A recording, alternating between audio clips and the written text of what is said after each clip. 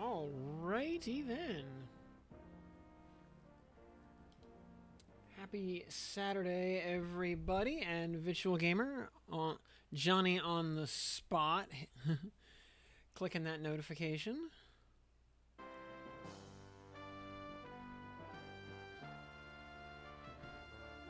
Got some interesting fashion quest going on right here. Not sure how I feel about that. And come on, game.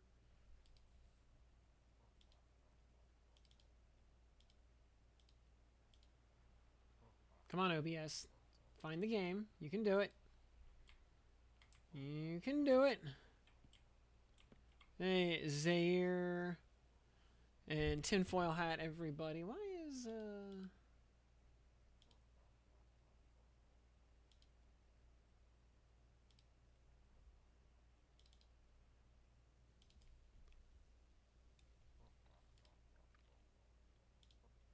yeah, try putting OBS is being very stupid right now.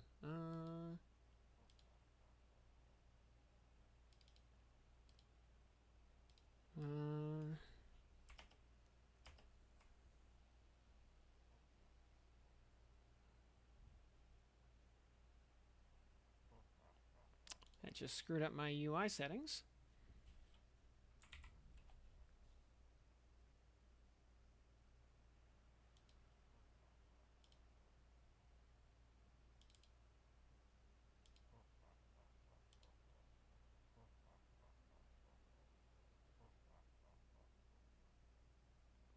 But we can fix it.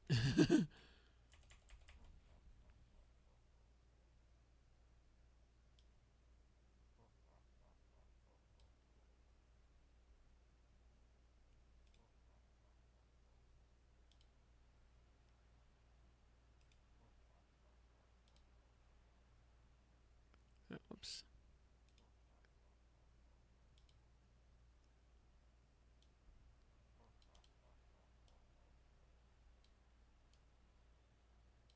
Come on, game. And Popper Panzer, good evening. And now I gotta redo these hotkeys.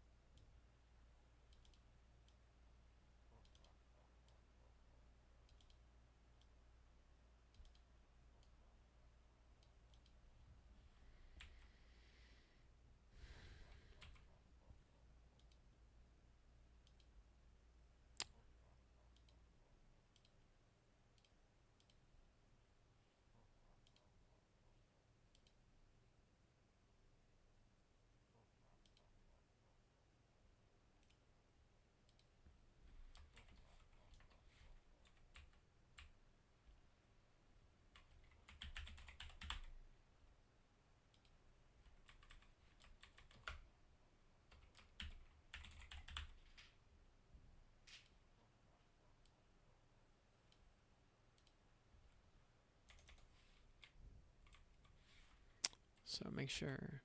Okay, good.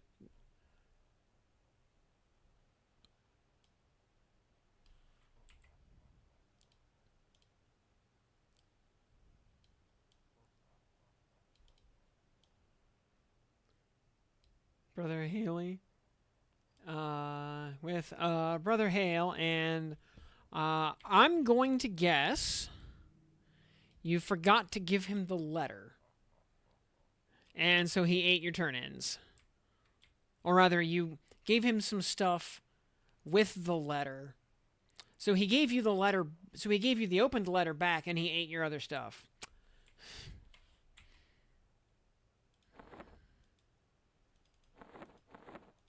Yeah. I have done that before, so I understand. Been there, done that. Sure, I'm not missing any other.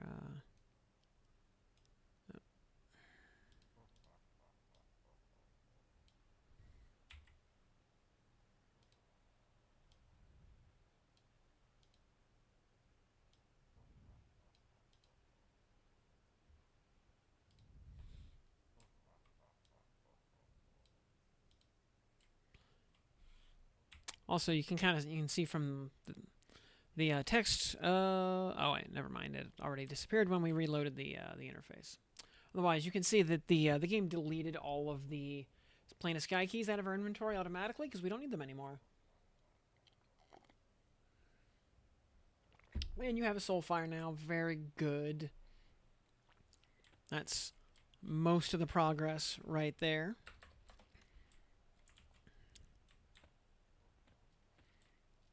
All right. Well, noticed your questions in the dev stream yesterday. Yep.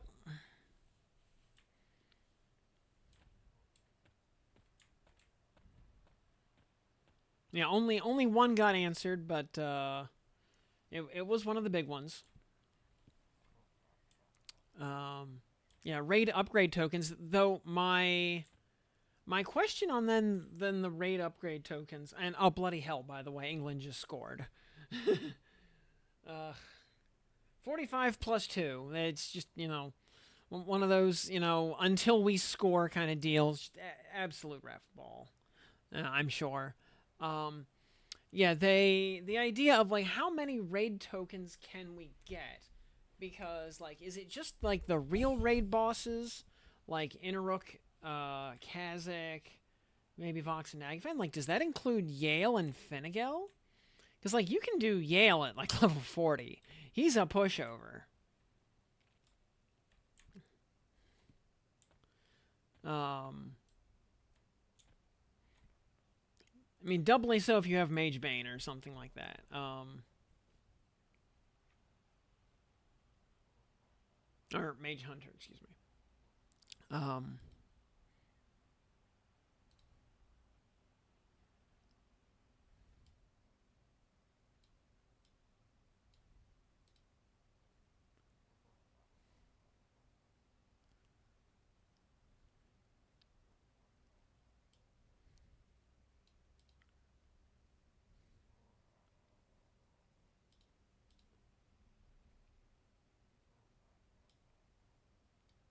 Uh, uh,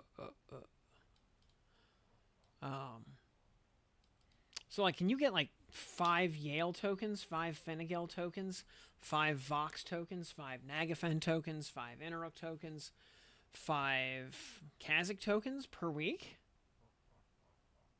For 30 tokens per week?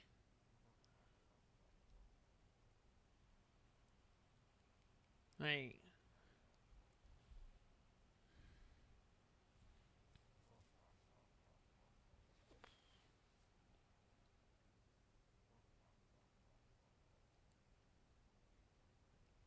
uh, non-respawning does not guarantee named.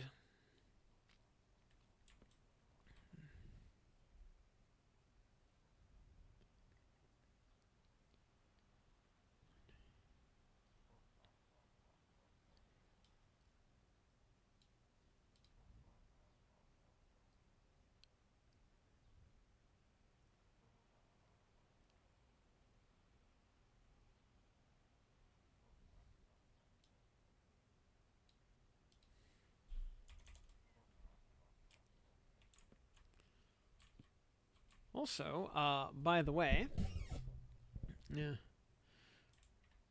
trying to get Spell Ace 2, yeah, so you gotta hit the Froglock Crusader down in Lower Guck.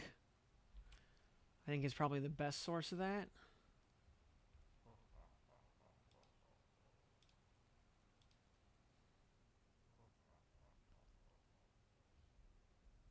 Yeah, Spell Haste 2 or Ifriti Lord Yarn to get it on a ring. Yeah, or yeah, Mithril Rune Tunic from the Froglock Crusader to get it on chest, which chest is probably better simply because there's really no competition for the slot. There are, yeah, the only other, I mean, for any class, the only other chest slot focus items are Extended Enhancement 1 from Lockjaw and Mana Pres 1 from the Vagrant's Tunic. So, yeah, both of those are irrelevant. Whereas Ring Slot has a fair bit of competition, I think. Yeah.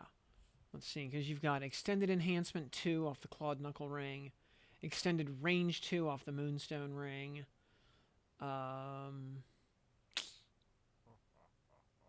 possibly a Reanimation Efficiency 2 if that applies, but I think you can. I think there's a Reanimation Efficiency 3 for the classes that need that.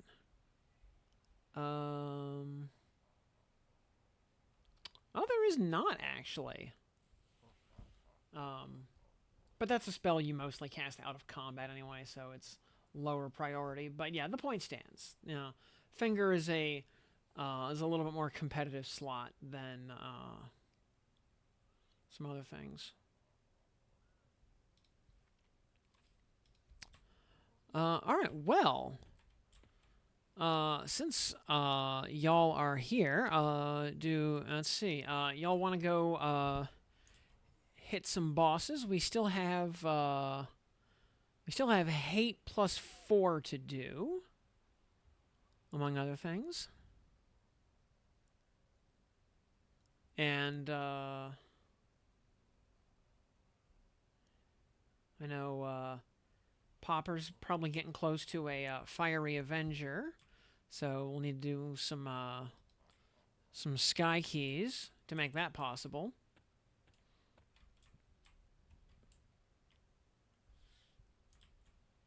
Which actually, Popper, did you hit 46?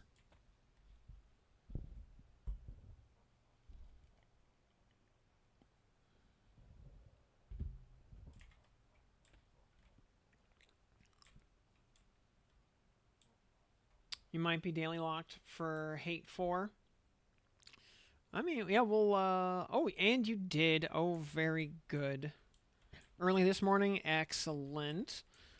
Yeah, because we've got, I think we've got like 2 and 3. Event name. Yeah, we've got Interruck 2 and 3 on lockdown, but yeah, we can still do 4. So yeah, if you want to do Interruck 4, we can do that.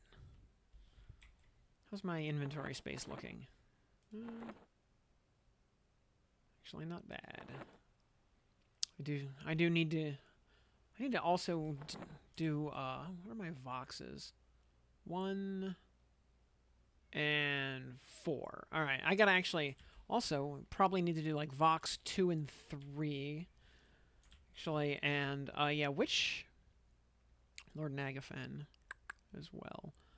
Lord Nagafen. We only did Nagafen 4. Oh yeah, and yeah. Also, since you have Soulfire done, yeah. Which did you have either or both books from Vox and Nagafen already?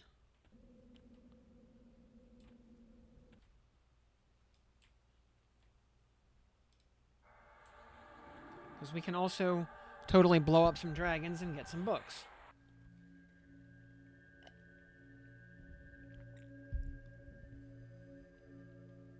You have both books, okay.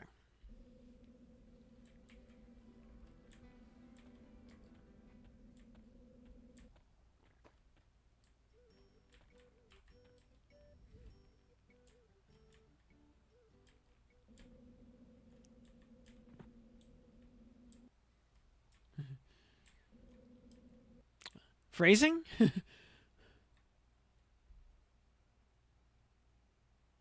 You've been tossing quest items since we get wiped in a week.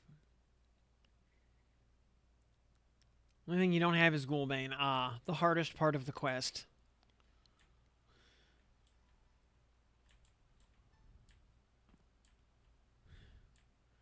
hardest part of the entire Paladin epic quest. A level 30 mob. It'll only be good for a week, yeah. Sometimes you type too quickly. Yeah, you know, things happening a little too quickly is a problem a lot of people have. You know, it's totally normal and nothing to be ashamed of.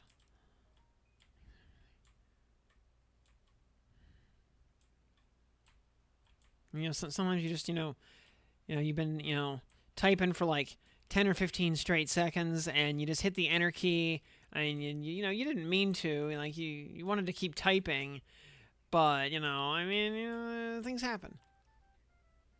You're heading to Oasis? All right, very good. I am also heading to Oasis. Yeah, let's head to Oasis, and we'll do Interrook 4.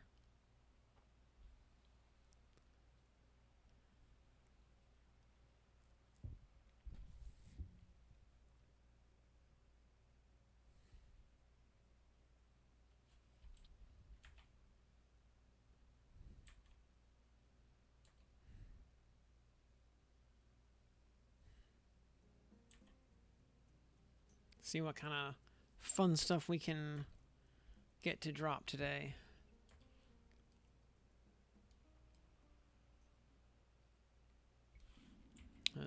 I'm hoping for an earring of bashing. Would be very nice. Oh, we can put.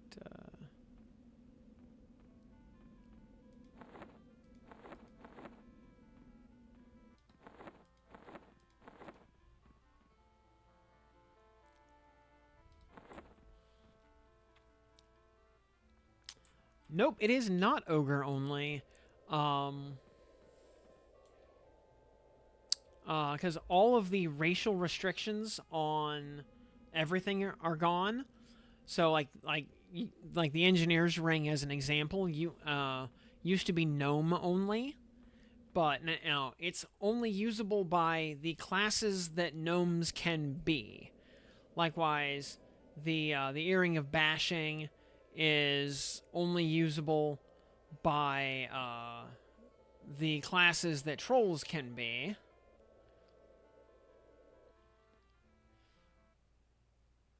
Start leveling warrior, rogue, shaman with full indicolite and sky weapons. Nice.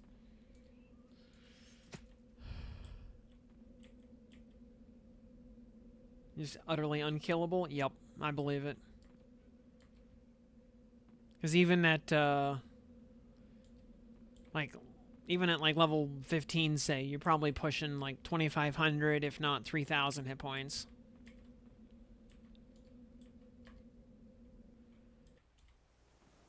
Yeah, that was like me when I was leveling my extra classes on closed beta.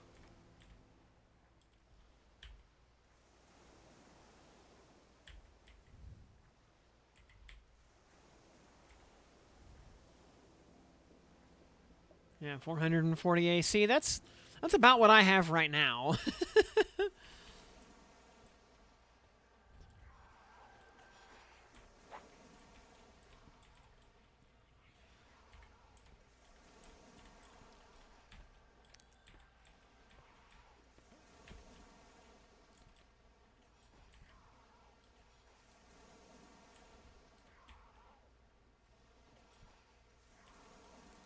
And yeah, everybody has the Frog Slayer titles.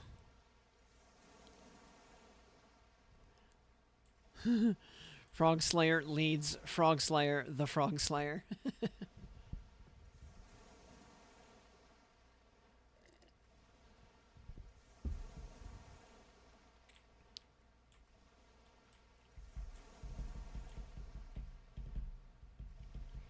Consider, depending on what the supply of raid tokens will be, whether it's 20 or 30 or whatever a week, figure you only ever need 5 tokens for an item, really, because just moding an item up to 5 is free.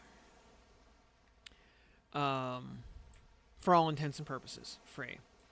So, you know, you go and you do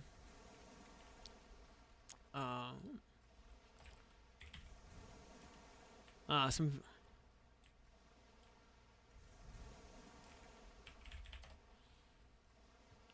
You go and do, let's say, Nagafen 0 to 4. That's 5 tokens right there, hypothetically. And, you know, that raises your favorite item from plus 5 to plus 10. And no more 16 epic quests. Actually, we've got one.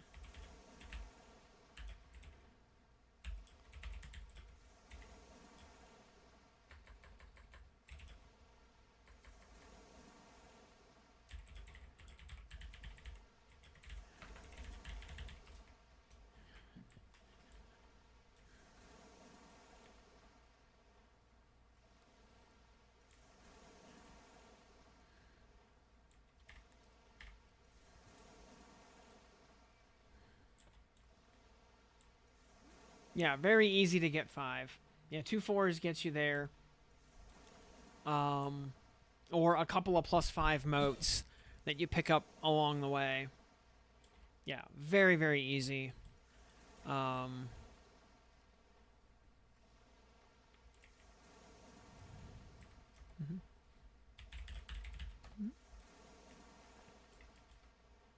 Oh, there's fish tank. All right.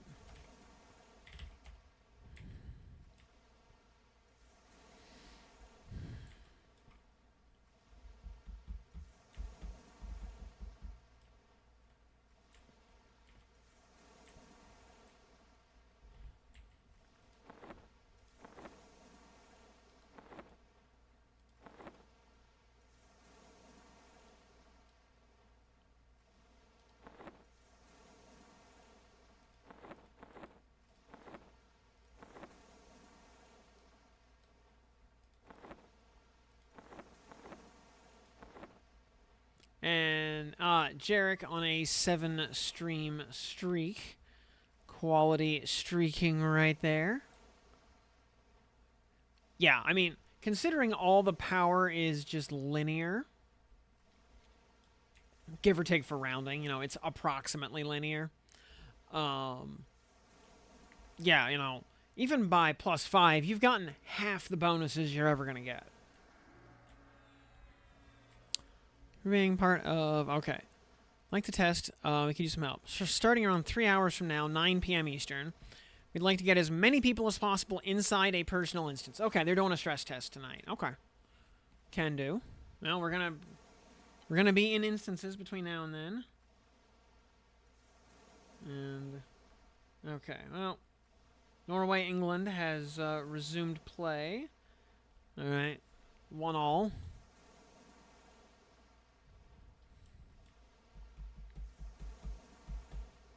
And also, make sure, Derek.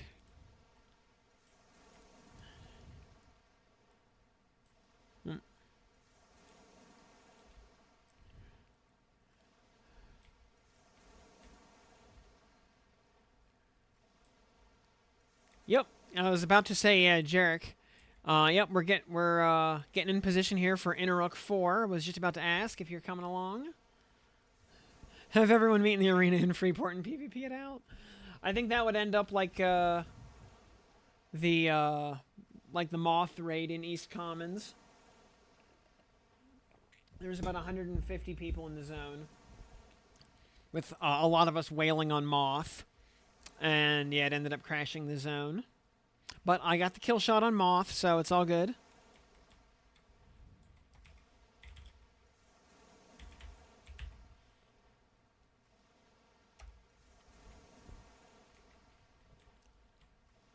Switch on loadouts? Okay, yep, I sent you a group invite.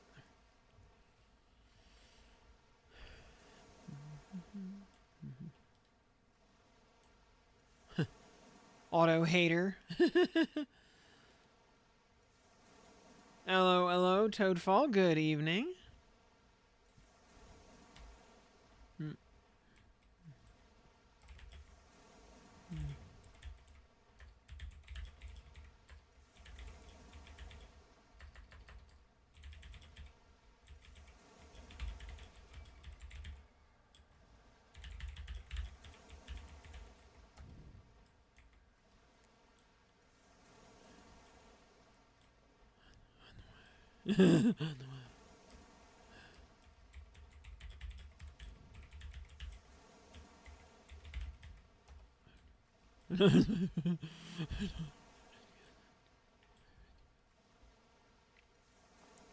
Currently fighting 3 warrior clerics. Well, grab a Snickers. You're not going anywhere for a while.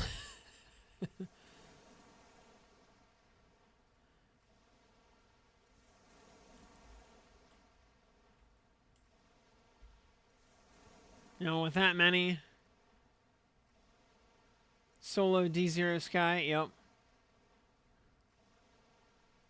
Yeah, as long as, I think as long as you have Mez to deal with a few of the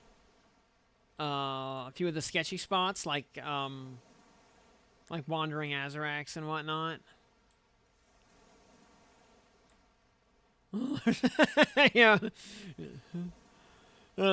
Quick bathroom break, getting a drink while that fight goes on. Everything's slowed and dotted. Yep.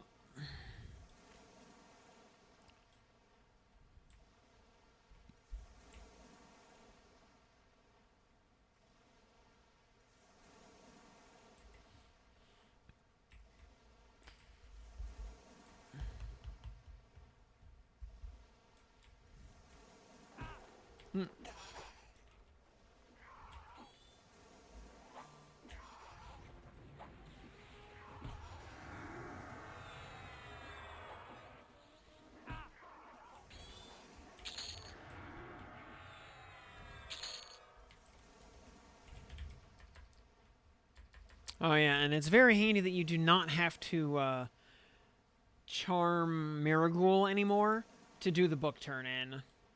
You can or the phylactery turn in, I should say, for Fiery Avenger. You just give him the phylactery and start the fight. No nonsense necessary. And you still got to do the runaround of take the 2 dragon books, hand them in to get the Book of Scale, take the book of Scale out to the Oracle of Karnon to get the phylactery, take the phylactery over to Everfrost to give it to Marigold, fight Marigold. What happens if you die to Marigold? Just don't.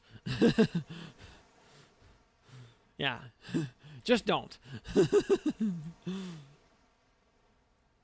Actually, he spawns as a mob locked to you.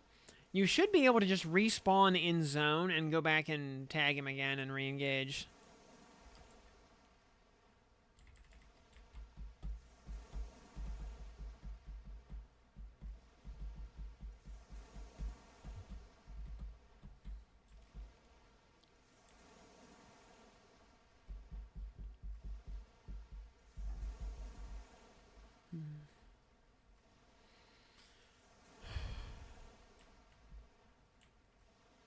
He's also really easy, so you should not die to him. Yeah, I still need a Vox book myself.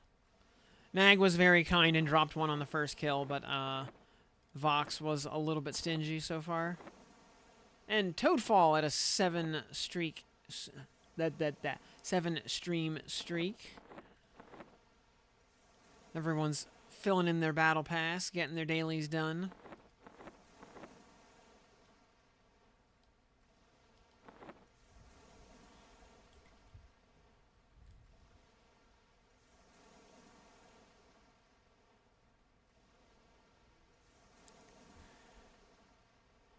Come on, Norway. Score some fucking goals.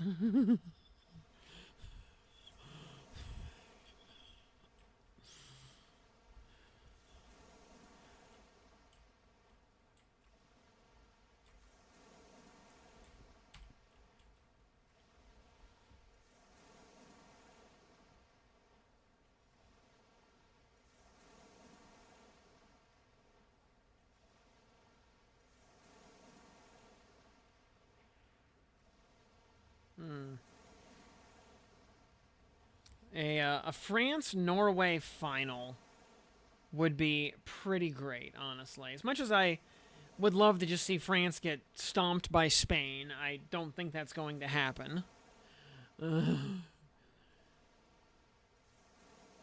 3 fire. And Vox gave you 3 books in a single drop. It's interesting also the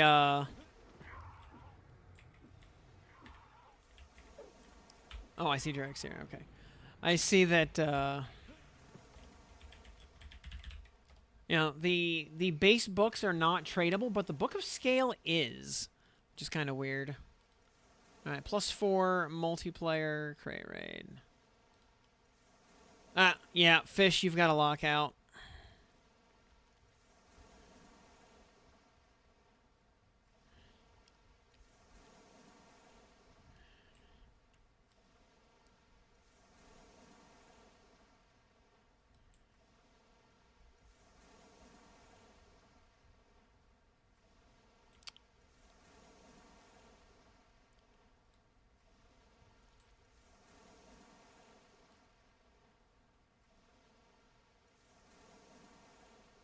How do I not have a D3 Maestro? All right, 4.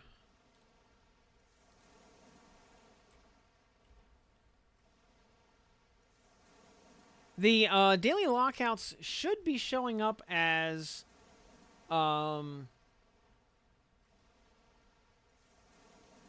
like play repeat or something. Oh, goal for Norway at the 55-minute mark. 2-1. Yeah, because it should show up as replay timer that resets at, was it like noon Eastern or something?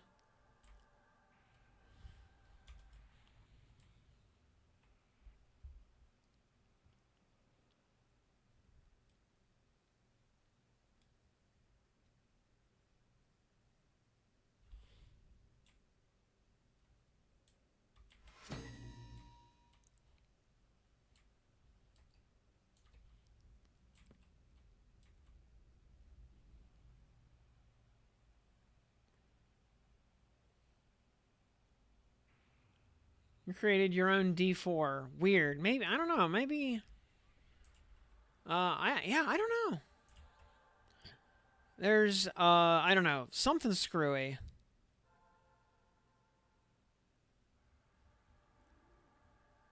Oh, you know what? Maybe.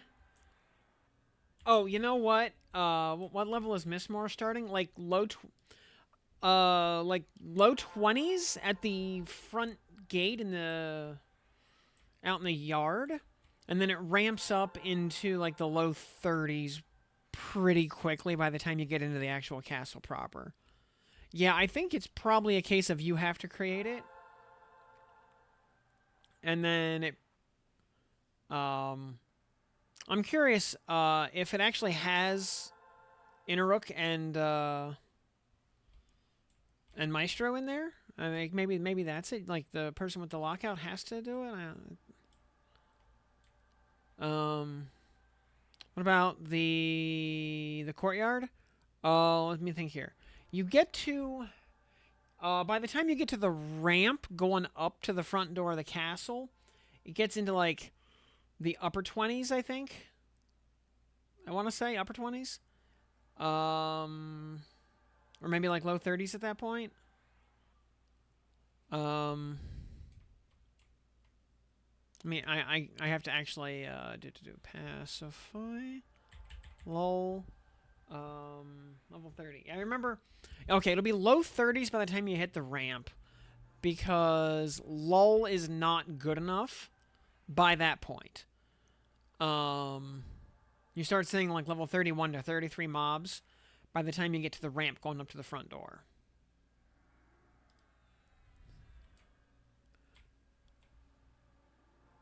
Yeah, so like as a like if Paladin is your only source of pacify, I would not bother going to Mistmore until 25 when you get the upgraded spell that has a high enough level cap to actually work in the whole zone. That was a problem I ran into at one point. I think when I was leveling Shaman. Oh, wait, did the goal just get... Did that goal just get vacated? What? Why did that gold just evaporate? What? What? Var? Edda? Edda?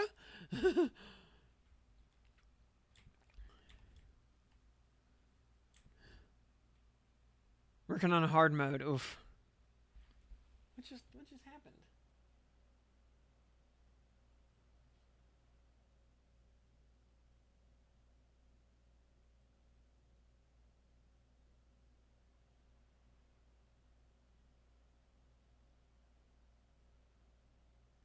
VAR review complete, no goal. Okay.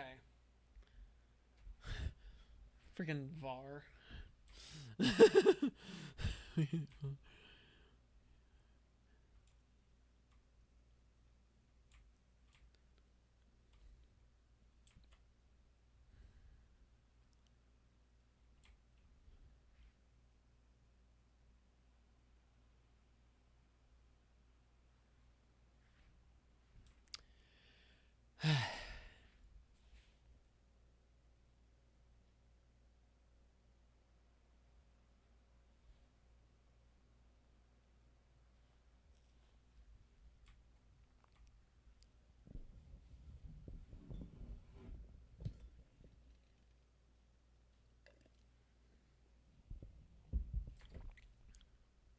Oh, let me see if we get did we get the Magi or Courser Tavala? Oh, we got Courser Tavala again. Who all right. Do we have not stepped foot in fear in about 10 years? Oh yeah. Yeah, fear's not bad. I want to say fear is harder than hate because the mob aggro ranges are worse.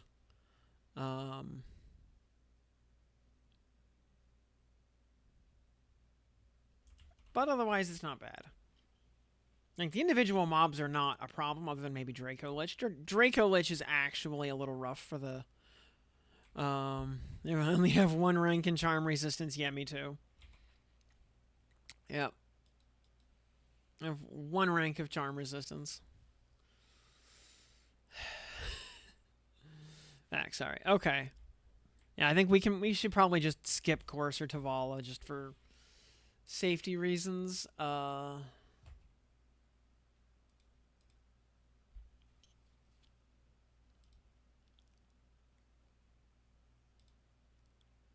Also because she just kind of breaks the game.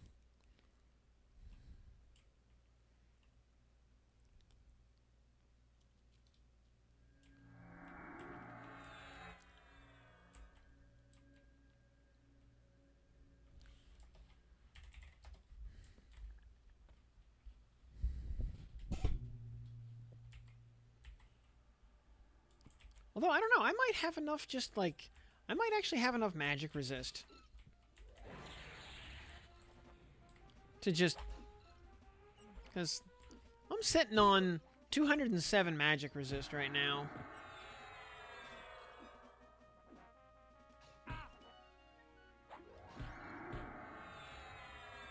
Where's my,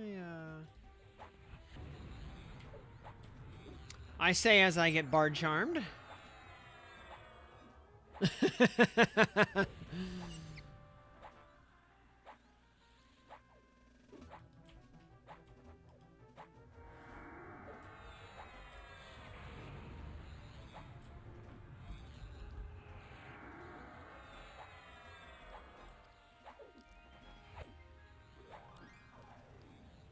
Worth loading up Cold Fire Res.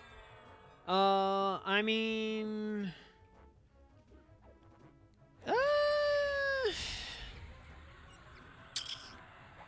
I would say if you can get to like 150 of the appropriate res, then it's worth it. If you can't get that high, then it's not worth it.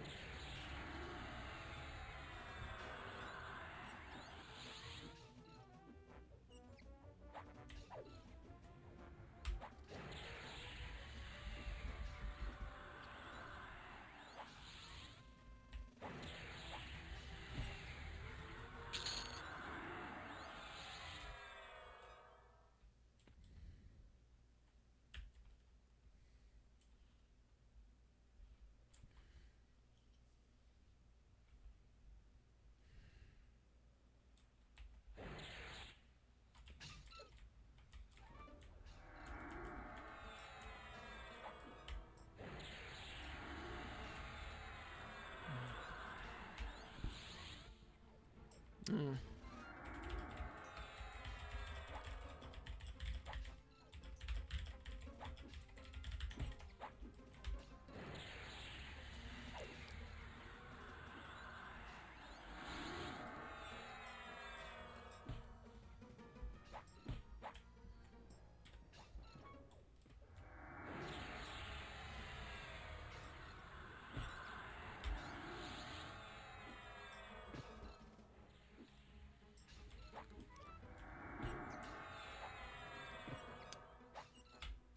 Oh yeah, yeah. Shield of barbs. I mean, yeah. I mean, any damage shield is just free damage. People friggin' love their damage shield buffs, especially at this era of gameplay where monsters just don't have that much HP. And oh, we got some rogue gloves. Okay, that's cool, I guess.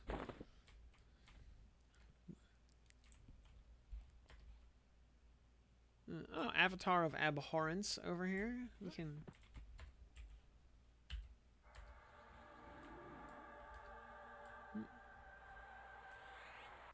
Oh, he pulling the couple of trash. Okay. Oh.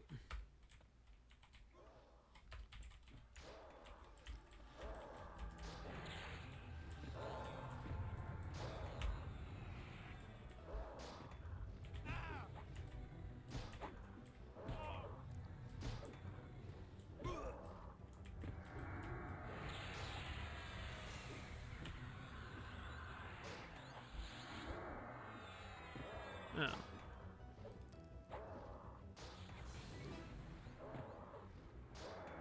Oh, of course, it dispelled everything except his haste, but he's slowed, so it's fine.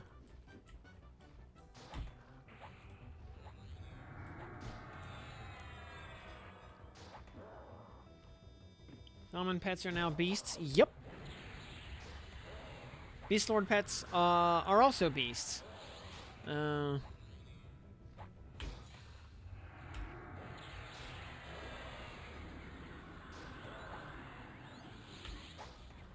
Yeah, a couple updates ago, they updated all the class settings on all the pets.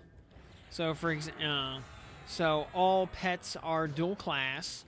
All pets have warrior as their first class, and then whatever as their second class. You know, so Necro and Shadow Knight pets are all Shadow Knights. Enchanter pets are Paladins. Shaman and Beast Lord pets are Beast Lords. And Magician pets depends on the element.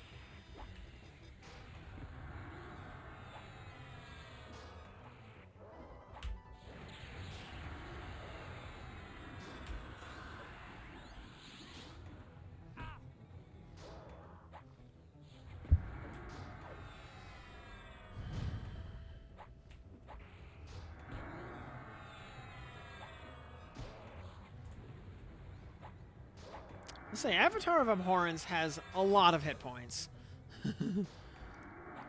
He did spawn as a double tank, so you know that's a thing.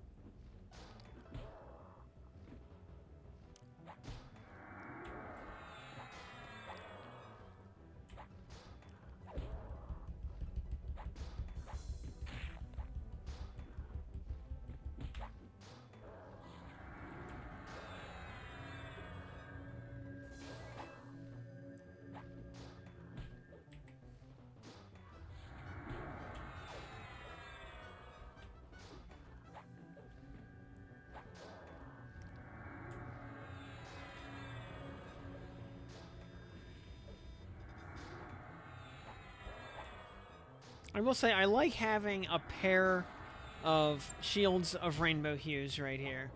That's quite nice. It's a goodly chunk of AC, and boy howdy is that a lot of saves.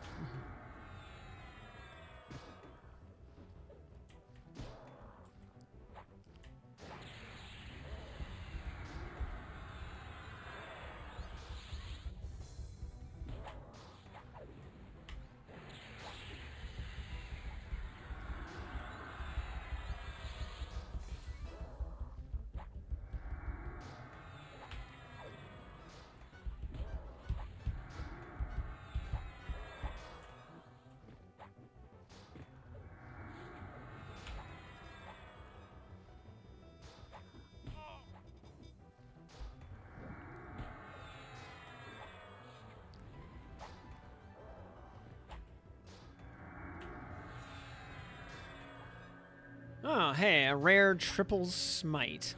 Very nice.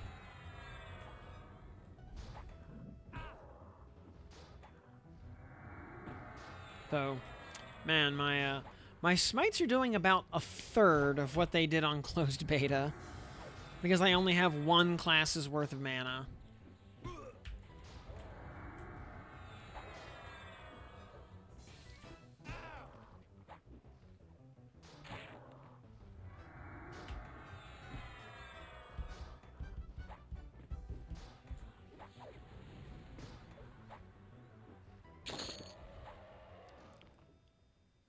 Oh, another Vex Thorn, which is unfortunately bad. Woven Shadow Greaves, actually pretty okay. And Woven Shadow Helm, also actually pretty okay.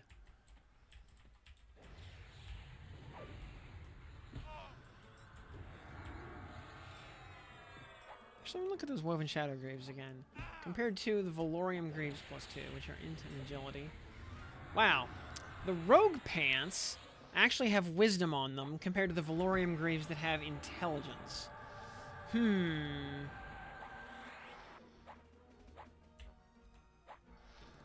Like, the Woven Shadow Greaves are like actually better.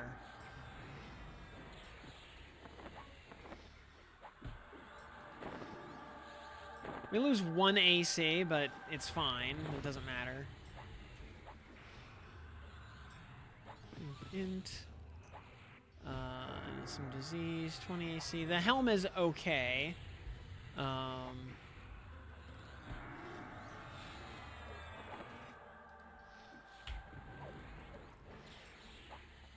Screw up your fashion quest. I know, right?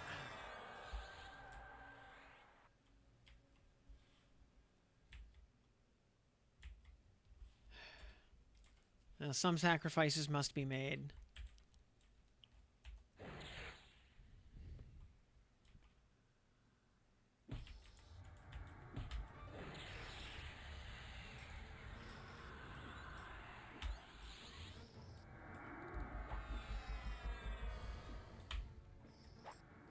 Besides, that's what the Golden Afridi set is for, ultimately. Like, I'll buy a set of Fashion Quest tokens when I get the Golden Afridi set on the real server. Or maybe maybe we'll actually quest the whole Armor of Rose set for Fashion Quest at some point.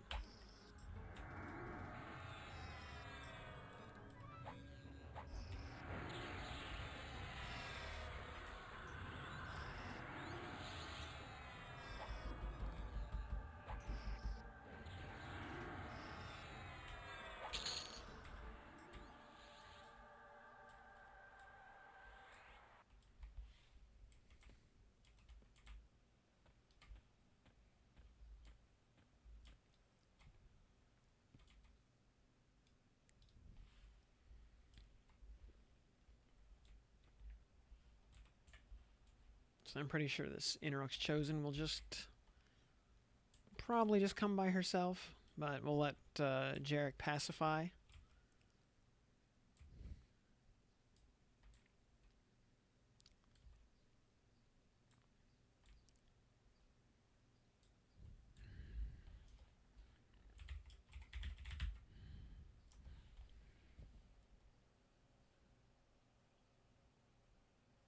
Oh, 70.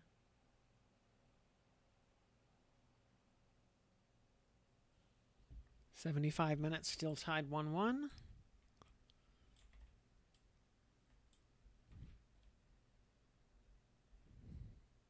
Friggin' VAR.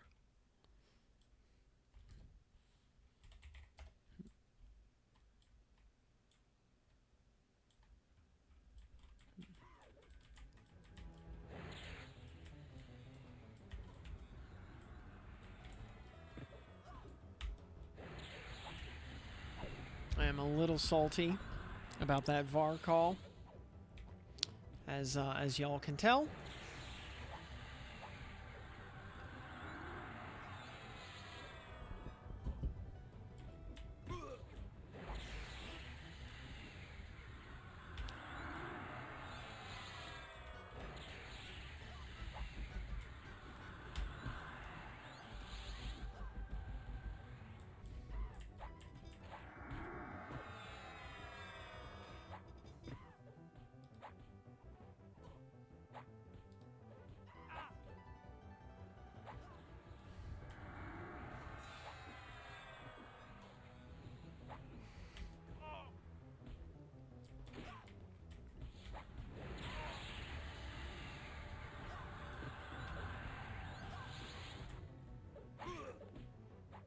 Two slices, very nice.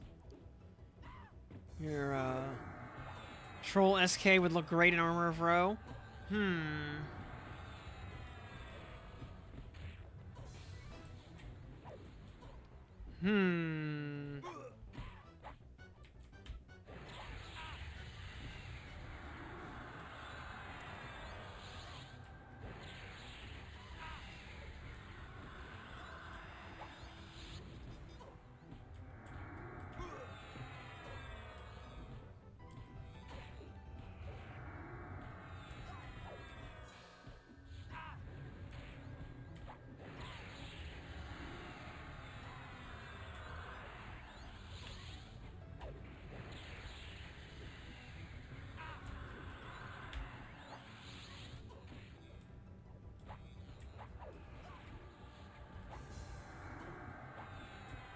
Well, actually, a Troll Paladin ideally just wears graphicless cloth armor to just run around in in nothing but a loincloth and a smile.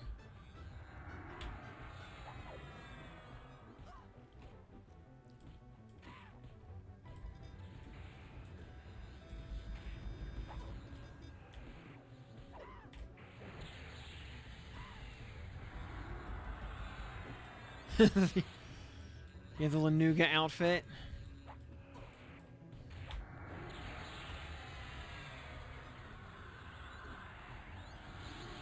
Yeah, got a cosplay as my favorite anime character, Lanuga.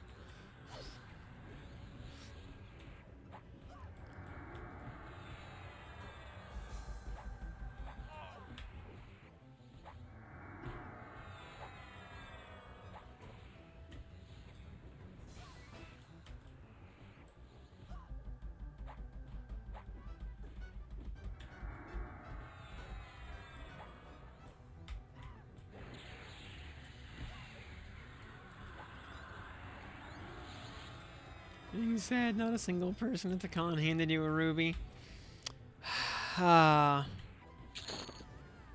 Many such cases.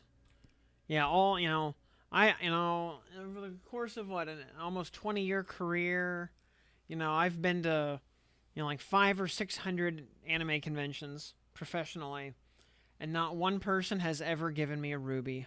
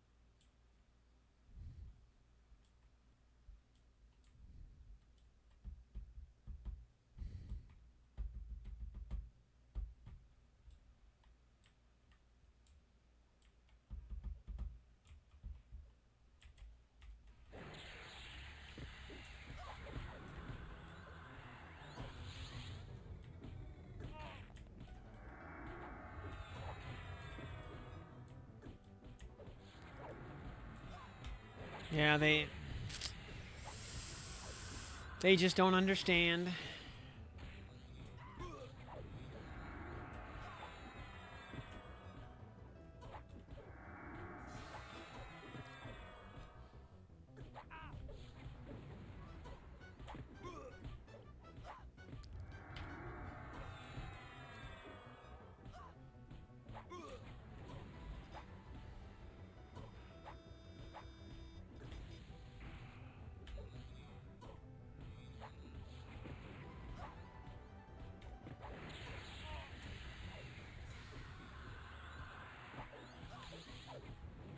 Yeah, the kids today, all they know is like Jujutsu Kaisen and Demon Slayer. Yeah, they don't know the classics like Swamp Troll Lanuga.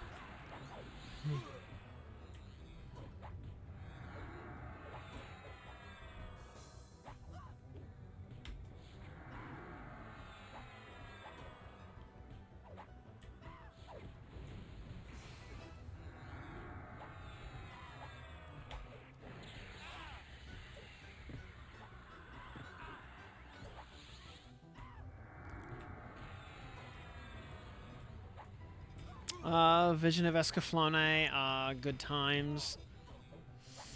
I still have all the DVDs of that somewhere.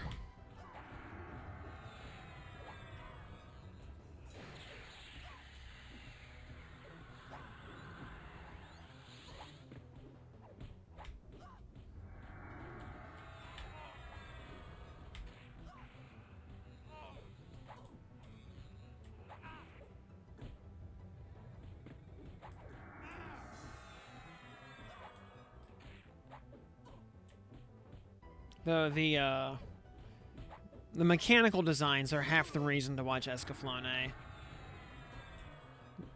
The robots in that are super cool. I think it had the same mechanical designer as 5-Star Stories.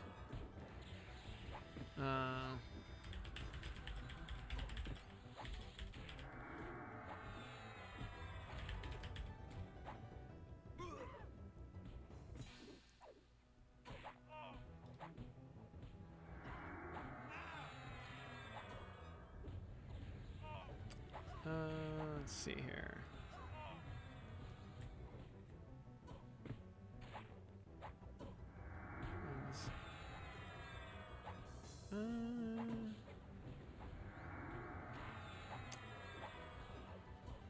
Yeah, I know he did a lot of Gundam work.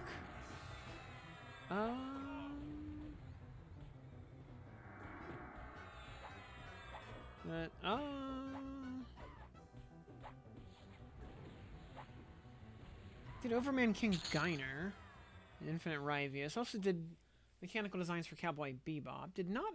Okay, I thought he worked on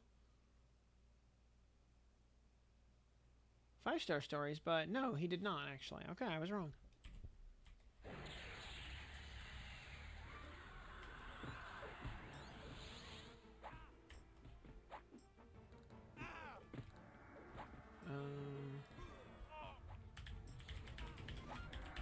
Designer of 5-Star Stories.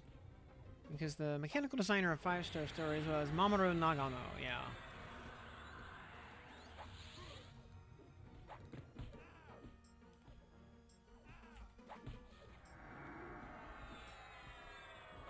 Yeah, also notable for working on things like Heavy Metal Elgime.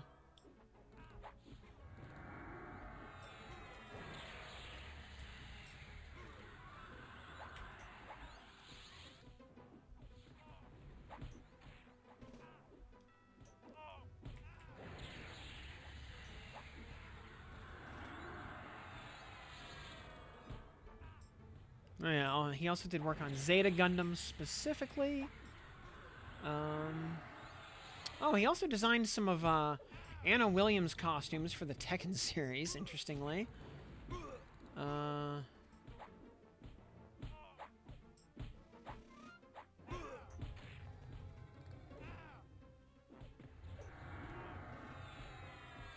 actually had a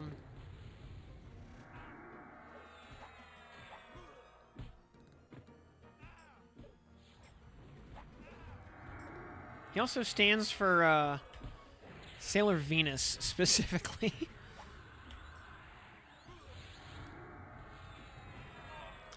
Oh, the Escaflowne movie.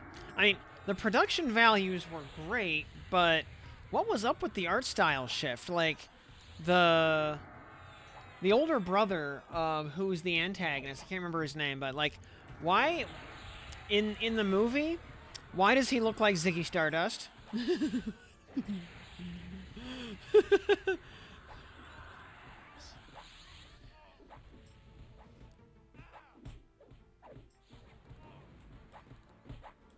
Yeah, they got rid of all the beaks. Everybody had a beak in the TV series.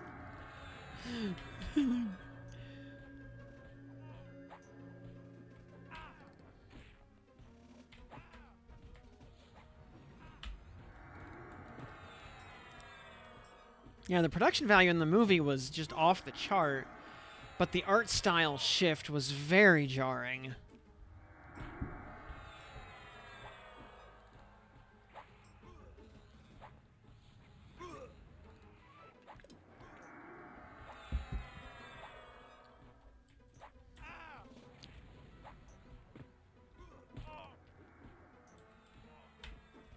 Oh, yeah, Pat Labor and Record of Lodos War. Lodos, tremendously influential in Japanese fantasy genre. And just absolute iconography in general. So, which raises then the eternal question, Deedlit or Parates?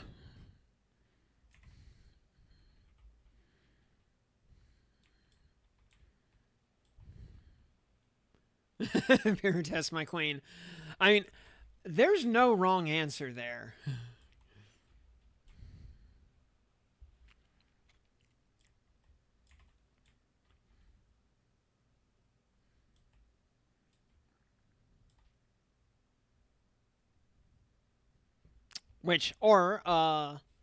The follow-up question then, Parates or Olga Discordia?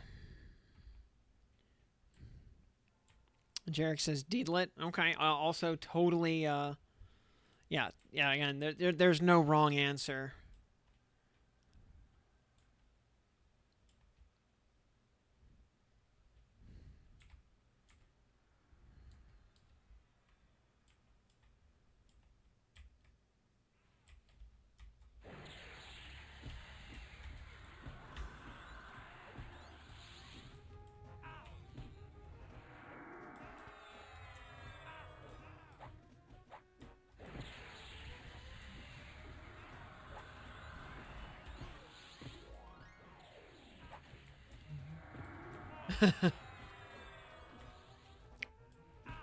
Well, I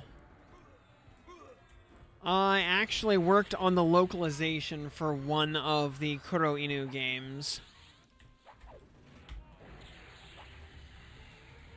Not one of the ones focused on Olga. I worked on one of the ones focused on Cecilia. Wait, is that her name, Cecilia? I think I have to actually look this up now. Mm,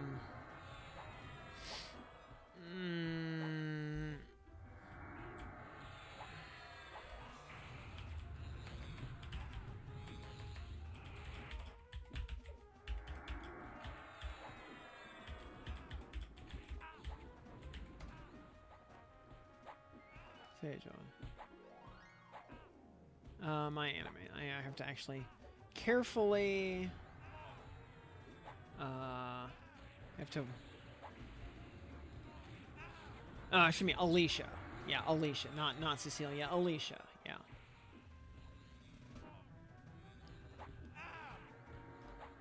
Okubo does Alicia's voice. What else did she do? Did she do anything more like mainstream? Oh, she was in Yozakura Quartet. Okay.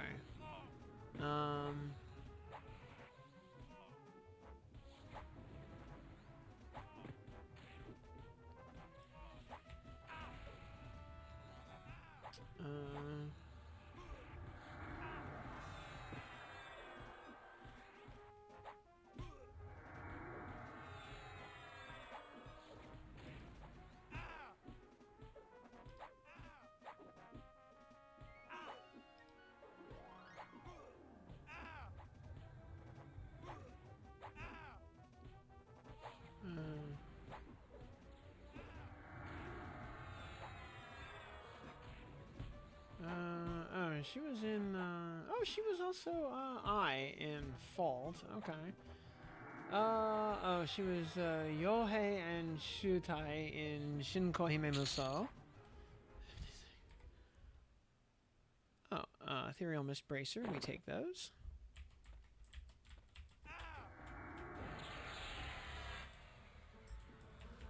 What else was she?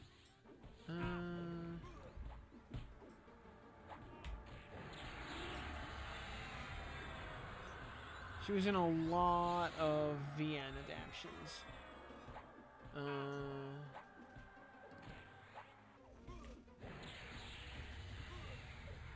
She did a lot of visual novel roles back in that era.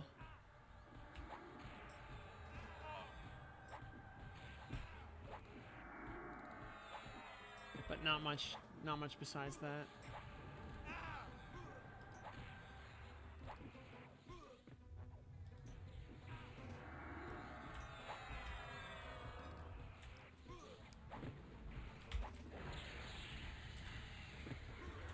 No, actually the more prominent game I did the localization for was Euphoria. And y'all do not have to out yourselves by admitting that you know anything about Euphoria. And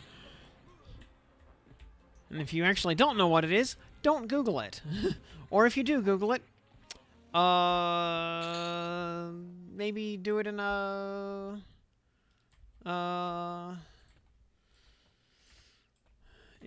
what you calls it? An incognito mode tab.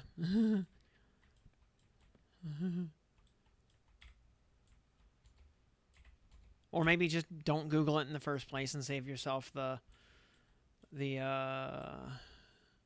emotional damage.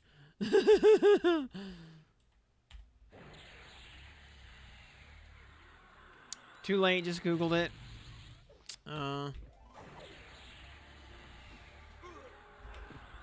Oh, Cryo Silk Sash +4. Actually a good drop. With extended range 3. Very nice.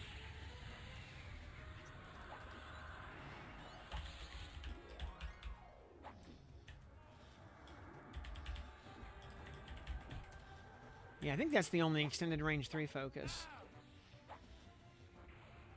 Extended range...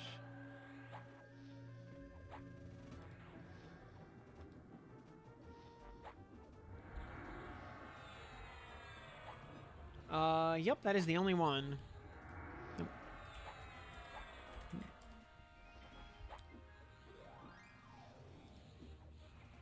Yeah, I had to Google it too. Yeah, shifty eyes emoji.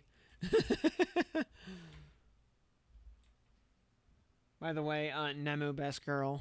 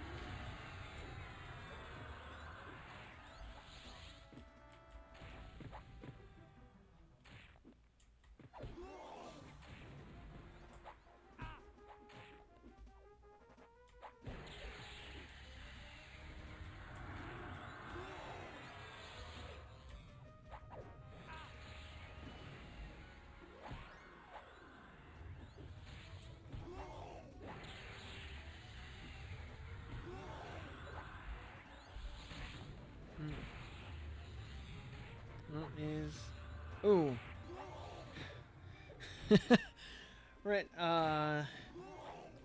Norway, England, Oh. Stop slowing me in. Norway, England, by the way, still tied 1-1 at 96 minutes in... almost 97 minutes into the game. So...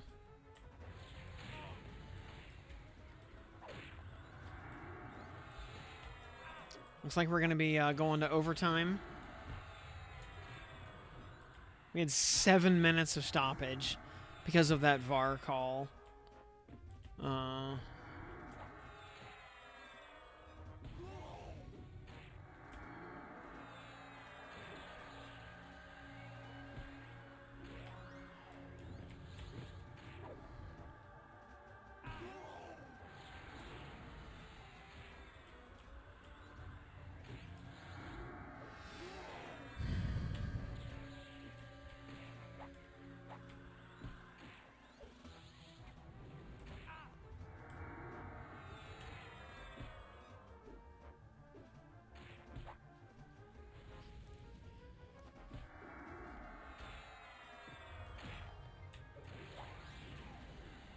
Stupid Beast Lord mobs. As soon as they regen like 50 mana, they mash that Shaw's Lethargy button.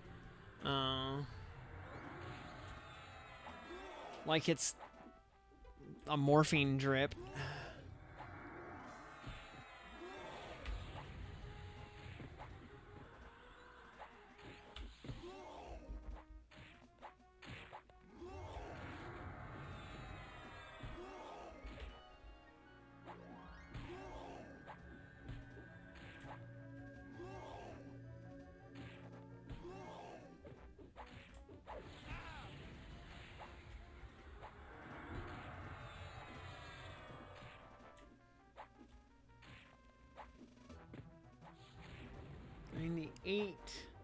Are they gonna... it's just gonna... I mean, like, 7 minutes of stoppage is one thing, but, I mean, are we seriously gonna... are we gonna go to, like, 99 in regular time?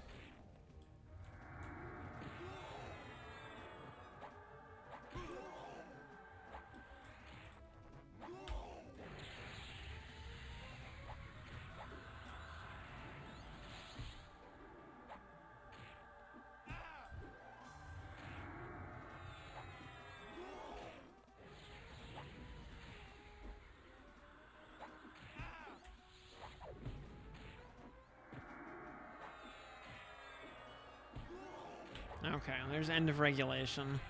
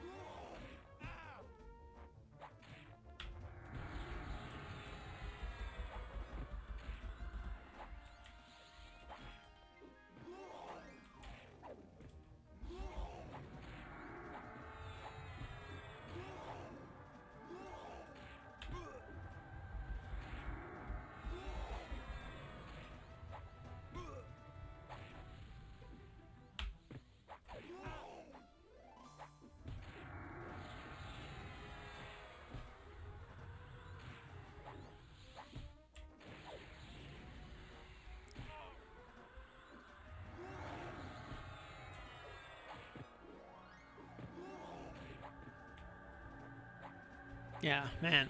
Difficulty 4 mobs are such massive HP sponges.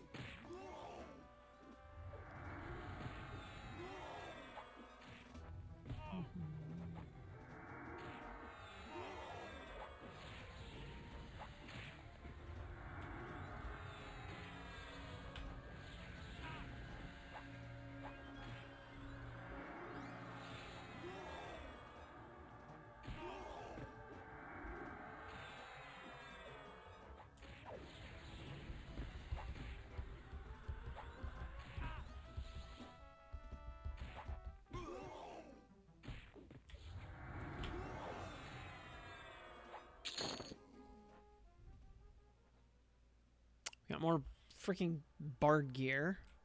Strength, stamina, agility. Like, those are actually good pants. Like, they really are. And 14 save magic. Those are, like, really good pants, actually. Fire, wisdom, charisma. Like, yeah,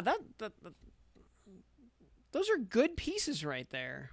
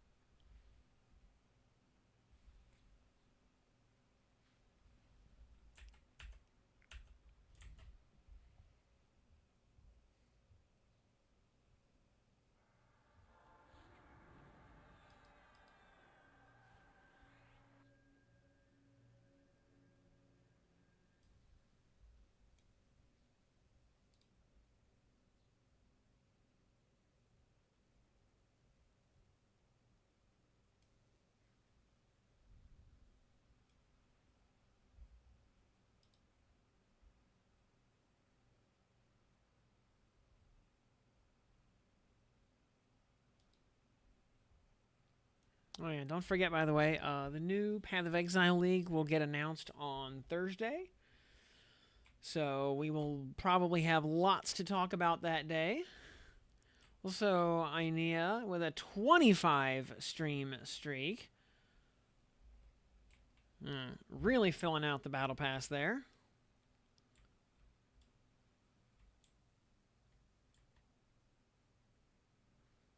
Just got your shaman pet.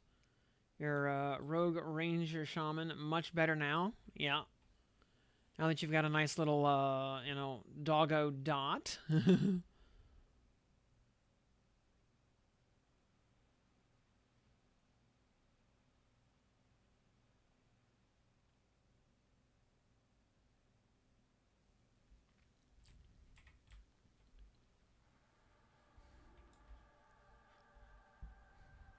Charging him or what? Yeah, might as well. Sure.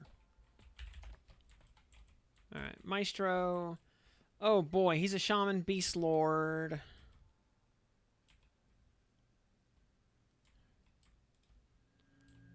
Oh boy.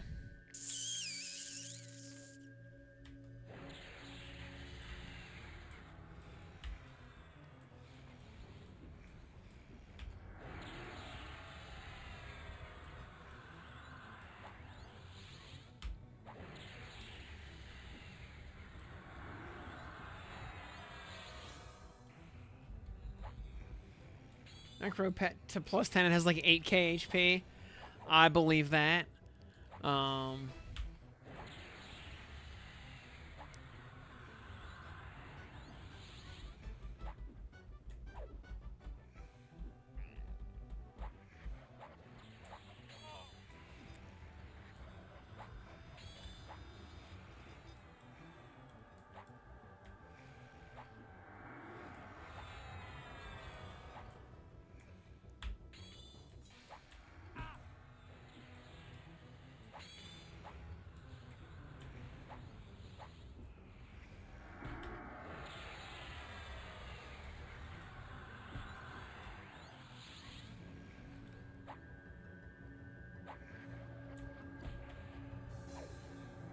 Yeah, I saw some people working on like soloing or having a pet solo low difficulty tier dragons.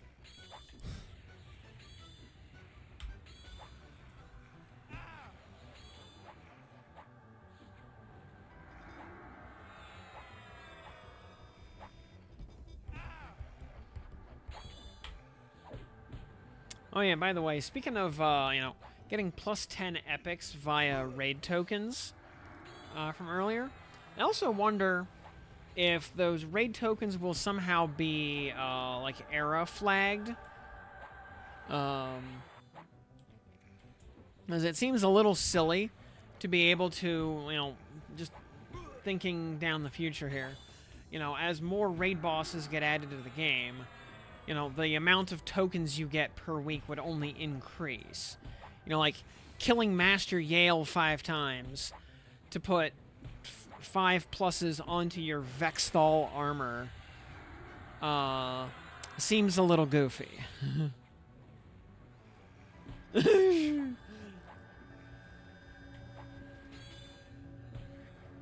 um...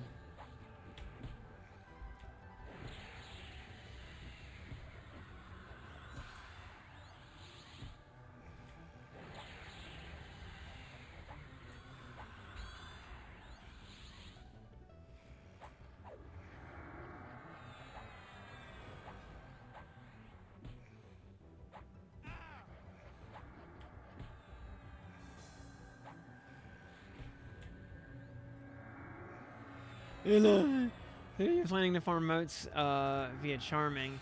With the enchanter pet being a pal, don't you feel like you're betraying the class by not using the pet and charming it?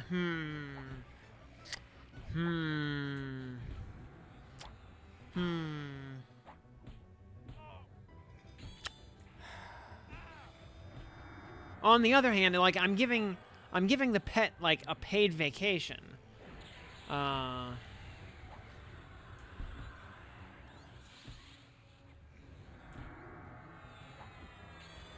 Which is, you know, kind of a rare thing in these days. You know, the last time I had a day of paid time off was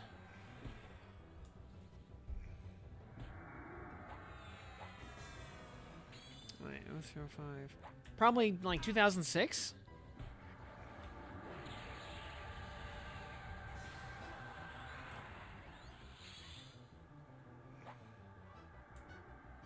Yeah, about 20 years. Yeah, exactly. Yeah, 2006 was the last time I had a paid day off.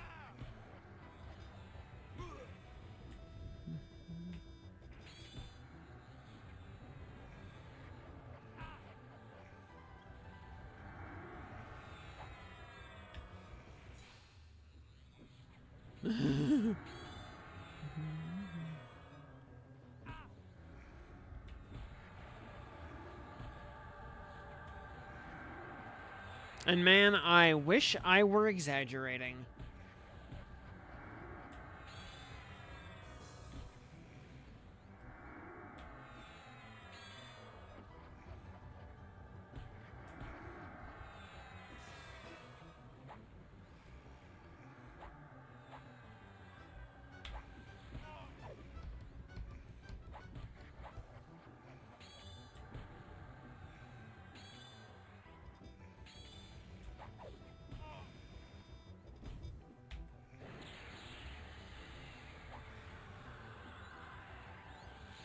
You haven't worked more than 4 weeks a year since 2008. Yeah, if only.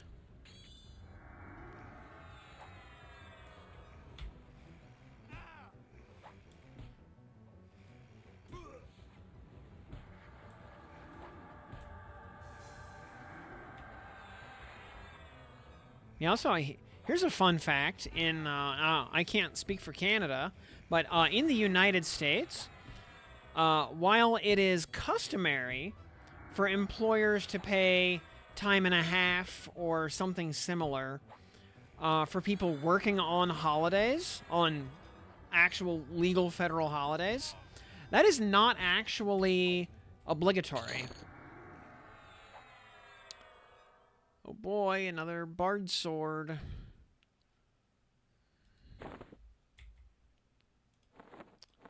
Yeah, employers do not have to pay extra to make you work on holidays. That is entirely optional.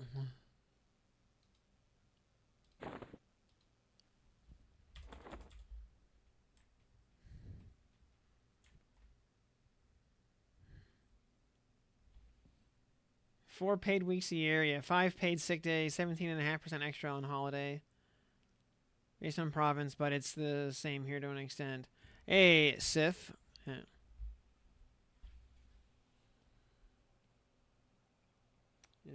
Oh. And, oh my god, England just scored. Really? Really? Oh, holy man. Aldera getting the big shield right there. Very nice. And the Chrome extension Tamper Monkey. I mean, I know of it. I've never used it. And, Lord, that's the wrong Lord right there.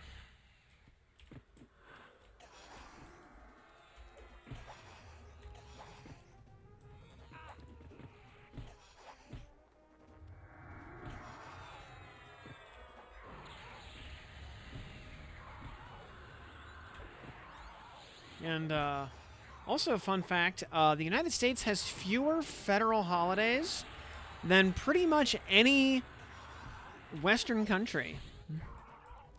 Or really most first world countries, just period.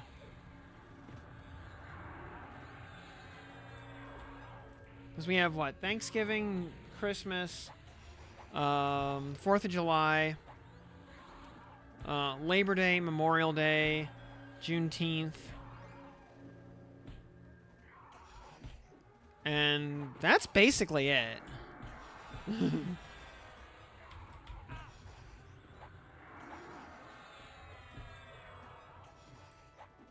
Script for Grand Blue Fantasy just recognizes that the tab being open and the game running it, and it plays the game sound even when the browser window's in background. So you can hear how your full auto party's doing. Oh. Does it also keep the game running even if it's even if there's another window on top of it?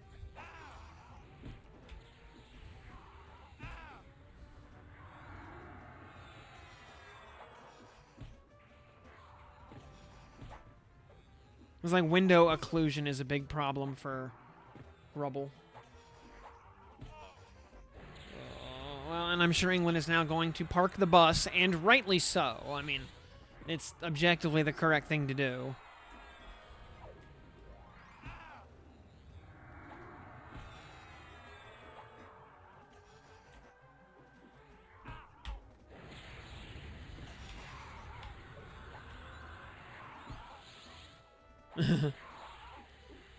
An AI need to grab to force your pet to attack your target?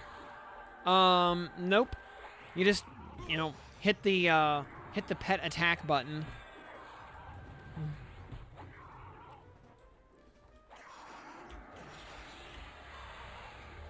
And I would, you know, if you're playing a pet class, I would strongly recommend actually having, like, pet attack, you know, pet and, like, pet sit, on actual hot buttons to, you know, to have on easy keystrokes, because you should be pressing them a lot.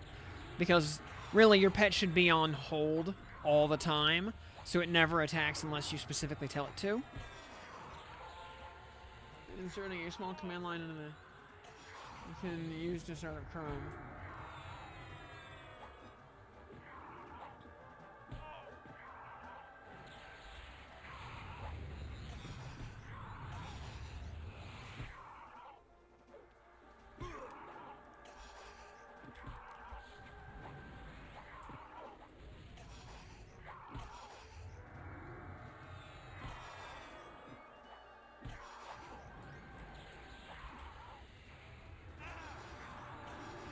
I mean, or either sit or something to make it stop attacking if you need it to stop attacking for some reason.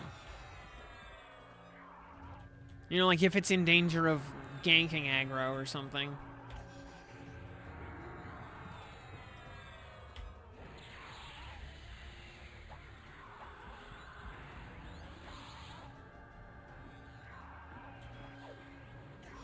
You know, like when we were doing the level 46 Enchanter run on Inaruk, I needed to keep Cease memmed and actually use it because my pet would actually pull hate otherwise.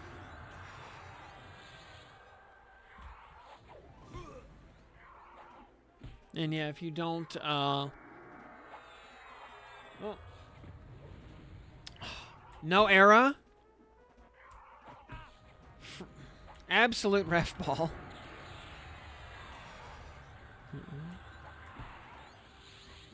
The absolute state of VAR.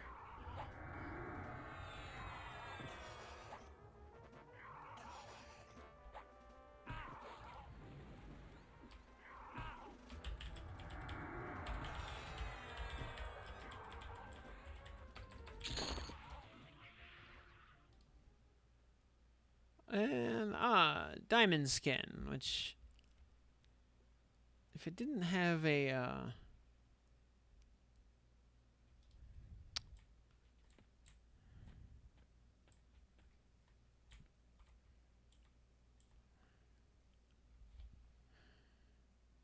sit down in a fight, enemies will score automatic crits against you. Yeah, in WoW, or excuse me, in EQ, if you're sitting, yeah, the enemies will, well, because enemies don't crit in EQ, but if you're sitting, they will auto hit, and they will automatically do max damage.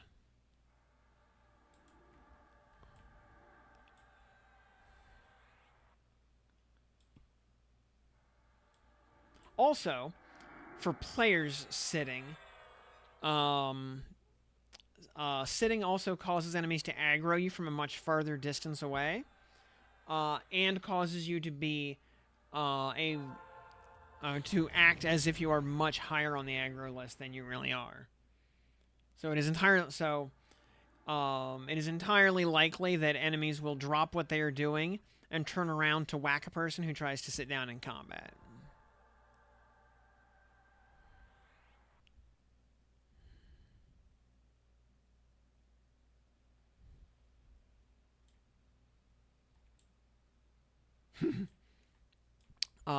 Other fun thing in EQ is low health aggro. If your health drops below a certain threshold, enemies will dogpile you to try to finish you off. And it's basically impossible to pull aggro off of somebody who has low health aggro.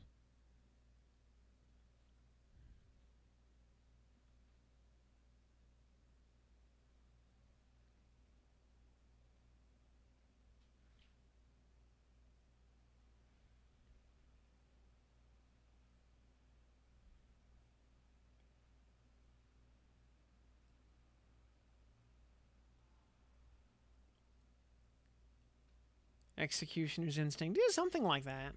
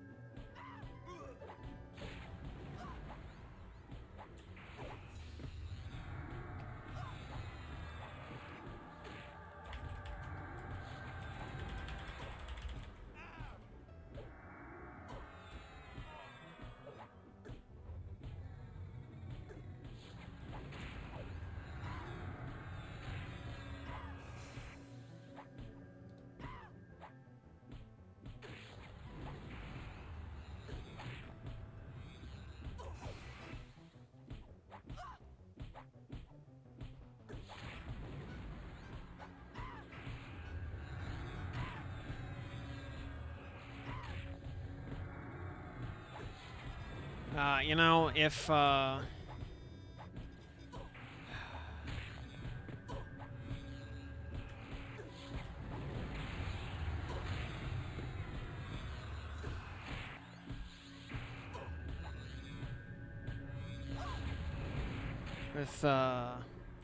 if England wins this game, it will be the most critical victory England has had against the Norwegians since the Battle of Stamford Bridge.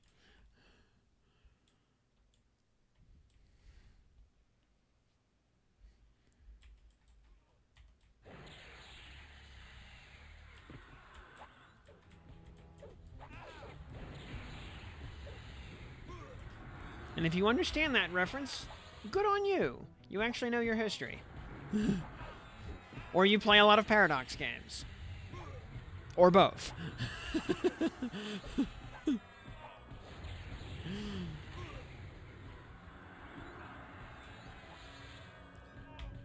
Yes, actually, if you understand that reference, there is a very, very good chance you own at least $150 worth of Crusader Kings DLC.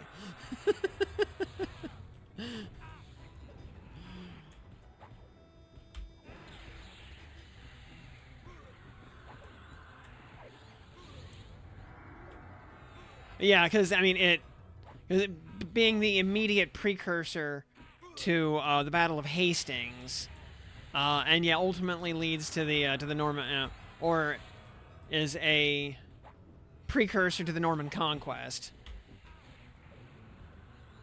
You know, but it.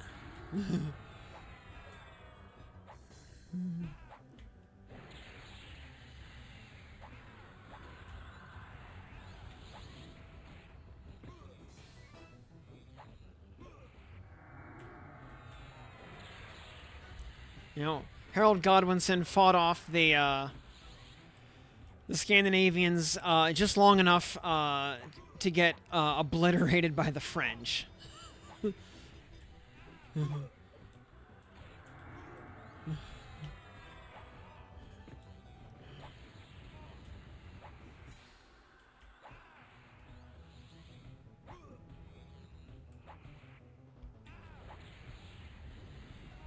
Actually, the Normans, are like a different branch of the Gallian, people. You know,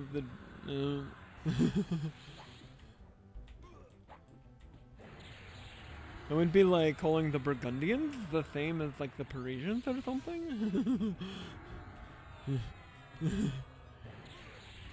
Like, why, yes, I too own several $100s worth of Paradox DLC.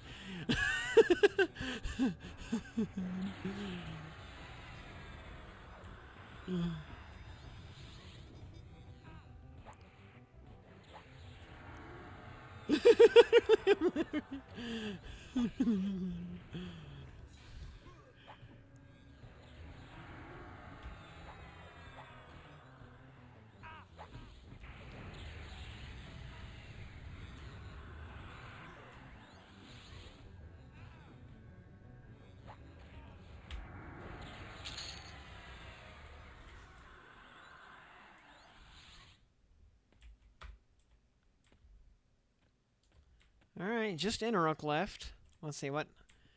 Okay, he's a bard, shaman, wizard today. Alright, they should be reasonably easy. Yep.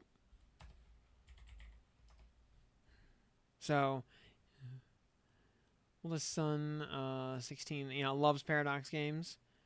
Been playing CK3 Game of Thrones mod. Very, very nice.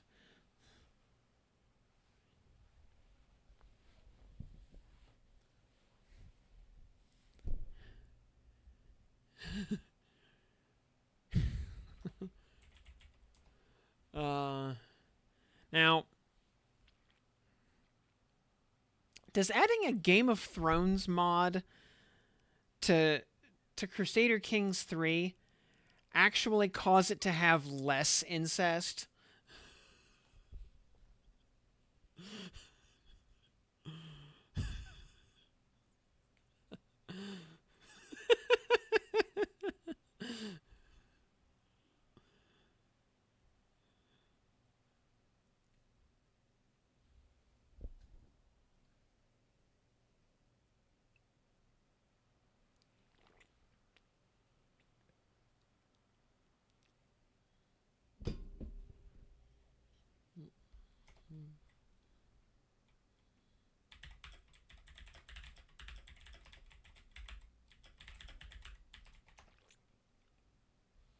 Historically accurate. Yep.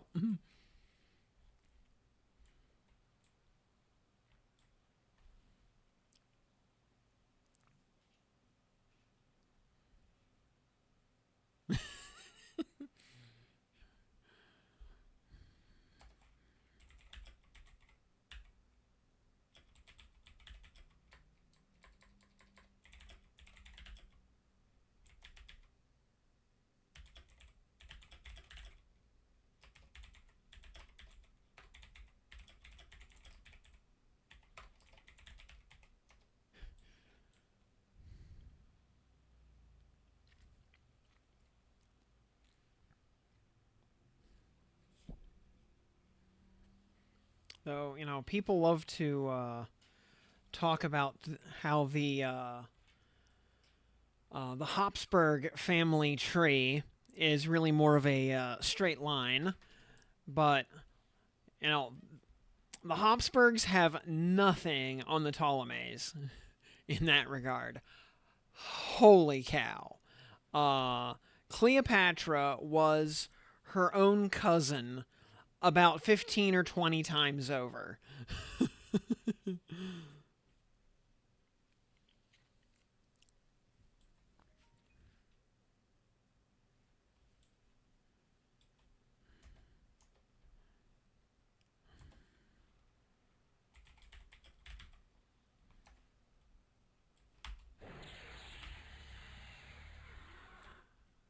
Oh, actually, class, heroic, hold on. Well.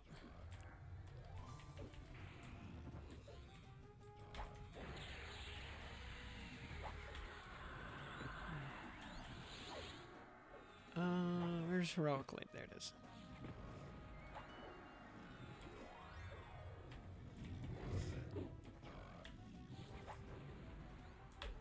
Slow to FK. Nice. Noise. Yeah.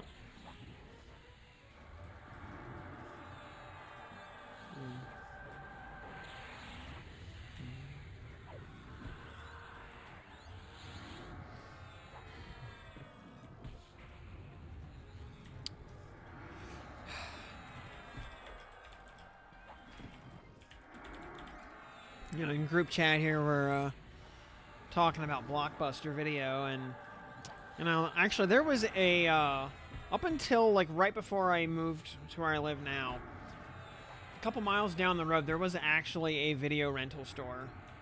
It closed down like right before I moved here, after it had been here for decades, and of course, it was the building was immediately turned into a weed store.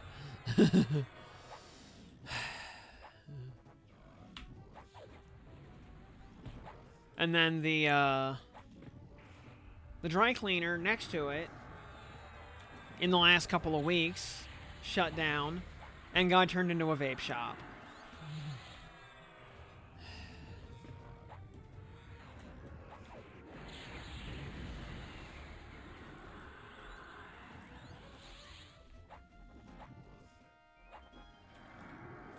And I swear Inaruk has less HP than most of the mini-bosses in this zone.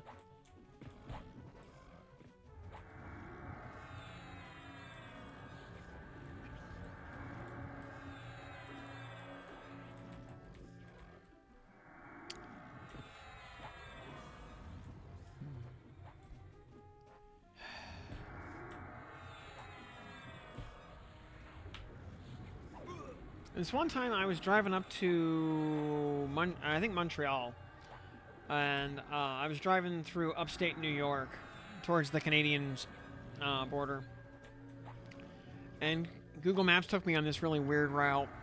I end up in this little kind of way off the beaten path town up near the border. I don't remember the name of the town. It had this, hard to pronounce Indian name. And actually, like the whole town was just a couple of city blocks wide. And there's a big like donut hole in the middle of it that was actually an Indian reservation for the tribe that the town is named after. And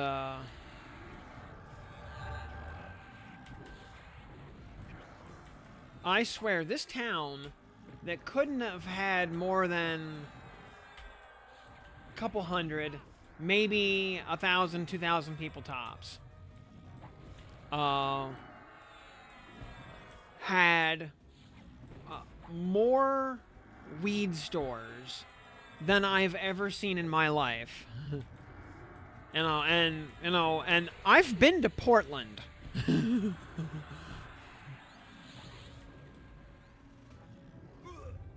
I've been to Portland, I've been to Denver, I've been to Bend.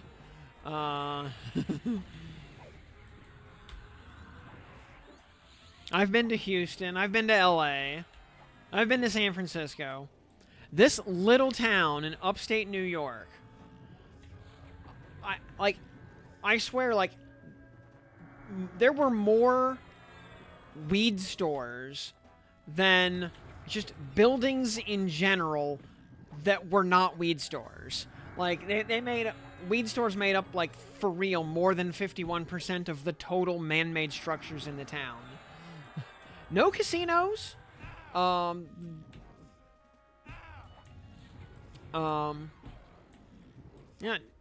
no casinos. The town was too small for that. There are Indian casinos in some larger, more like resort areas in upstate New York, and some of them are pretty nice, actually. But not here. And at some level, like, and it's not like there was a college or anything nearby to bring in a customer base for all these stores. This was out in the middle of nowhere. And it's not like the Canadians need to come to New York to buy weed. They can buy it cheaper at home. So, and like at some level, you have to wonder, when any product is that ubiquitous within a market, like, how does anybody make money on it? Because that much competition drives the price down. It becomes a buyer's market.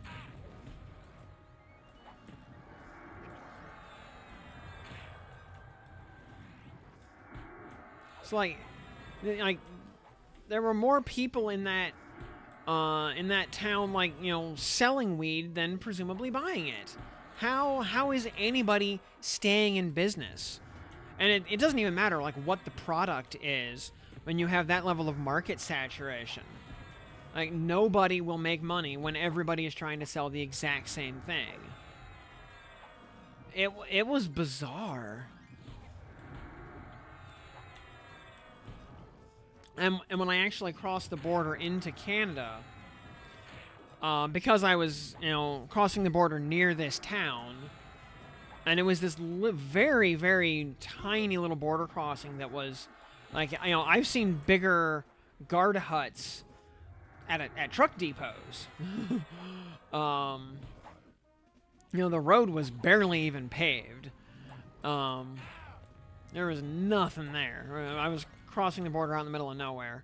But because I was coming, like, from the direction of that town, the border guard was like, "Oh, so when are you coming to Canada for?" An anime convention. How long are you gonna be here?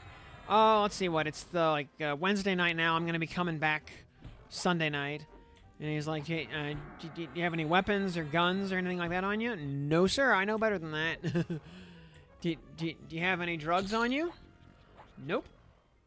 "Are you sure you don't have any drugs on you?" "I'm sure." "Are you sure you're sure you don't have any drugs on you?" I'm sure. "Are you really sure you don't have any drugs?" "I'm sure." "Okay, go ahead. And, we actually got a...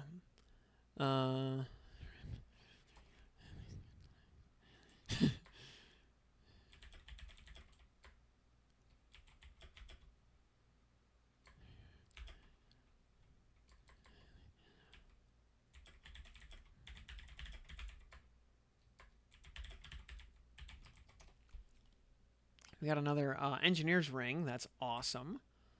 So we're gonna augmentations or currencies. We're gonna show yeah, give me like notes of minor, lesser, infinite. Oh, actually, I have 3 graders. Motes. Major. Actually, if I pull out like 1 mote here, it's only going to give it like 5 points, isn't it? Yeah. Versus if I don't have any motes of potential. I can go 2 of those. Pop that up to tier 4. And then, yeah, this lovely engineer's ring, we can just fuse this up to +9. Merge that. Very good. Hotal's bracer, another one of those. Ours is +3. Storage. What do we have for currencies? Actually, you know what? Let's just do 2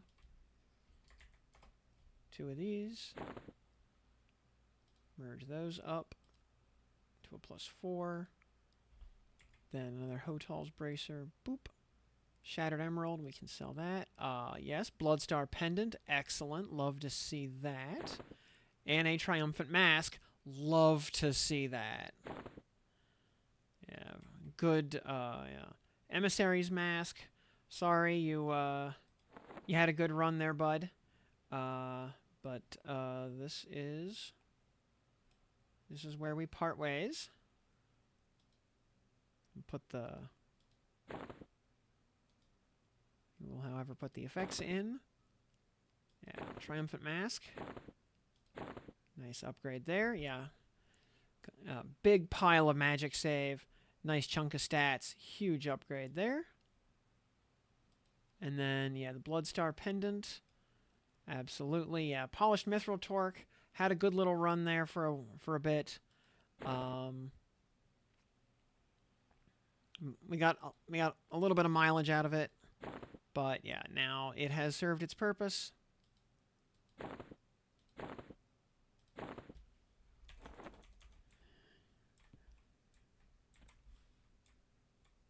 And Cragbeast, hello. Anything good drop? Yeah, the I mean, all of Enroke's drops are good because they're all. There's a little bit of overlap with like the Brewer's Mesh Cloak and the Cloak of Scales. Otherwise, though, every piece he drops is basically best in slot. Because he drops the Earring of Bashing. He drops 2 rings, the Ring of Pure Blood and the Engineer's Ring. The Leatherfoot Sandals, yeah, 2 different cloaks. Pauldrons of Power, Triumphant Mask, Bloodstar Pendant. Yeah, and because so much of the jewelry in Old World is terrible, it's all basically best in slot if you're able to equip it. Mind showing weapons? I don't mind at all. We've got a Crystalline Spear +4 in the main hand, and a Bloodfire +4 in the offhand. So, not amazing. Our weaponry is probably actually our weakest spot at this point. Also, Cragbeast, welcome to the program. Glad to have you here. Jinchu, any for solo Gorg? I think the easiest thing to do actually, charge into Gorg's corner, just either off tank or kill the Harpy. Or I should say, just tank or kill the Harpy. And just tank both. Yeah, and just grug mode it. You're a Paladin cleric, just grug mode it. You'll be fine. You shouldn't. There's one other ad that can wander in possibly. You can just grug mode it though, or kill a few of the surrounding things outside, and you can probably pull the Harpy and Gorg out of the house into a little safer spot if you don't want to deal with the Wanderer.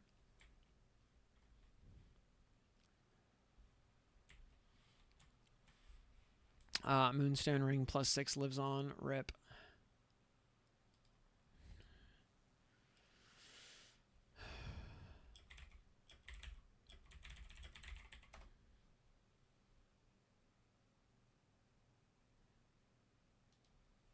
Yeah, I mean, if you had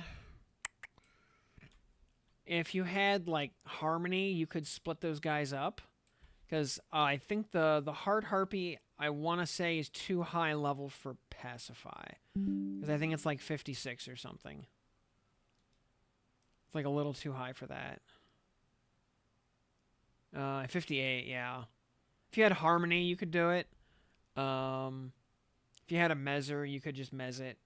Oh, actually, I think the Hard Harpy might be flagged immune to Mez.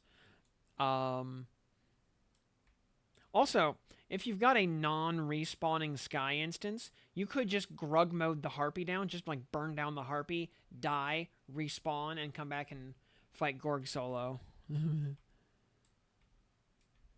Gave a friend of mine my old grill. He was having an issue with the propane valve and wanted to make sure he didn't blow himself up. Got him walked through it. Okay. So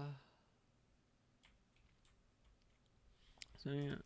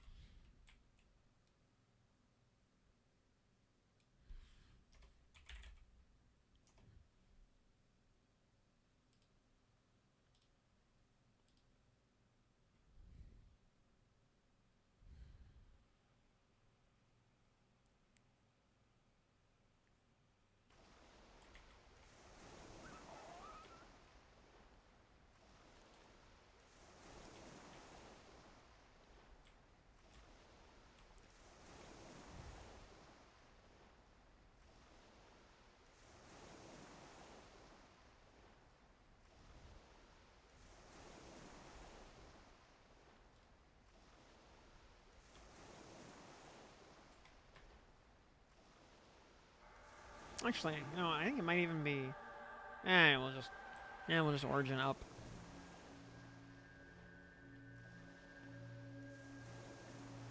Yeah, the nice thing, also, yeah, the mobs in playing a Sky, for the most part, especially playing on solo mode, are actually not that strong. You know, as like most of their difficulty historically was tied to their DTs, which was not a problem on Gorgolosk Island. Interestingly, I actually think Gorg is a little bit harder positionally since the little modification than she was before. Because previously, you could bring a yellow Heart Harpy over to actually aggro Gorg through the wall, and she would just kind of pop through the wall, and you'd have a mezzable yellow Harpy, or very easily speed killed Harpy. Plus Gorg, you just off tank Gorg for a minute while you kill the other Harpy, and you'd be good.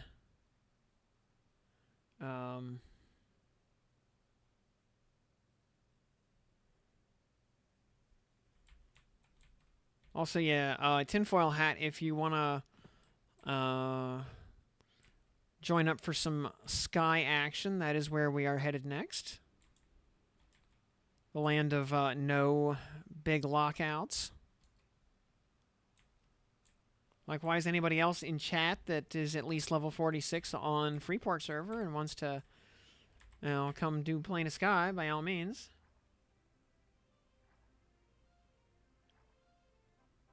Yeah, oh yeah, or the yellow Harpy. Yeah, you can also just beat it down to very low health, then drag it over to socially aggro Gorg.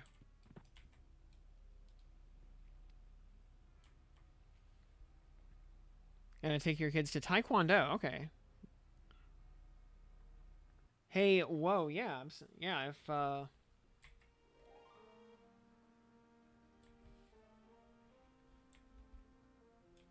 Yeah, hey, whoa, send me a tell in game, and I'll add you to the party.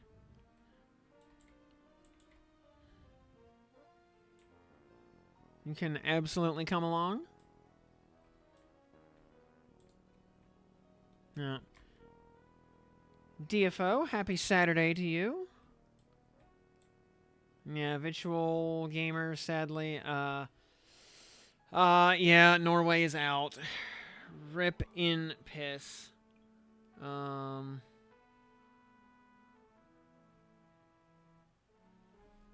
Yeah, love is over. What name? Character name is Aronir. Aronir.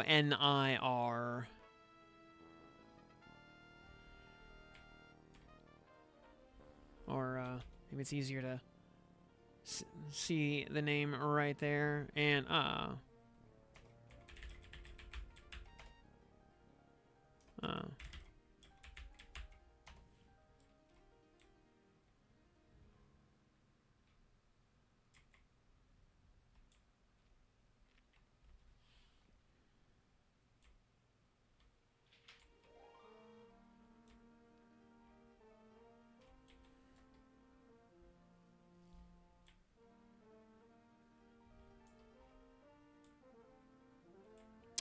Cleric Bard Berserker. Interesting.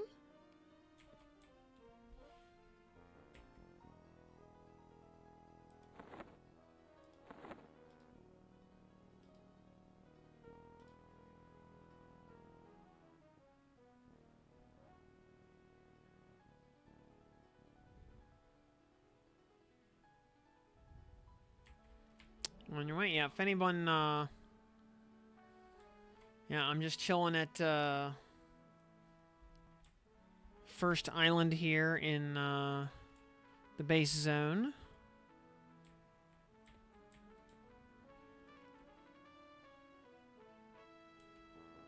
I do wish there was a reason to do Sky on higher difficulties. There's not.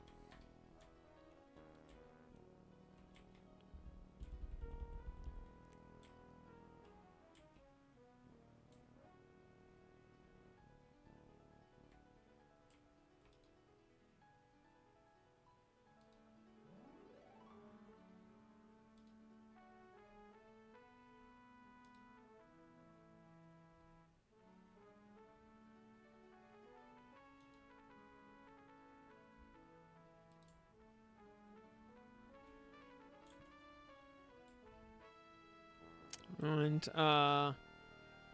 sword and board on Palzerk Ench, and it was wild. Really? Using,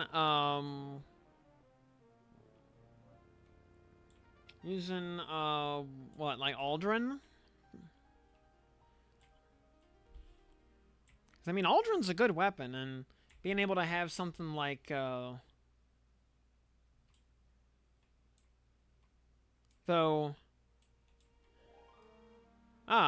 my own clone. Whoa, I see you picked the correct face right there.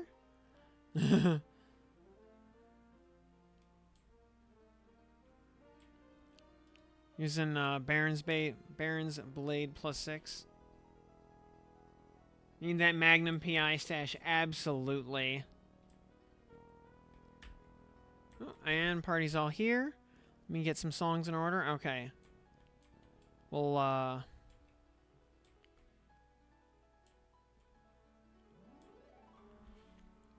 yeah, Aldrin the drop off the bees for Aldrin is just a myth. Actually, hold on. Before you do buffs, how about we pop into the instance so you can make a pet? 0 multiplayer non-respawning. Create.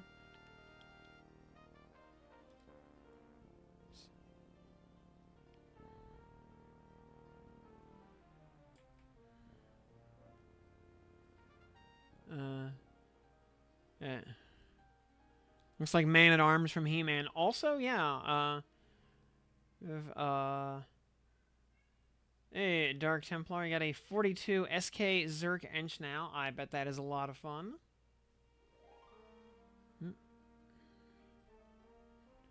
There we go. Make sure everybody... Alright, it did add everybody. Oh, did it not?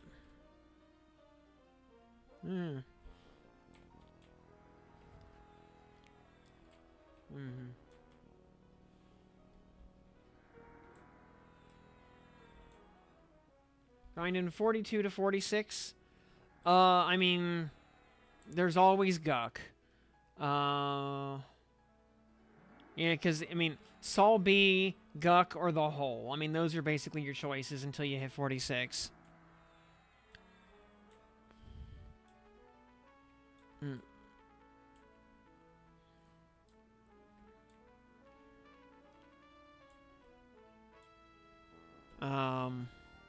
Yeah. There's just kind of no elegant solution for 42 to 46 right now. It's just going to be kind of a slog through one of those 3 zones. You know, so pick your poison.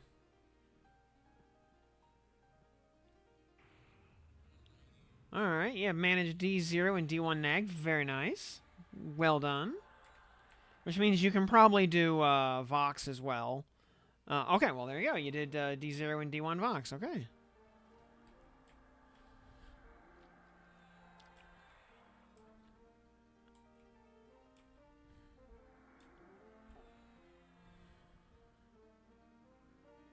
Got 4 burnt books.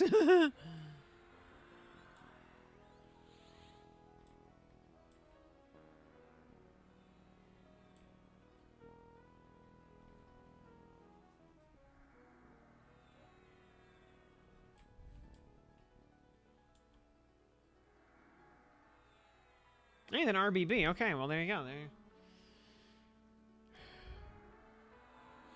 Looking pretty good then.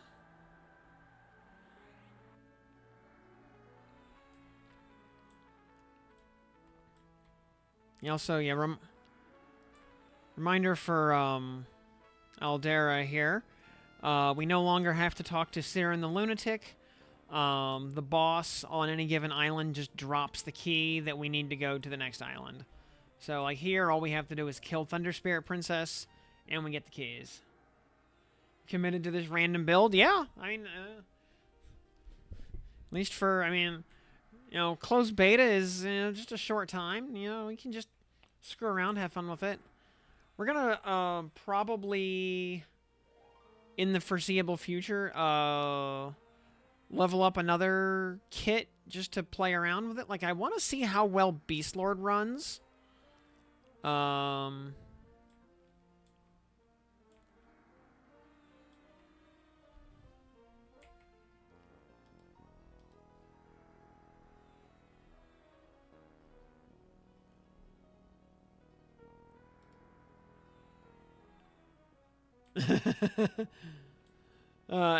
SK will be your primary, which makes us enemies.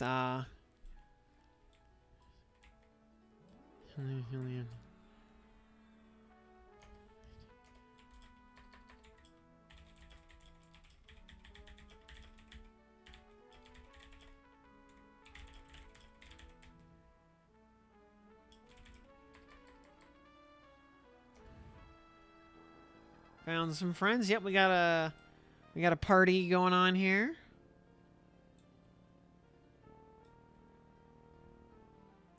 And yeah, wind runes go to the currency tab now, which is glorious.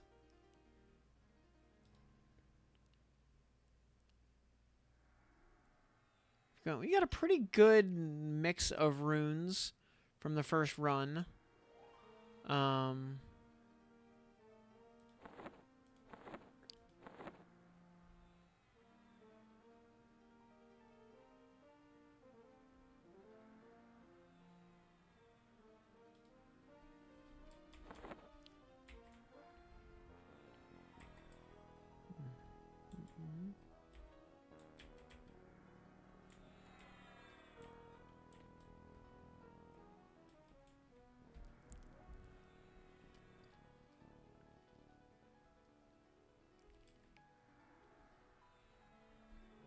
I mean, yeah, with all the tap bonuses that SKs get, I think SKs are going to be eaten real good. And once the Burning Soul quest becomes completable, I really think SKs are going to be getting like a Dark Fiery Avenger. I think they're going to be eaten real good.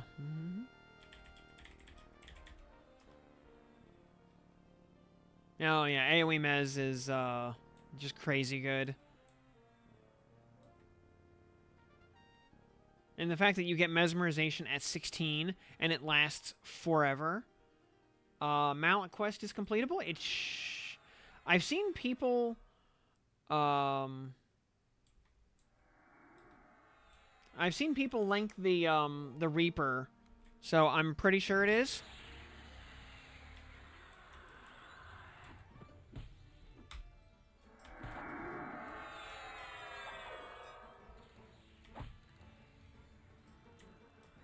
I'm gonna get charmed, by the way.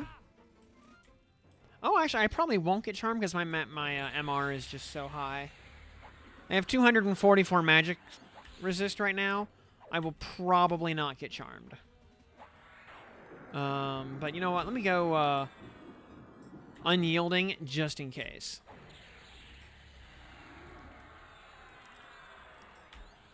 Just in case.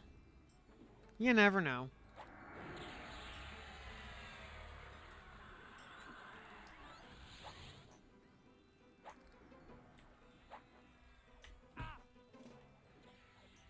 Hey, very good.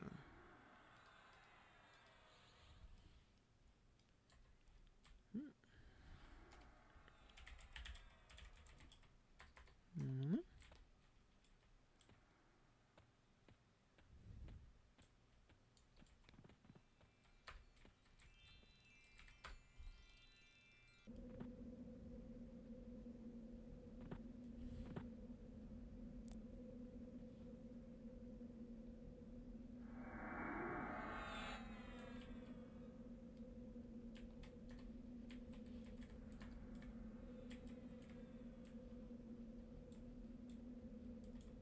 I don't think anybody has,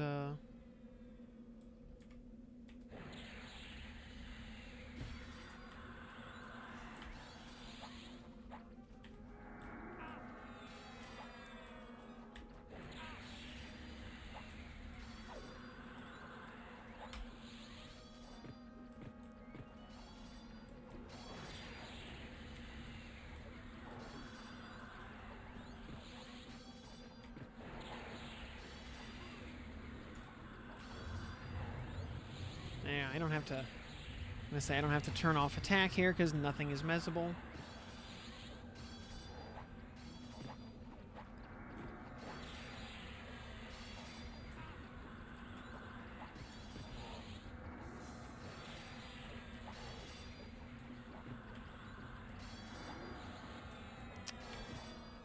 Heroic leap, so power.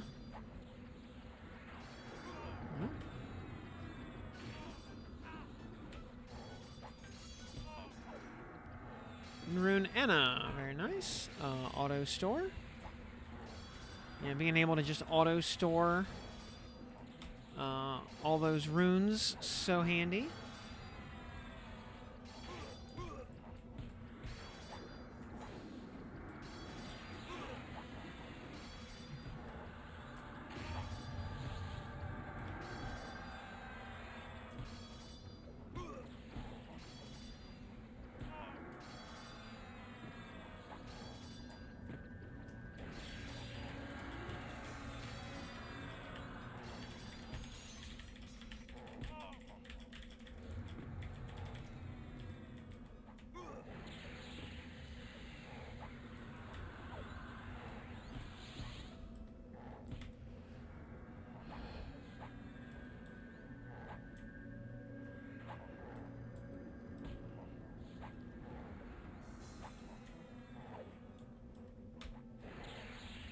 Yeah, although, yeah, technically, Pal Zerk Cleric is going to be the first kit. I'm going to be keeping Enchanter leveled more or less even with the main kit for all the utility that brings and for farming certain areas that are just way easier with Mez.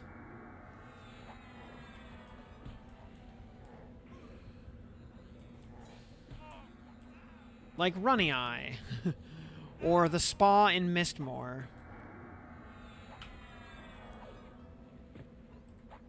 Ooh, excellent. The War Axe. Love to see it. And, the War Spear. Huzzah. Very good. You love to see that, too.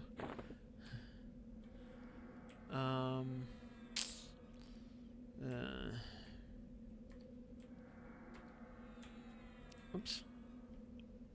I need, oops.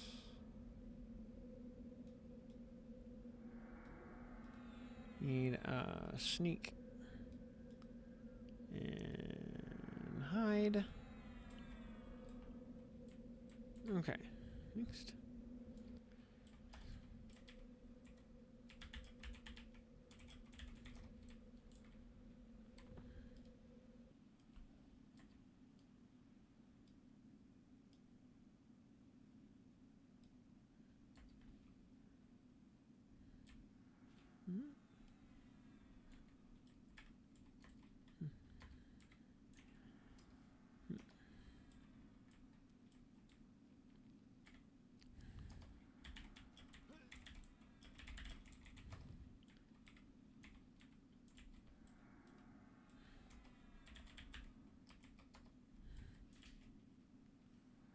Yeah, aim is no problem. Yep. Everybody's mana looks good.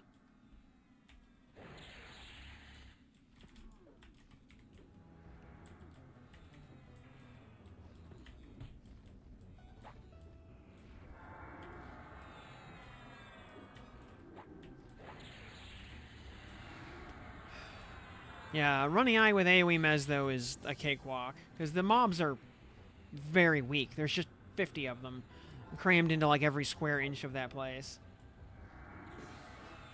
Yeah, you can just lull the giants and just run past them and nag. Yup. Glorious.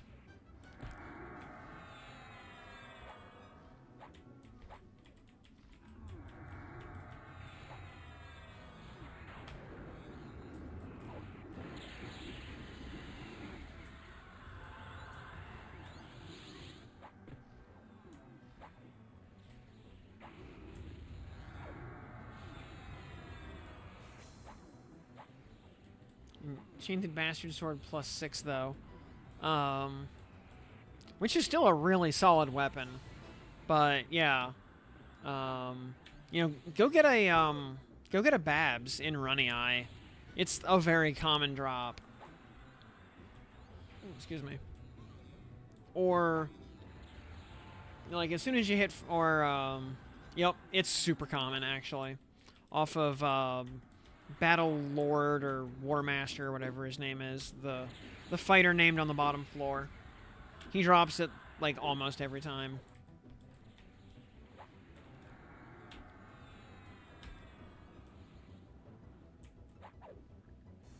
Plus, you can get the Black Alloy Medallion while you're there to get a Mana Preservation 2 focus. Which is the best Mana Preservation focus available for someone who is not a pure int caster. Oh, I should say, tied with the main attraction. Main attraction also has Mana Pres 2 on the head slot, oddly enough. But getting that is a huge rigmarole with a massive multi-step quest that requires a bunch of fletching and whatnot to make like true shot bows and such. Polished Mithril Mask is also quite good for damage 2. And damage 2 only gets upgraded to damage 3 via the White Dragon Scale Cloak quest, which requires somebody with Jewelcraft. Which I doubt most people are messing with on open beta here.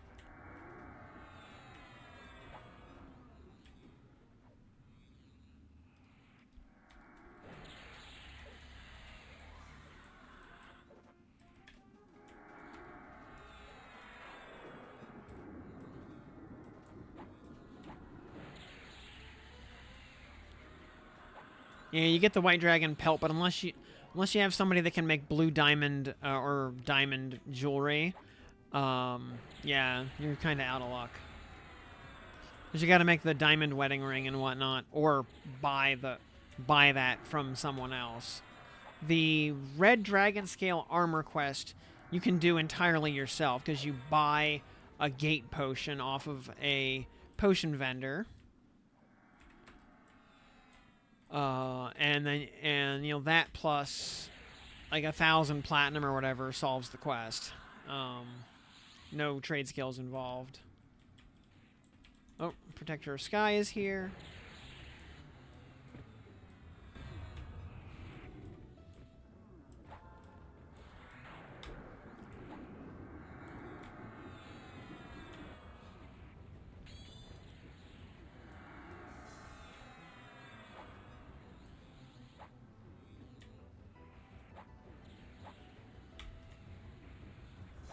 Yep, yeah.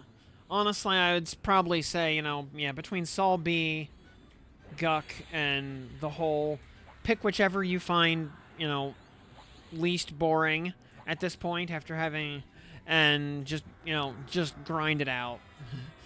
It'll be a slog, but there's, until we get some other high-level zones revamped, there's kind of no alternative. Oh, Protector of the Sky did not drop 2 runes this time. Oh, wait, yeah, he did. Elena and Ageza, but they both got auto-stored. So, yeah, Protector of the Sky always drops 2 runes. So, very handy.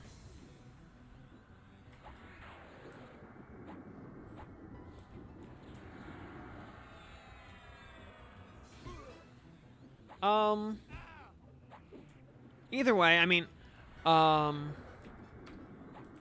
there's just like one more Azarak right there. I'll just pull him for funsies.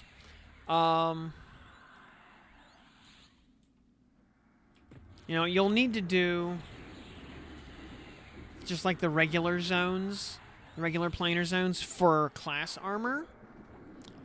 Although some classes are able to get theirs from like the hate raid instance pretty easily, like Indicolite is, as well as you know, warrior armor, rogue armor, bard armor, shaman armor, and very readily available from the hate raid instance by just killing the mini bosses. Otherwise, you know, it like Innerrook in particular fills out all your jewelry slots in a way that nothing else can. Kazakh, you're looking more for stuff from the golems, or for a Shadow Knight, you're looking at Soul Leech from Kazakh himself, which is not a rare drop, fortunately.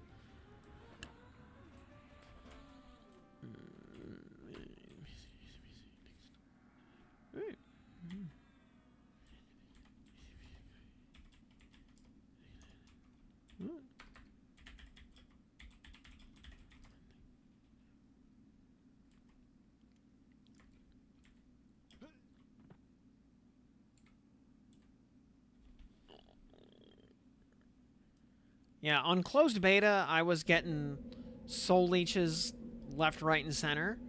Of course I was, because I had no use for them. Um,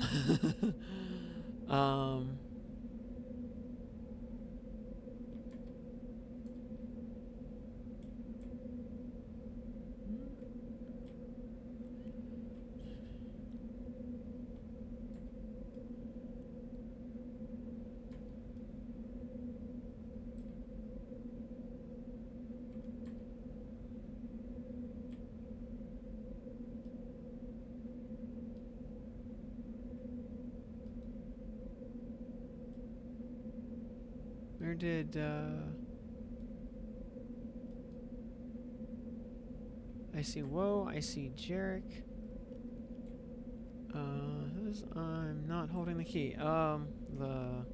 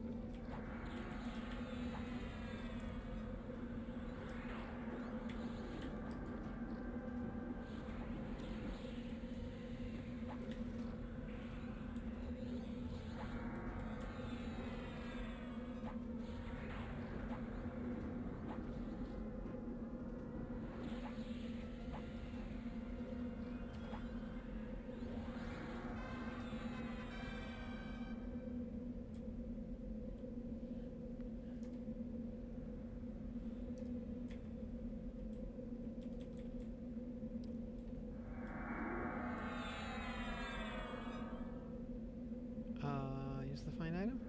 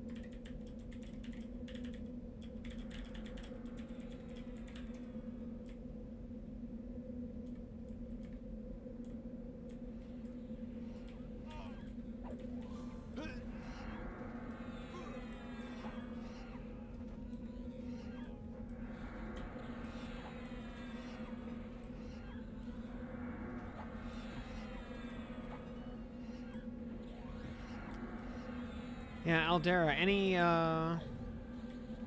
did the key end up in, like, storage or something? Or, bath and bed for kids. See you in a bit.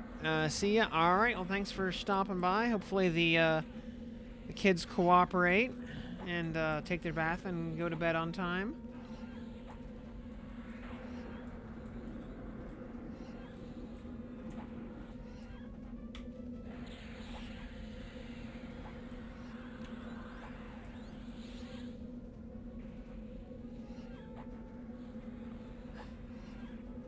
Literally just okay.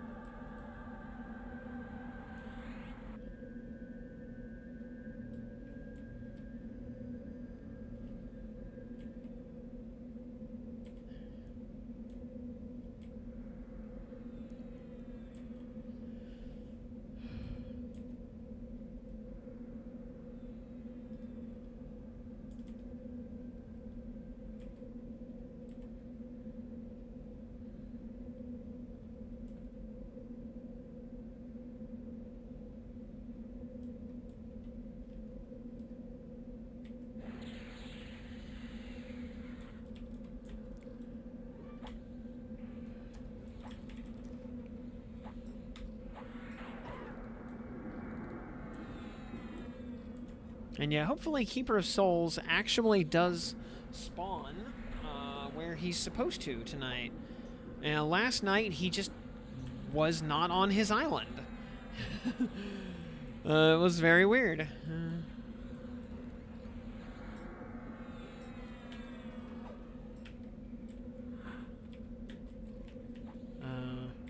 which all the times I did solo Sky, never had a mob not spawn where it was supposed to, other than those couple of trash mobs like the essence carriers and whatnot that would wander over to the wrong island, especially for a while there. Yeah, an essence carrier would spawn on the first island and then chain aggro not only the Keymaster but all of the Ifriti quest mobs as well. As soon as you, and would aggro as soon as you zoned in. It was a mess.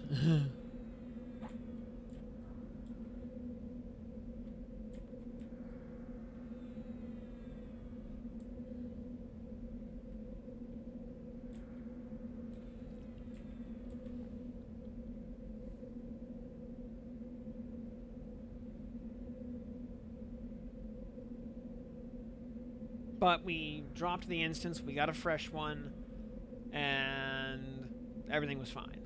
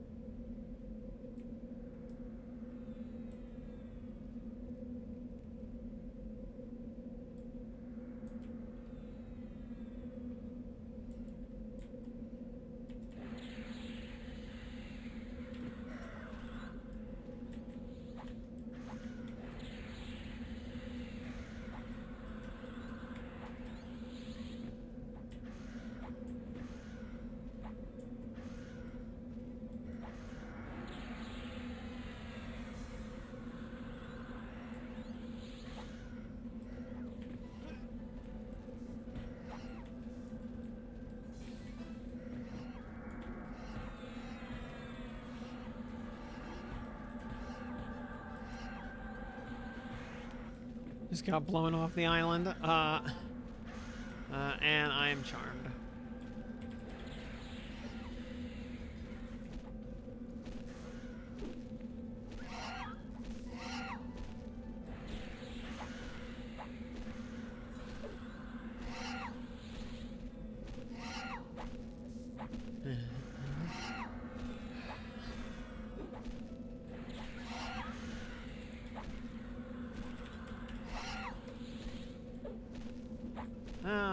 How long am I charmed for? Oh, I'm a lord.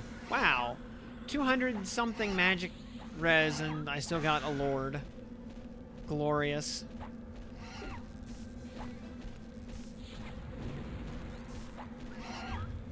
And Jarek got mana detonated clean off the island.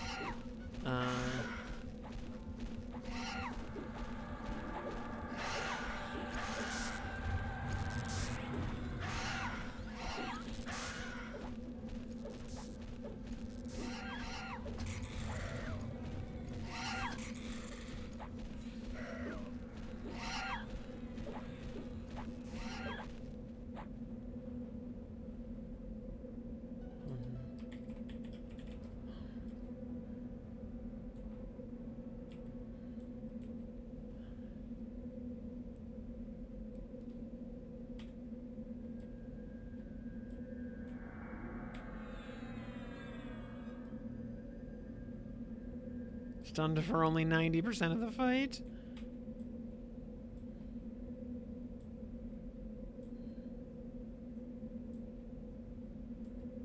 Good news is, mobs in this zone or on this island are not KOS. So after I was the last, so after the rest of the party died, you know, Charm auto broke, and I was off aggro at that point.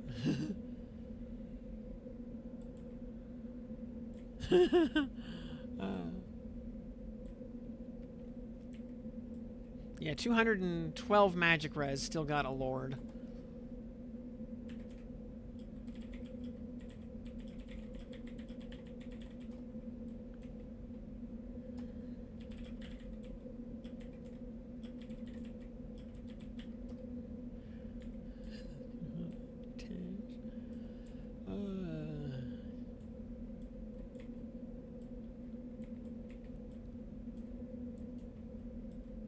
The true plane of sky experience right there.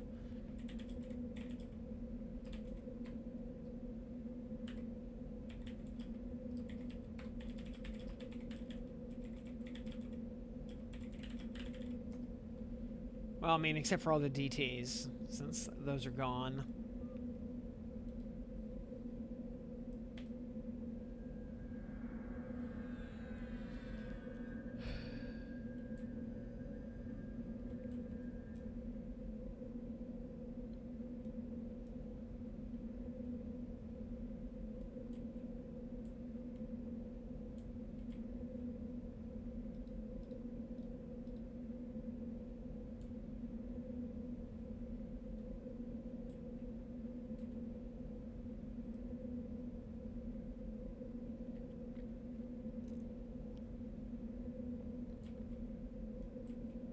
So I will probably need to use Unyielding. Yeah. 25% resistance to Fear, Mez, and Charm from that. Plus, I've got the first rank of Adamant Will. Need one more AA for the next rank.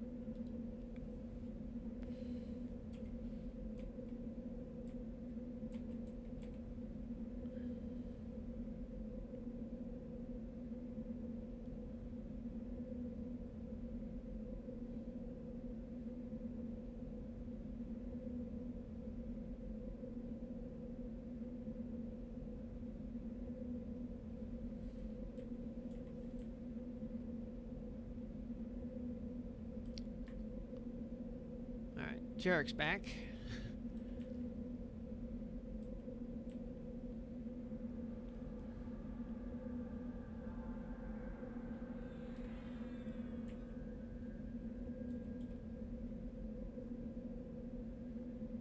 Oh, we're gonna ding 48 here pretty soon. That'll be nice.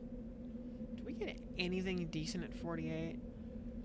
We get, no. Well, we get Divine Aura for what it's worth. We get Retribution, Brells, and Pacify at 49. At 50, we get Resist Disease, and oh boy, we finally get our big capstone spell, Flame of Light.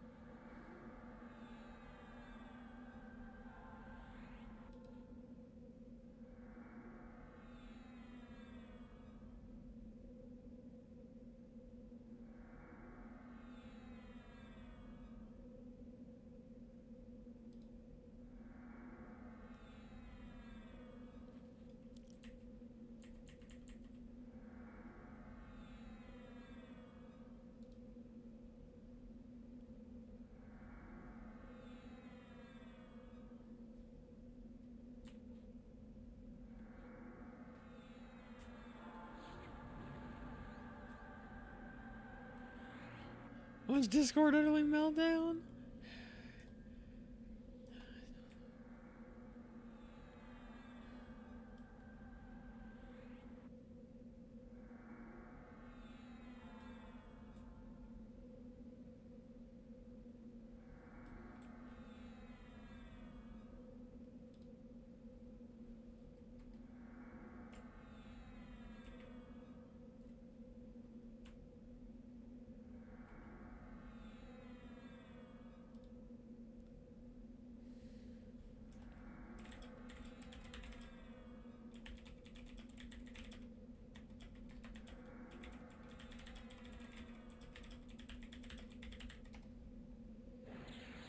E3 Daily Interrook, no loot. Rip.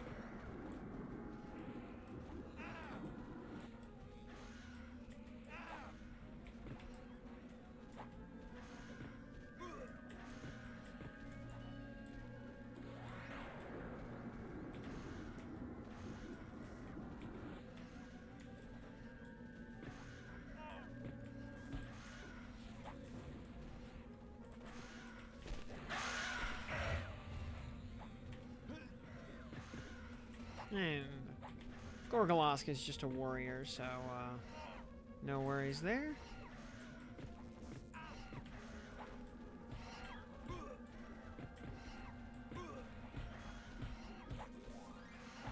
Oh.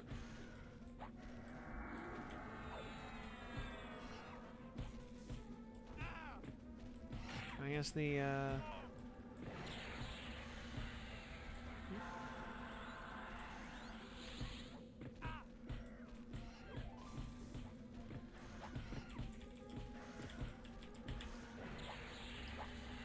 I take it the eyes are unmezzable, yeah?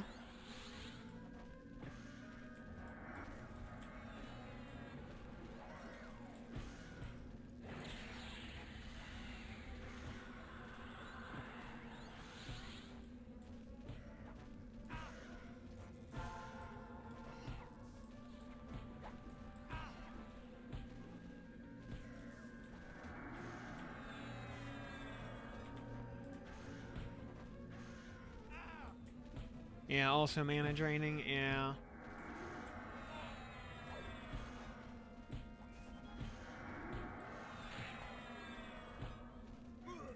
Now, as long as they're focused on me, it's not so bad.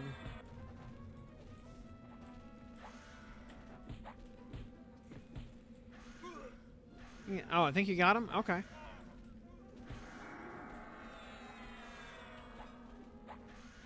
And I'm sitting in Unyielding's invocation just in case.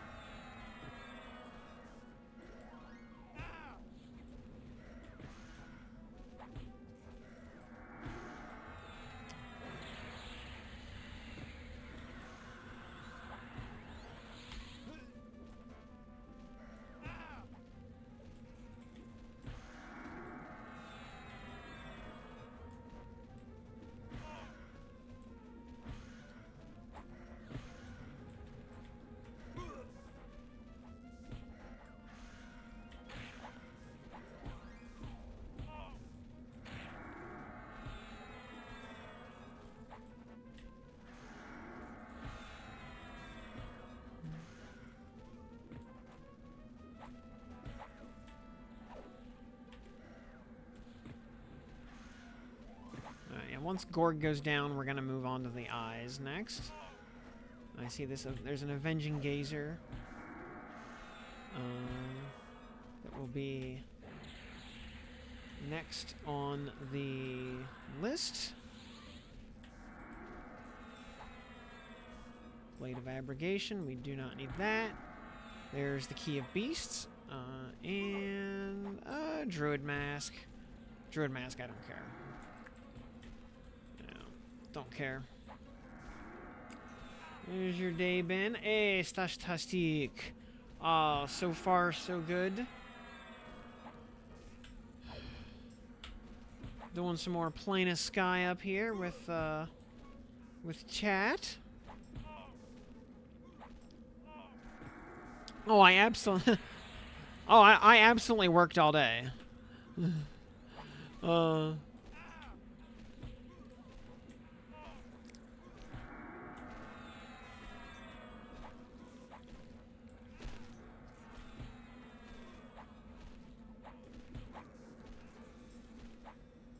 Oops, okay. Alright, we'll do this guy next, I guess. I think they're all locked down, so it doesn't matter what we kill next. We can, Yep, it just means I have to not sleep. You know, I come home from work, I feed the cat, feed the dog, make some coffee sometimes, and sit down and start streaming. You know, stream until, I don't know, midnight to 2 a.m., something like that, depending on what we're doing, and get back up at about 7:30 in the morning and do it all over again. Today I'm just using heavy cream instead of butter. Because I don't have any butter in the fridge right now. I need to buy some. But I've got plenty of heavy cream, so...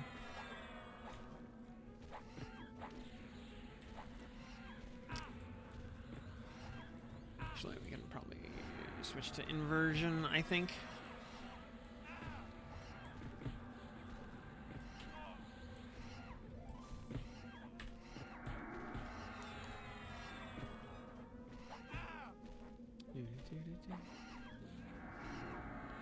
You gotta try the coffee.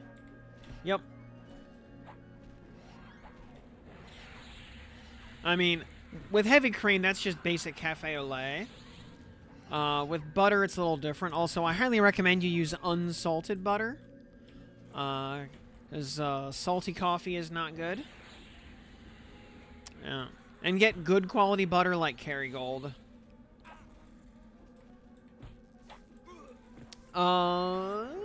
Like 5.5, maybe 6 hours on a good day.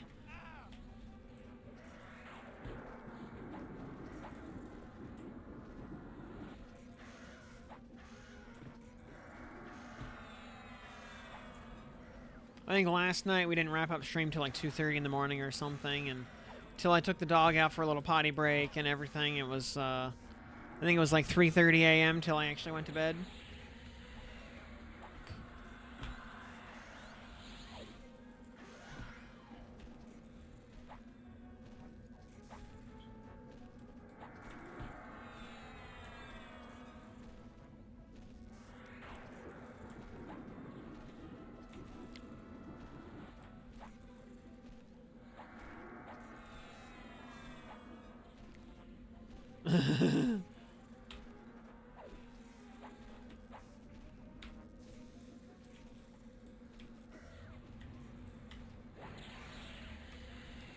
Have we been getting any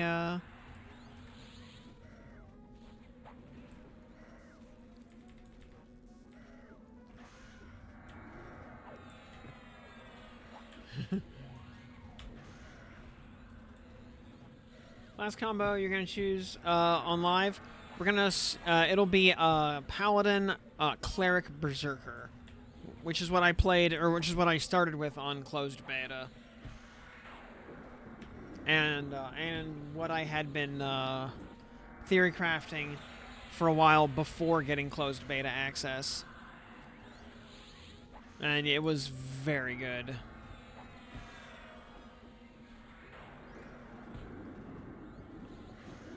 Though I will be keeping Enchanter in the wings for when content requires Mez.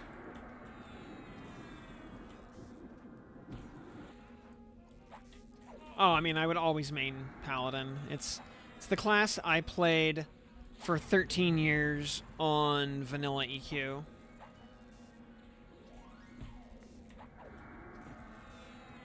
Yeah. Yep, Enchanter for Rathel's room. Yeah, for doing Najina. Yeah, absolutely. Like, I'll level on like the side quest to do like ritual spells and whatnot. You know, basically I'll level Enchanter to 16 in Befallen to get Mesmerization, and then we will haul it over to Najina and Runny Eye.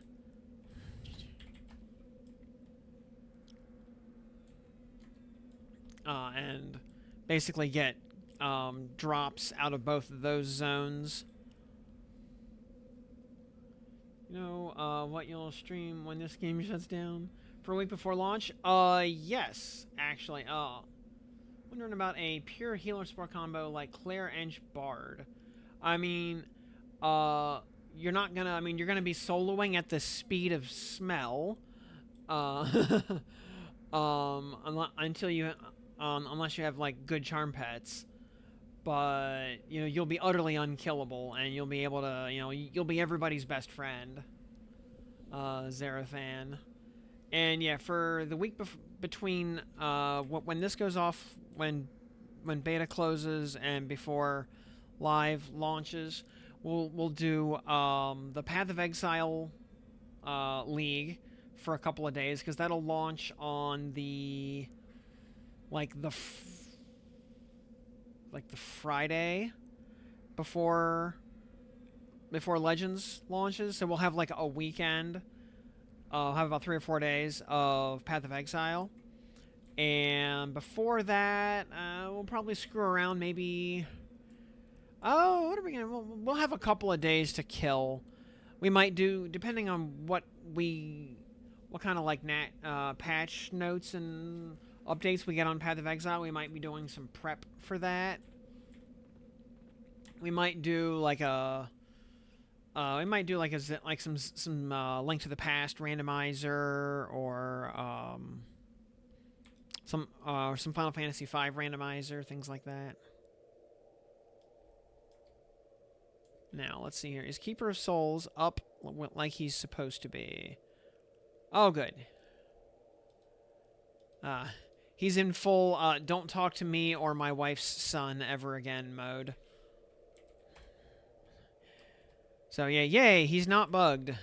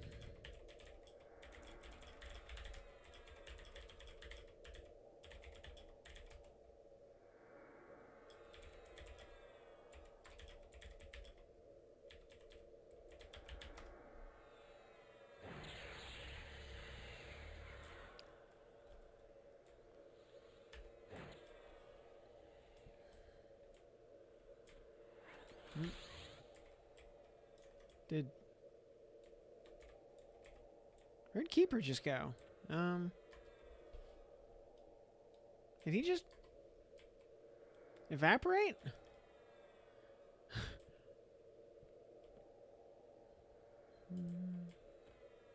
Where?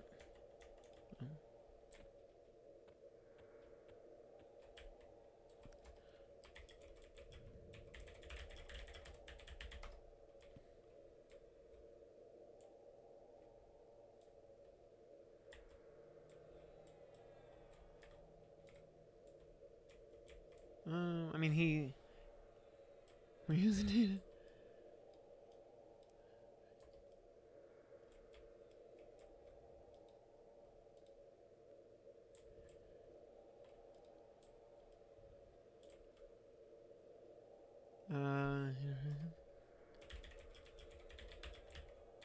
And yeah, I have it all planned out, you know, more or less.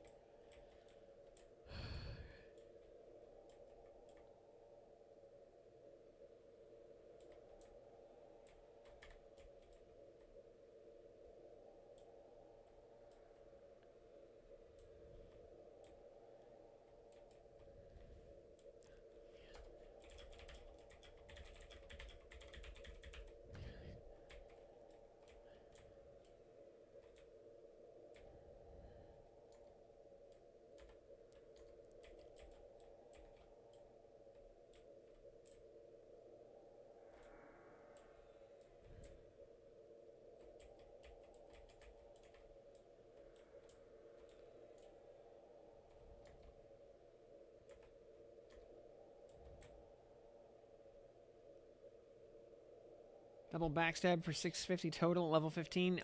Lovely. Yep, you love to see it.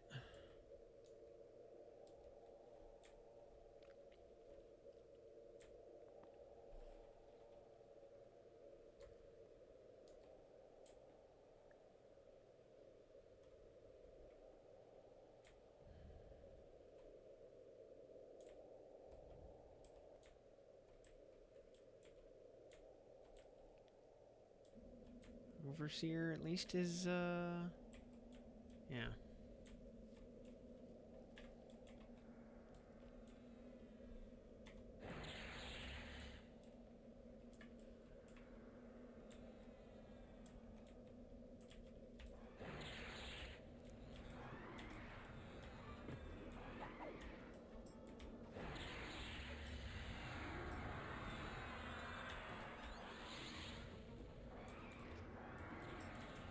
And just as well, because, you know, we gotta loop back around and get a an Azarak key for Aldaira. So yeah, it's all good.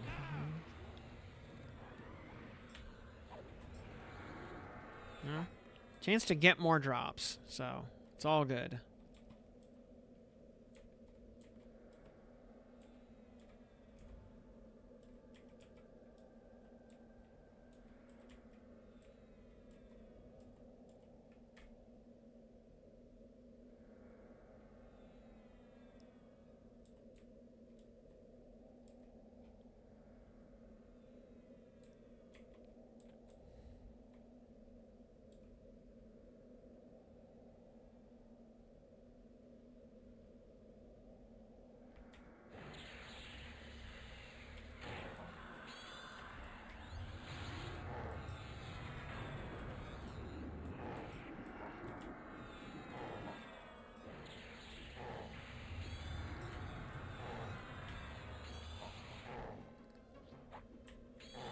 Oh, wait, what does the let's see, playing a Sky Quests for Warrior. What does the one-hander require? Let's see, I know what belt requires. Oh, yeah, that also requires an Ifriti belt. And you do need to keep an eye out for that. Oh, yeah, Dagos, that's right. It requires the friggin' Ginny Warblade off the sister. That's just not gonna happen because that doesn't exist. We are... Well, if we got the Ethereal Emerald from EOV, we'd have a Fangol. Oh yeah, Pauldrons of the Blue Sky would actually be really good. Ooh. If we got the Sparrock Air Totem from the Lord. Other stuff is trash.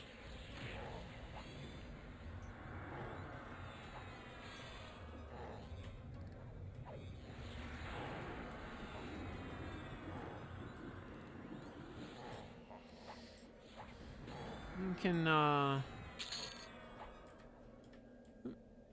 we got the Warmaul, don't need that, but, Gauntlets, yeah, we take those. And Essence Carrier.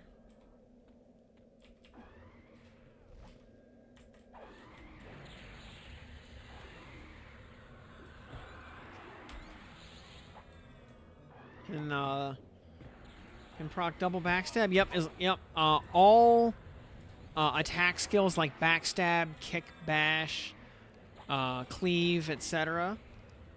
All respect a double and triple attack.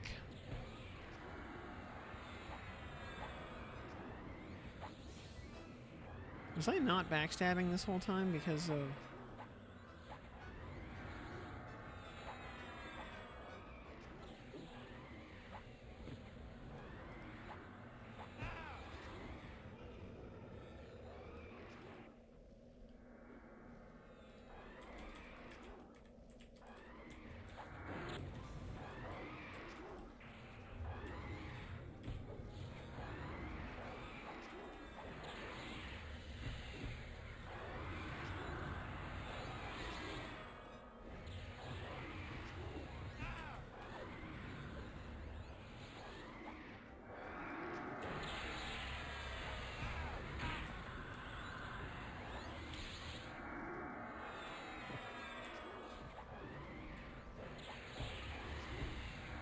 Yeah, so... Yep. Seeing, like, double or triple backstabs, always nice.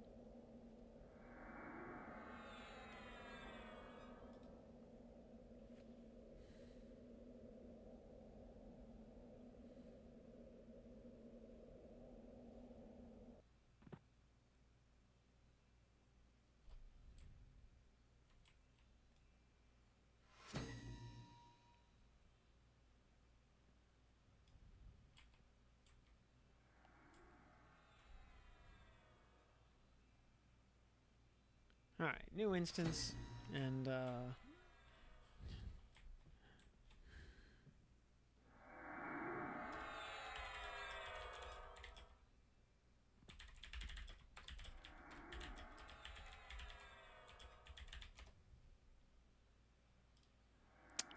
create instance, D0 multiplayer non-respawning create. Yes. Boop.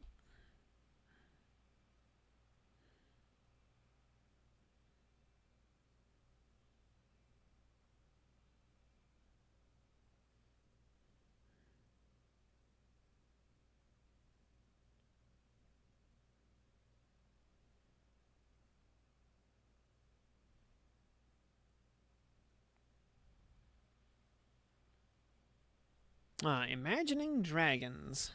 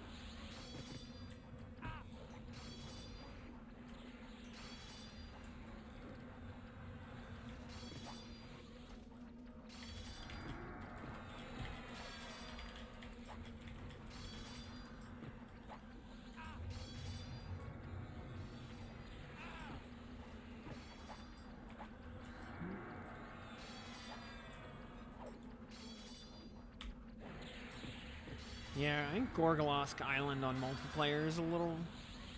is actually, like, substantially harder than the solo mode. Solo mode Gorg is easy.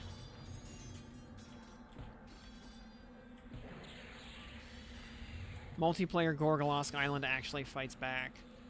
Because you have all those eyeballs that are enchanters. We'll love to, you know, charm and mez. That they don't do on single player mode.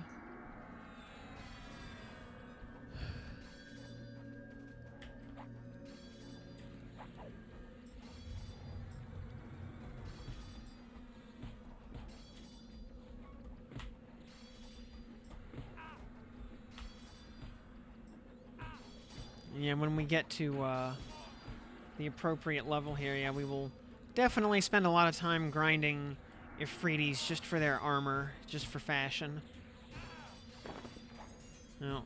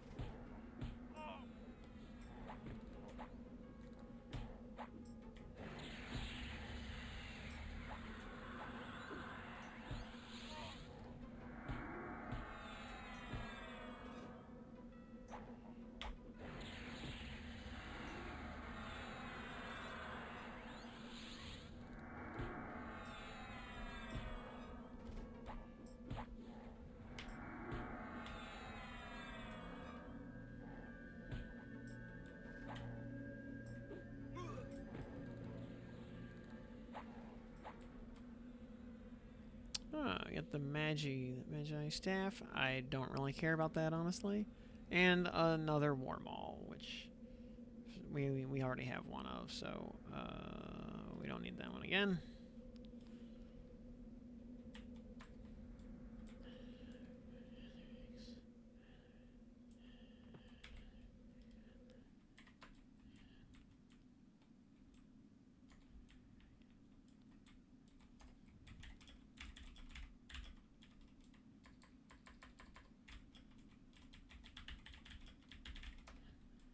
Alright, fun times in Azarak land again.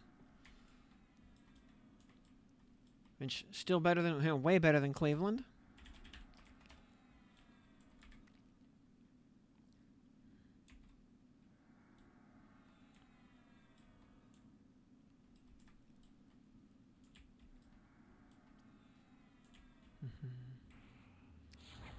Round 2, ready, fight. Alright, lots of, okay, well, here he comes. Yeah, hopefully,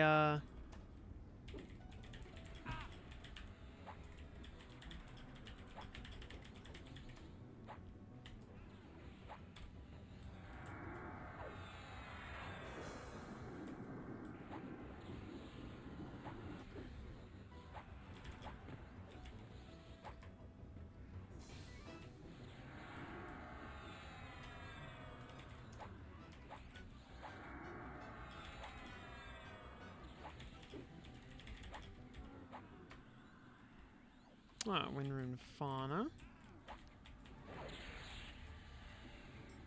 Gotta have a Windrune Fauna to go with our Windrune Gura.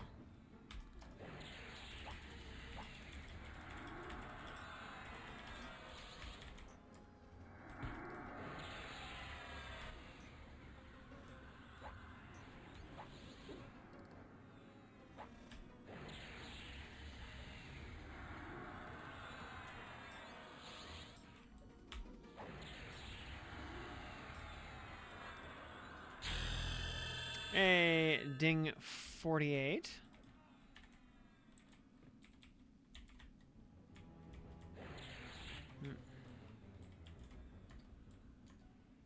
Gonna...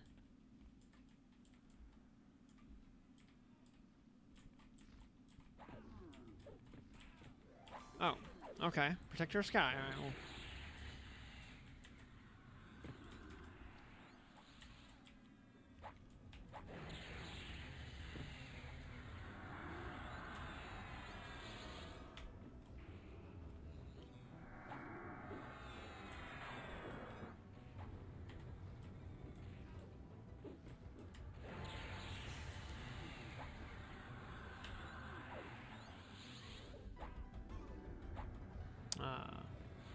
Love seeing all those skills going up again.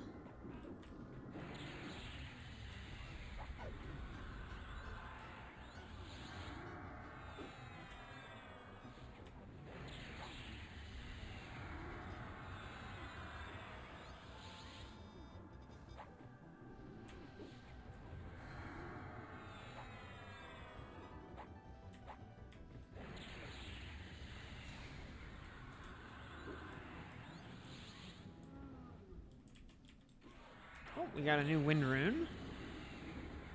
Oh, Wind Rune Beza. Alright, we actually need one of those.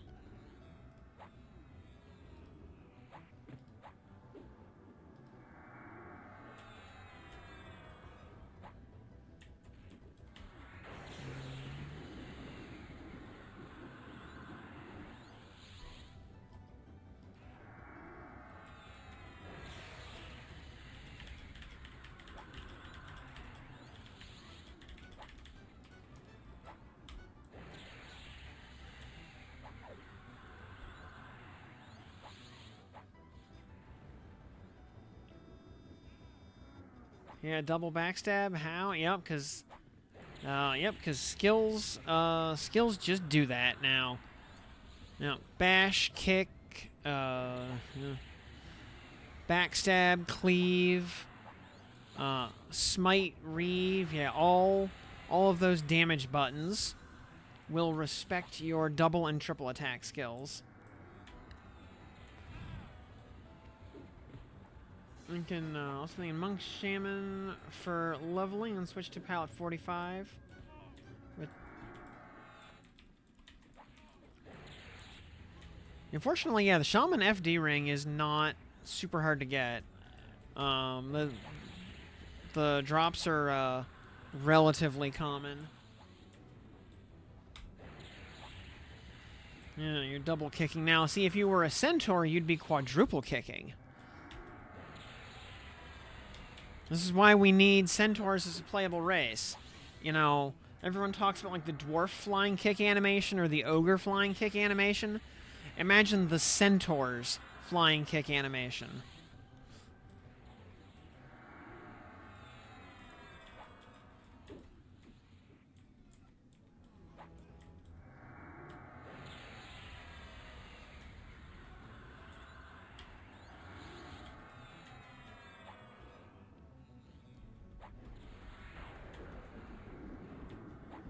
We need, a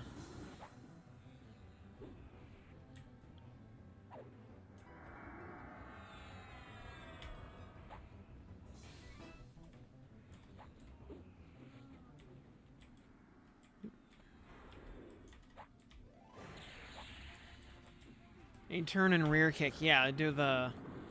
Yup, would be excellent.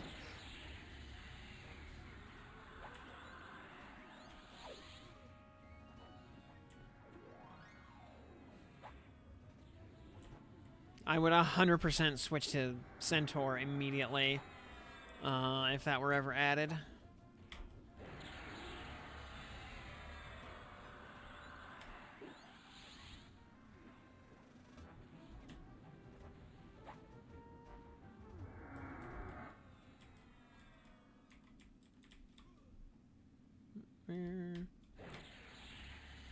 Oh, he's up there.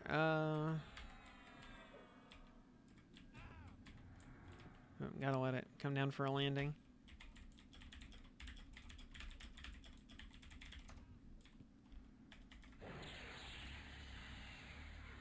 Running over here. You see, no, you know, there we go. A centaur is not a pony. There's a difference.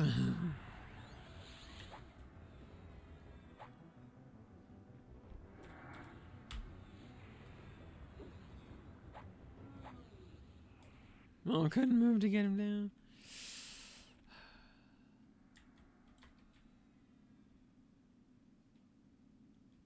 I like to play as a Naga, so basically a Shesar.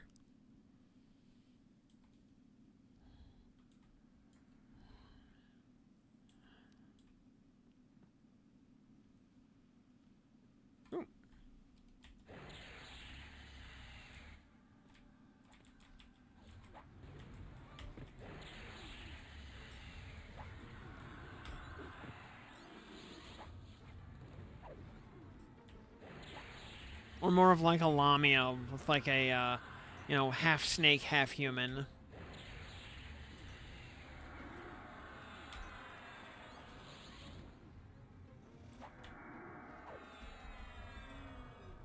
Oh, hello there. And a wind rune. Isa, we need one of those. Excellent. Auto store that. Thank you.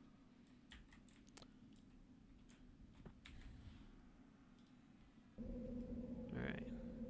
Hopefully everyone's keys work correctly this time.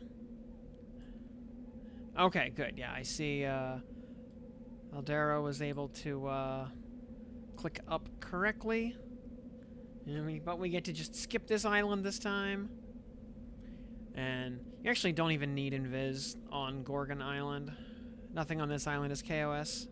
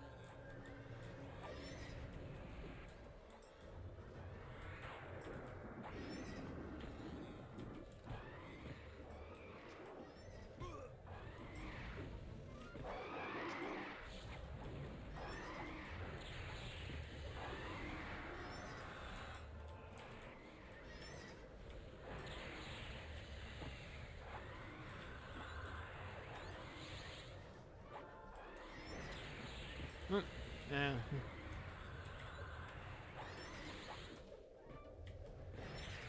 Yeah, it's gonna spawn an unmezzable one, so we'll kill that next.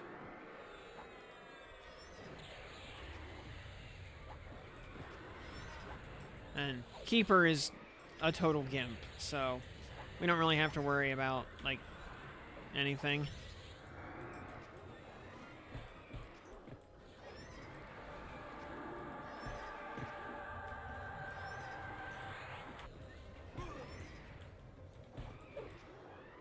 And yellow horses are easy to mez, so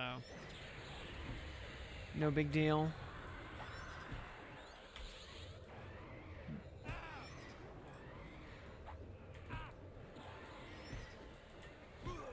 Oh, the tamer is actually mezzable? Really? Weird. Huh.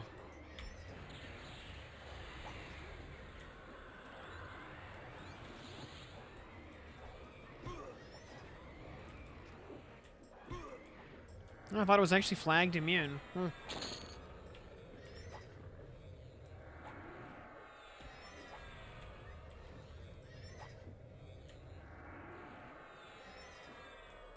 Hey, J Media. How's it going? Good evening. Aldera here has a Soulfire currently. Basically a Ghoulbane away from Fiery Avenger. Especially now that Sky Keys are taken care of for the final turn in.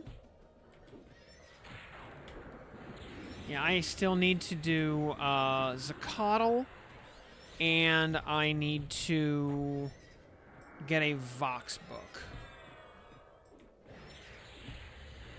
And then it's just legwork after that. Oh, and Deepwater Knight's faction work, which is part of the legwork.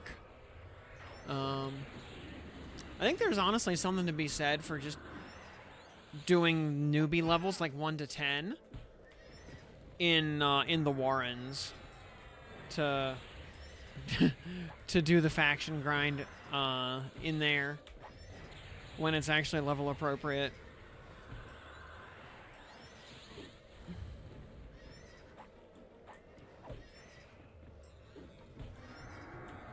Plus, the enemy density is just so high in there. You will never run out of mobs.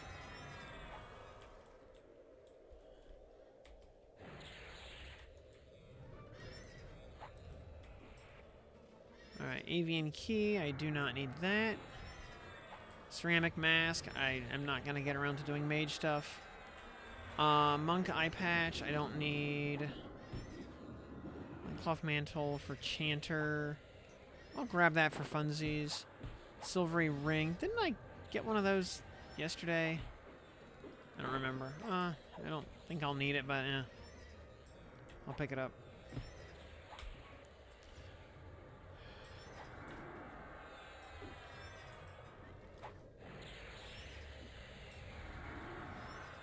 You know, yeah, when you get to do 5 Voxes and 5 Nagafens every week, Fiery Avenger actually becomes pretty easy.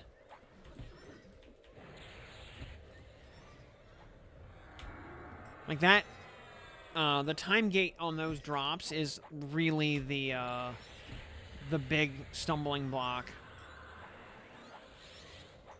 Even Ghoulbane is annoying.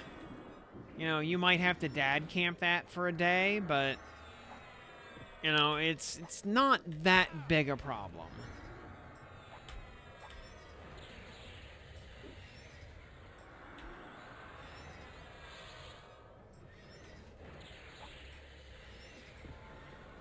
Same with Zacatl. Might have to dad camp it for a couple hours, but it's not really a barrier to entry.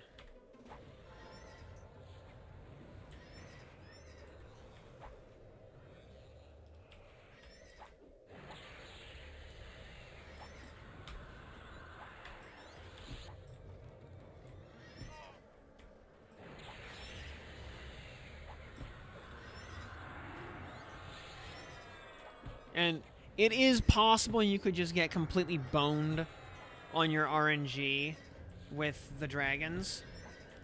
You know, you could absolutely do 5 kills of a given dragon and not get a book. Though it is notable, the combined Book of Scale is actually tradable.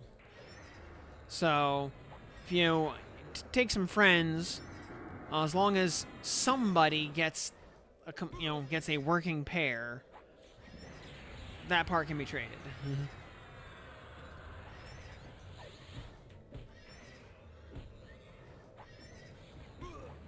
So yeah, there is also quite a bit of legwork running around for the quest if you can't port around and do it that way.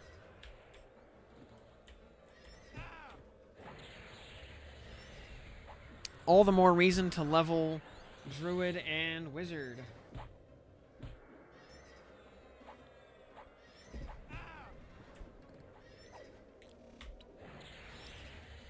Leveling Druid and Wizard to 25 each. Also a great chance to get a handful of crucial AAs like Fear Resistance and Charm Resistance.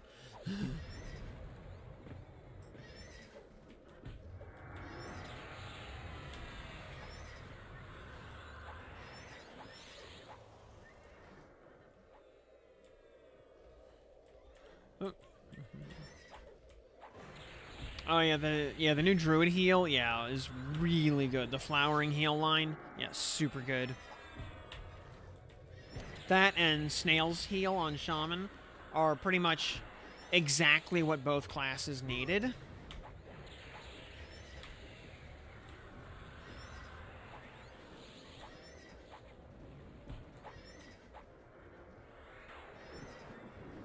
I think Druid especially needed a little something.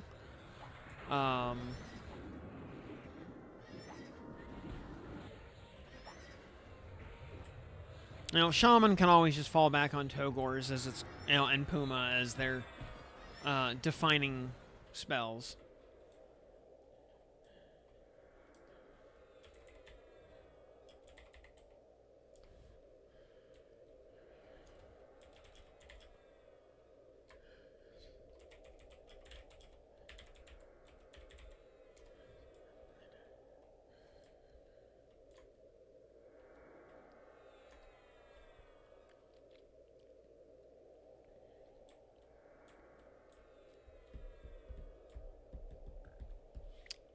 And also, by the way, worth getting Chanter up to 32, kind of early-ish, because Enchanted Bars of Platinum are actually used in a number of quests, like Armor of Ro quest, Divine Might, things like that.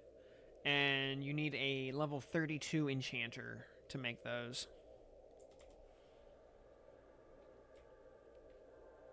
So, very useful. And yeah, having Mez on hand. Yeah, actually, having Mez on hand to do Zakatl will be really handy. We'll take, maybe we'll get, yeah, like, Cleric Berserker up to, like, 30.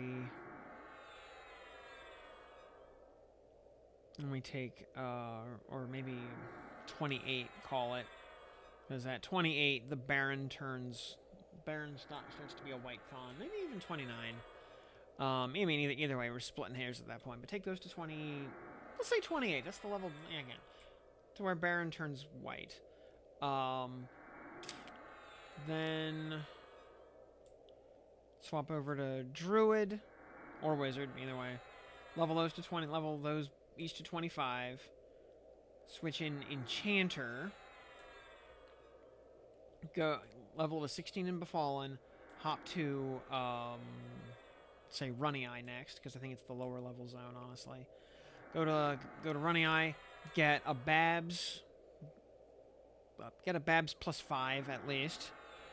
And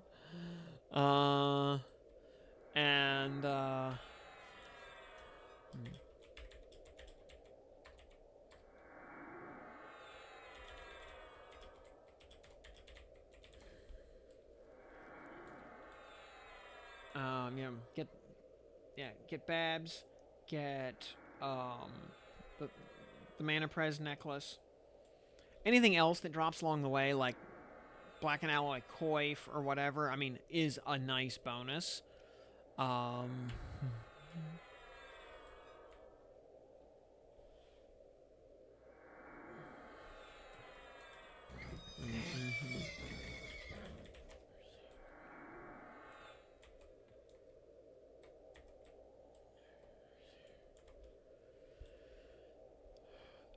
But yeah, Babs and necklace are the important parts.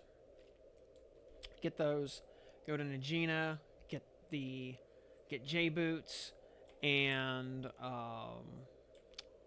clawed knuckle ring. Oh, you got a pretty lucky pull right there.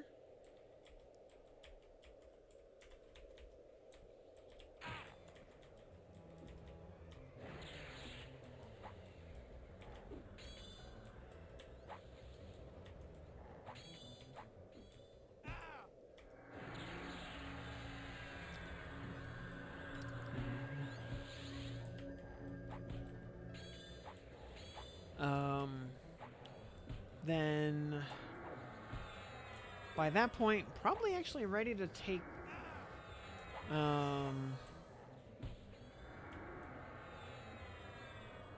take Chanter up to Mistmore. And are probably ready to just head to Mistmore in general. Yeah, take like Mistmore, Zerk.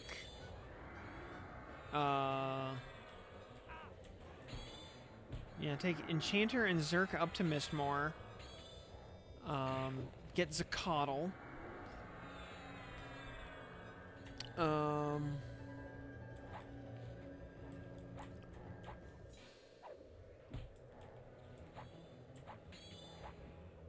Get 1 or 2 Zacatls done at that point. And then it's Guck to 46 on the main trio.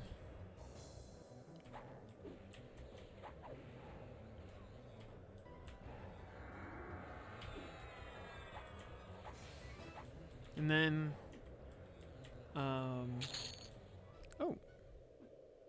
based.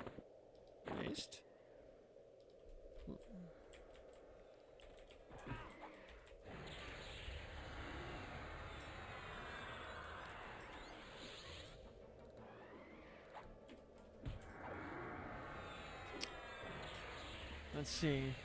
Stuck thinking Paldrew Zerk now. Almost as good as Cleric with more utility. What do you think? Totally valid. Yeah, totally valid. Having a little more solo utility with nukes and invis and yeah, the new heal over time, damage shields, harmony, which is strictly better than pacify.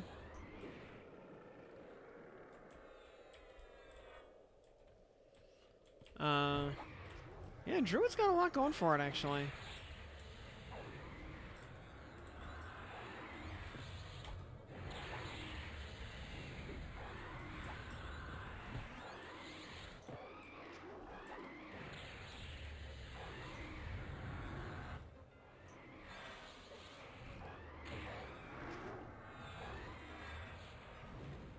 Whoa.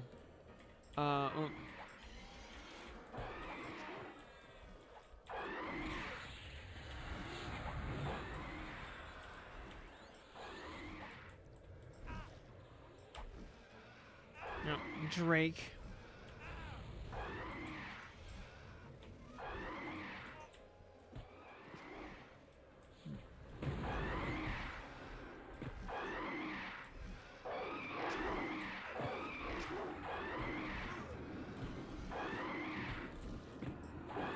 Oh yeah. Yeah, the FD ring, even if it's only once every like 5 minutes, it's still a very strong utility item, and it's a utility item that will never go out of style. You know, you'll always you know, you'll have that on your shaman kit forever. Unless you're specifically running monk also, yeah, you will never not use that.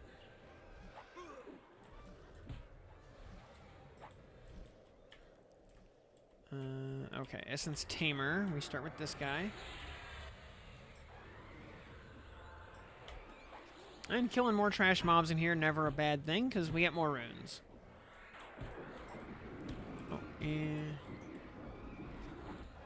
You've become addicted to flopping. Tinfoil hat confirmed to be Ronaldo in real life.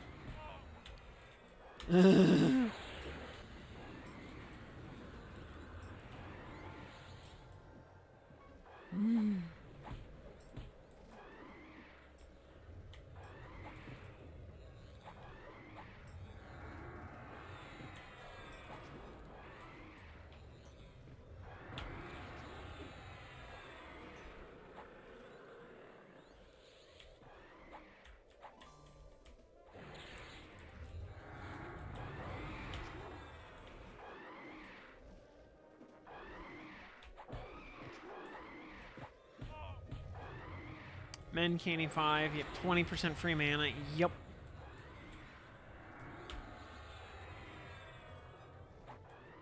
Unicam solo in D3, really nice. Like actually good XP or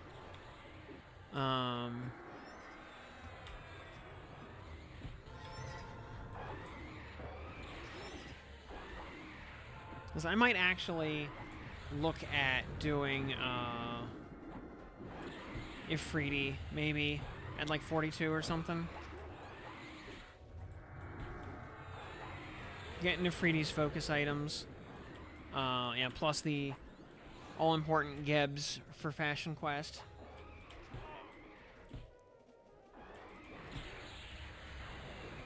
I mean, also Gebs for focus, but...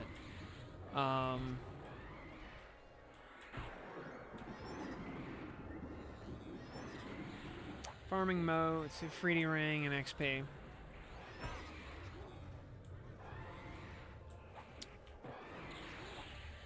Actually, which, what's the drop rate on, like, ring versus boots?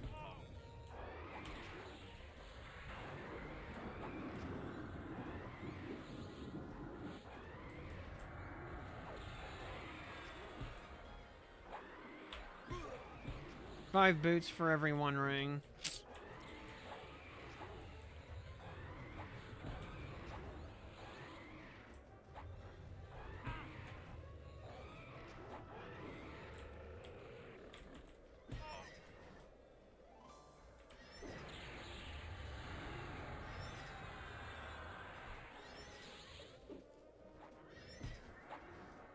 Oh, that is... Interesting that White and Trent Fists are still monk only and can't be used by Beast Lords. Rip Beast Lords.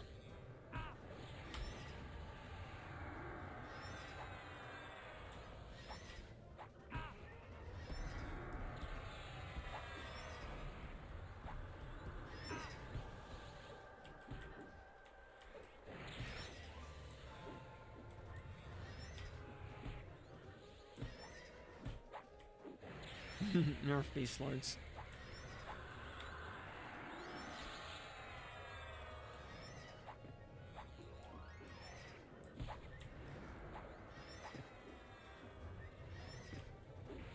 Yeah, yeah, when we need to do that, when I actually want to ding up to 50 in the next, over the next, like, session or two, maybe I'll actually go do,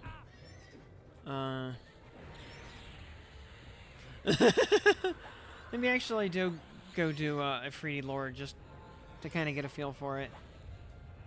Heard on a live stream that part of the main class fantasy of Beast Lords is that they're not good.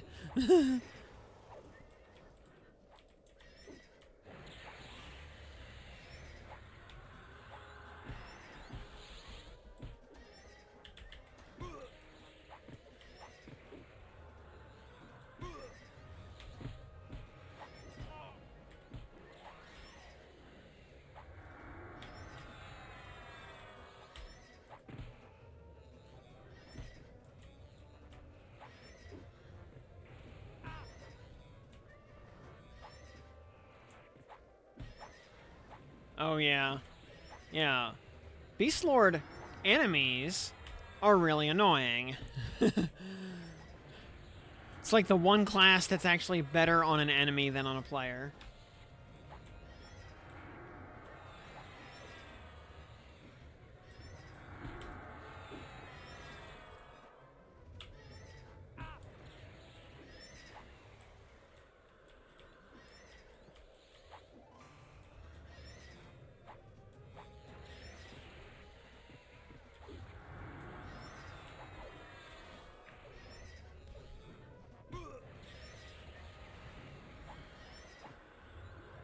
Also, don't forget, by the way, we will get to redo full deck of raids from top to bottom on Tuesday. So we'll also have the last substantial update for beta on Tuesday.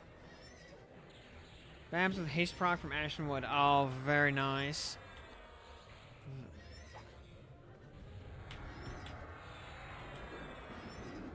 Yeah, that'll carry for a good long while. Alrighty, up to Spirox. Oh, nope, never mind. We got one more horse. Because these things are born. Well, you know, I mean, this is vaguely appropriate. I mean, if you know the myth of Pegasus about how it sprang from the neck of Medusa, the fact that you kill something and a Pegasus pops out of it. I mean, that's on brand.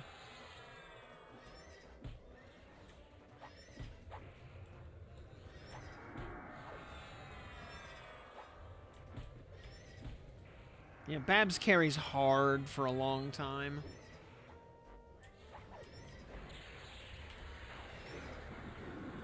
I mean, Babs carries until planes. This is the long and short of it.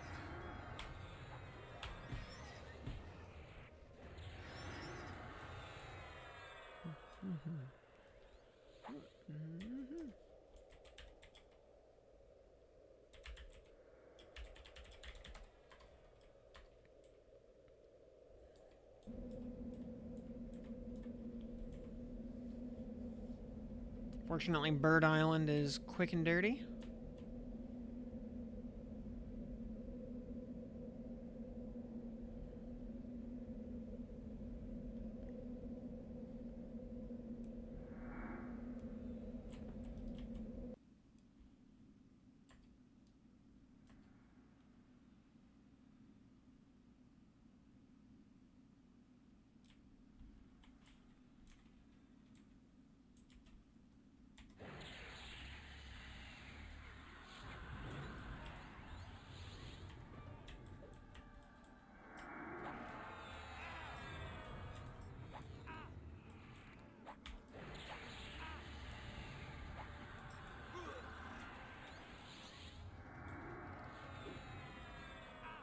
Oh.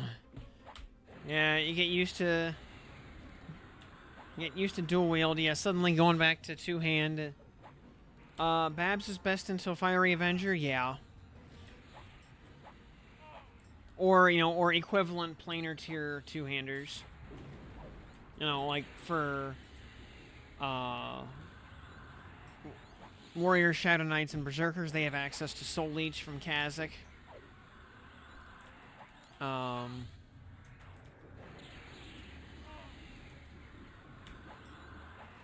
want to say Babs might even have better... I want to say it has a better ratio than Soulfire. I think.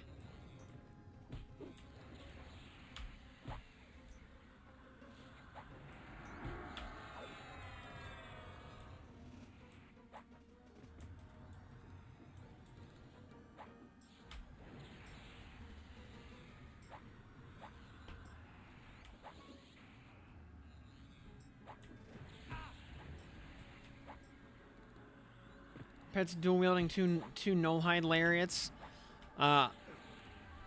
Be careful. You're going to have the UN come pick you up and haul you off to the Hague for war crimes. Oh, and the Guardian has aggroed because he does that in multiplayer.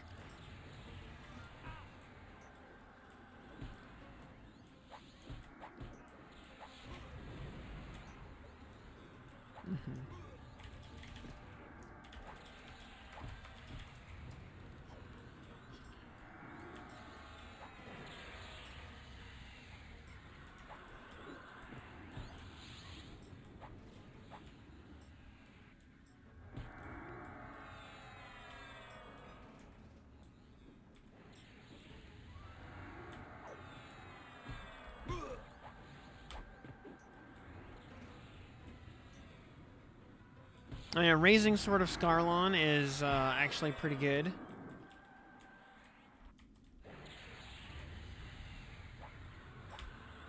I tend to forget that thing exists because it never drops for me.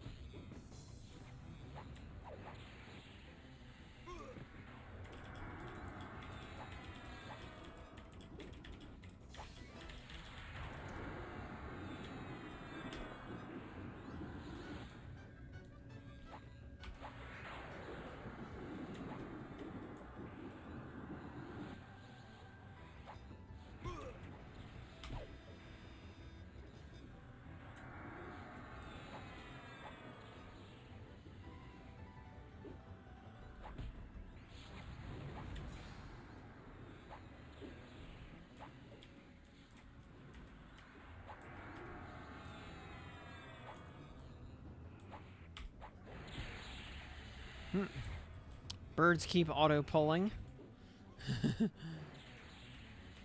That's fine. If they want to give us more wind runes, that's fine by me.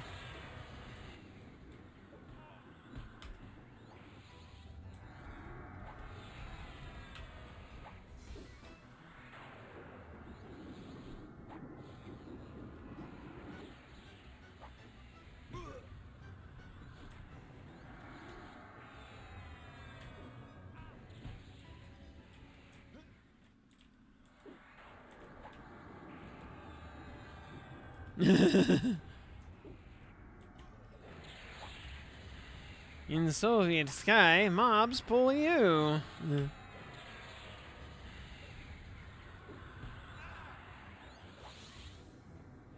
Oh, guard's back. Alright, well.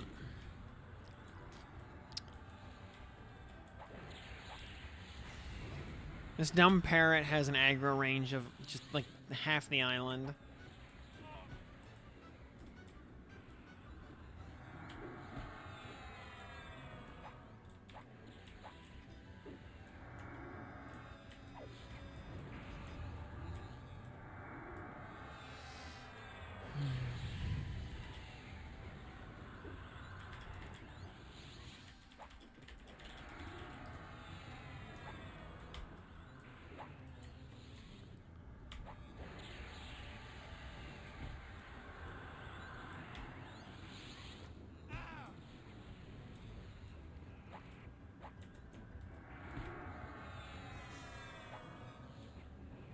Yeah.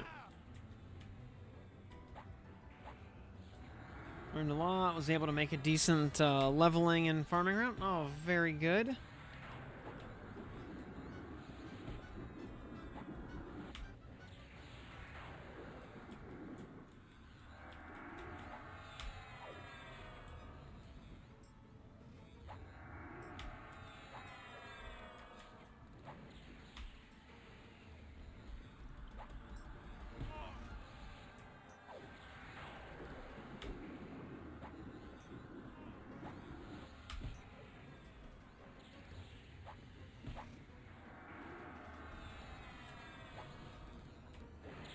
Boy, you know, an ivory sky diamond here would be amazing.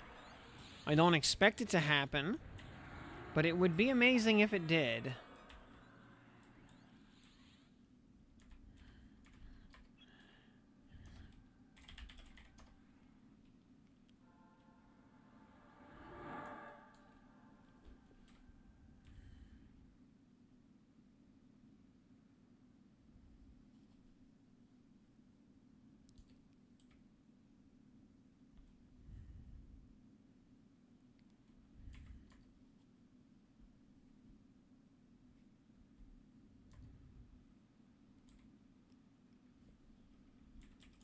Hello there, the Spirok Lord.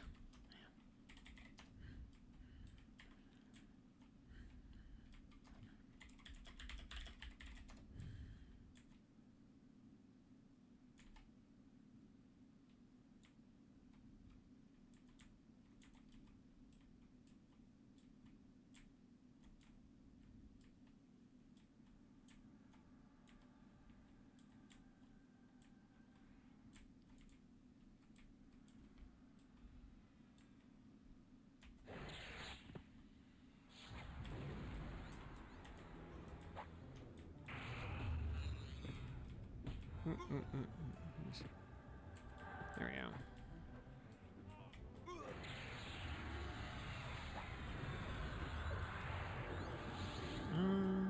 I think Vanquishers are visible.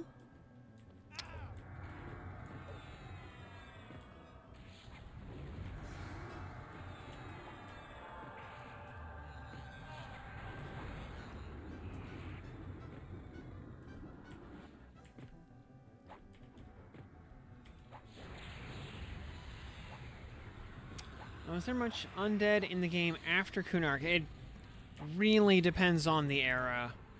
Like Velius, not so much. You know, a couple in Dragon Necropolis, and not much else. And a little bit of TOFS. Not like anybody ever went to TOFS, but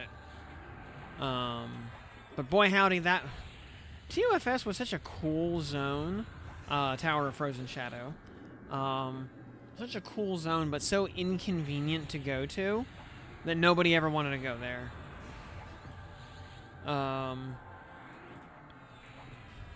Also, some undead in certain parts of Sleeper's Tomb, depending on if you are pre or post awakening.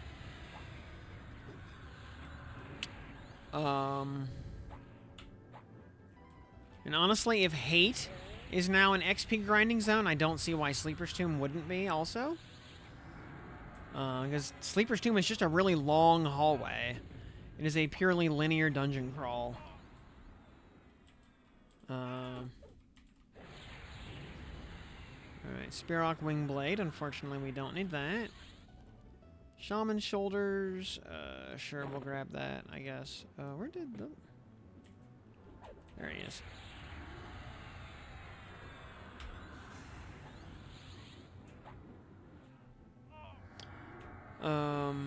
Otherwise, yeah, you know, Kunark had a pretty good chunk of undead in certain areas. Like, Karnors comes to mind. Certain sections of, the Sarnak Castle. I can't think of what it's called, but, you know, y'all know where I mean. Certain other places as well.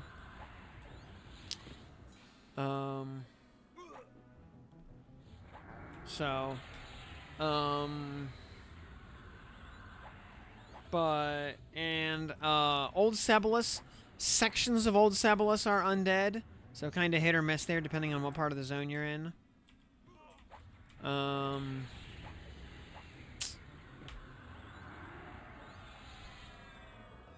Chardok, thank you.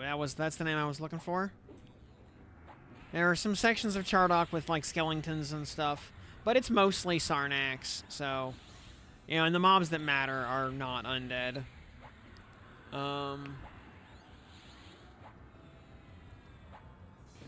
Few other miscellany here and there.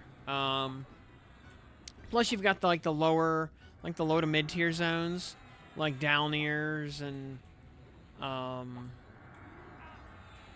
whatnot. Howling Stones. I forget how much of Howling Stones is undead, and how much of it is just those weird sperm monsters.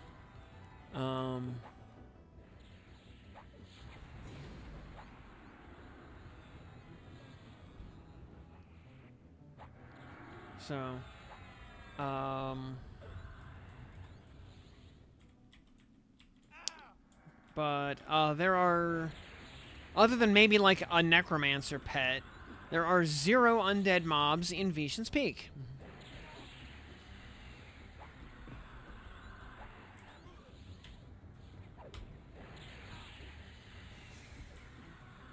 And then yeah, once we get to, I was to say if, and then now also let's remember as well though that the Kunark that we get is going to be different than vanilla Kunark. So there is a point at which we have to, you know, check our preconceived notions at the door.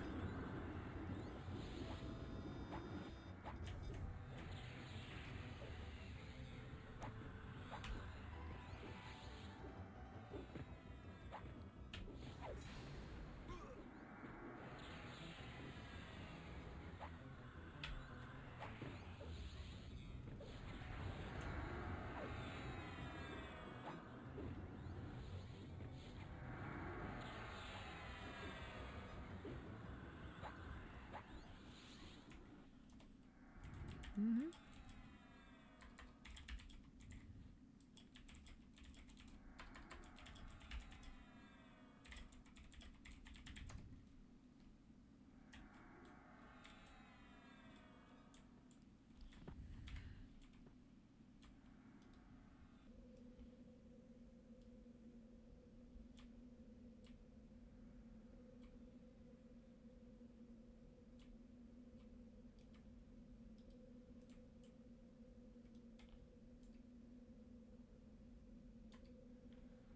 Not the bees! Oh. Oh, somebody got aggro. Okay.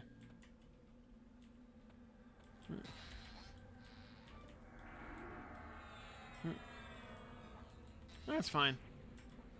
It's like we're doing it live.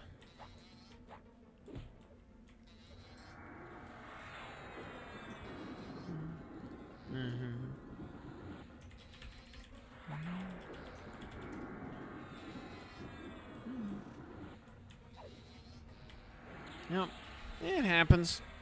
And, you know, it usually happens at the worst possible time, so, you know, it's all good.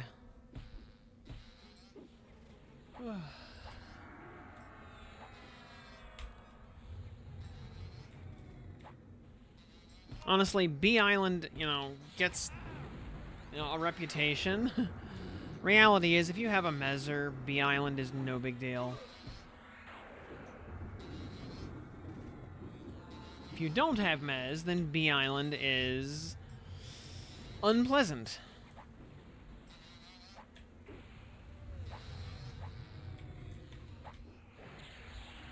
Or, alternatively, if you don't know how to do Bee Island, like if you don't know the kill order, then Bee Island gets a little rough. Knowing the kill order is half the battle. And the big thing is there are 3 bees on the island to start. There are 2 that are a small character model, and one that has one that is visibly larger than the other 2. The big one is the one you want. Link to an explanation of rogue poisons. I mean, you get. I mean, they're actually pretty simple now, because you get introduced to them as you go. They're all just weapon procs. You basically get Asp at level 2, which gets replaced with Cobra at 46. It's just straight damage.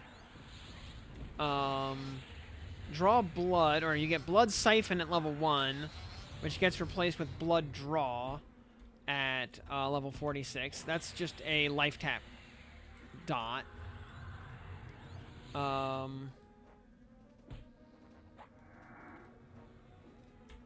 You get Stunning Venom at 14. And those 3 are your combat poisons. You can run all 3 of those simultaneously. And then you have a bunch of utility poisons, which you can run 1 of at a time. And that's all written right here on the tooltips, by the way. So there's, you know, it's all very, very visible to the player. And then at later levels, you start getting, like, combo poisons, like neurotoxic, that are simply, 2 of the previous, utility poisons combined into 1. Because you're only allowed to have 1 utility poison active. But, yeah, the combo poisons give you 2 of them simultaneously, and there's a bunch of different combinations you get. So, yep. And yeah, the tooltips are very descriptive as far as what they do. So there's no, because, you know, like, Stunning Venom procs Stunning Strike, and then you can see the tooltip right there. Baz it zizzed. Alright.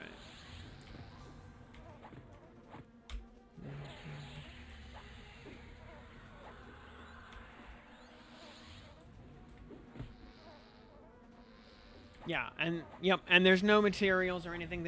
They are currently the only abilities in the game that use the discipline tab on your actions window. So if you are a rogue, your disciplines tab is full of stuff. If you are not a rogue, your disciplines tab is empty.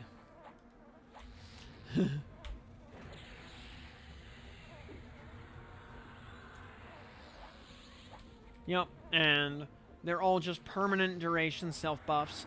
You do need to recast them if you die. But otherwise, they're just, yeah, permanent duration self-buffs, so.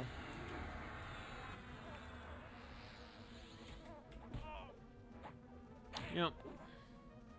Pretty self-explanatory for the most part. Because the Legends team does a good job with does a really good job with UI design. We have actual working tooltips, unlike EQ99. And yeah, no trade skills or anything involved. They're just, you get them automatically when you hit the right level. So, ooh, we actually got the Bixie Stinger. I think we have all the makings of Vexthorn, actually. Okay. Oh wait, I think we need the here,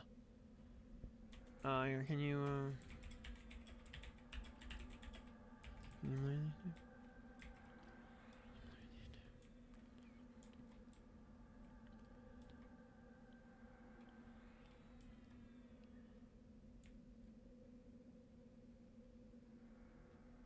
You'll never see Bixie Stinger live. All right, it's the Rogue version, not the Paladin version, so I'm not so Oh wait, is that actually 2 minutes? Okay, there we go. Cool. Cool. Cool. Click on up. Yeah, because wait, Bixie Stinger, is that?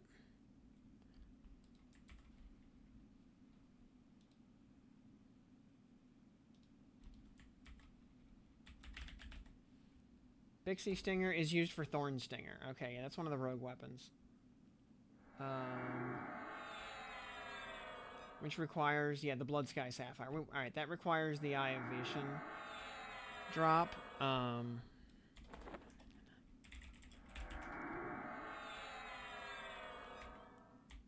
Which we got 1,000,000 of the first time around, or on closed beta.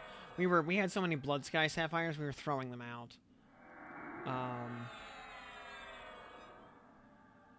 But yeah, Thorn Stinger is actually a really good weapon.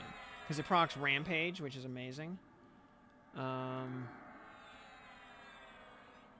And befuddling is yeah, befuddling is a mana drain. Or mana well, I should say it's not a drain, it's just a mana nuke. Yeah. So it's not Theft of Thought, it's just mana decrease. Is it?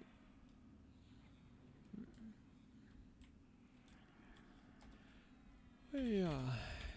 Mm-hmm.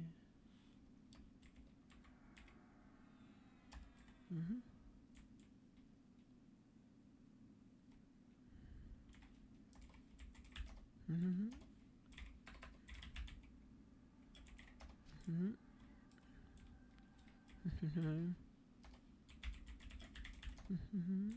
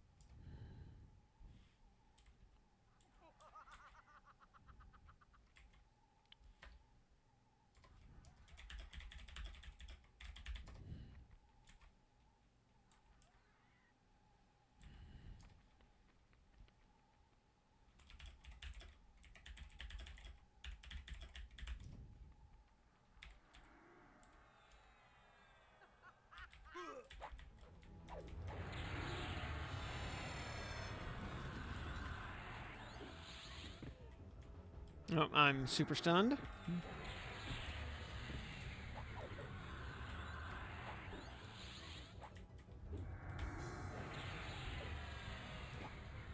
And yeah, we probably won't get any ads as long as we just fight her where she stands.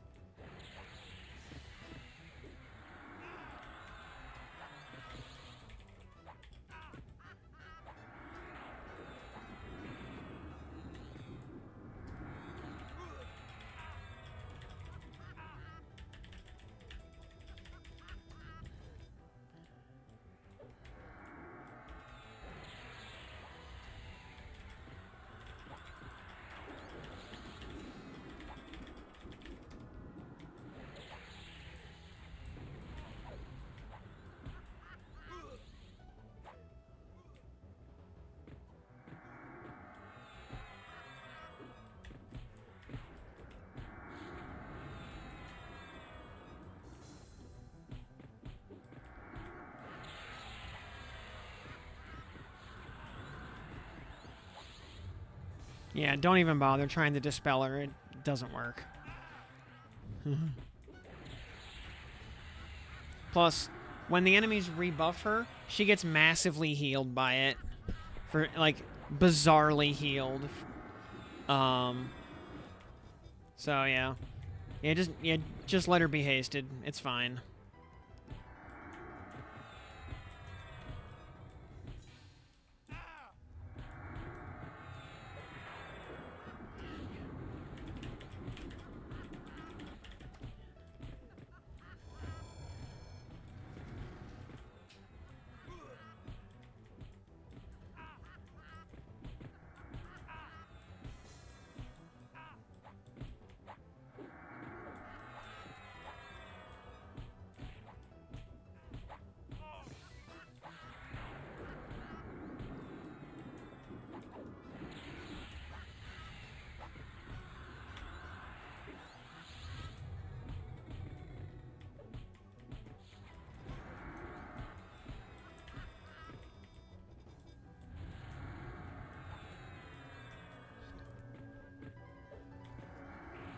Yeah, gotta just let her be hasted and let her have her damage shield, and she doesn't have much HP though, so it's fine. You know, you just blast her down.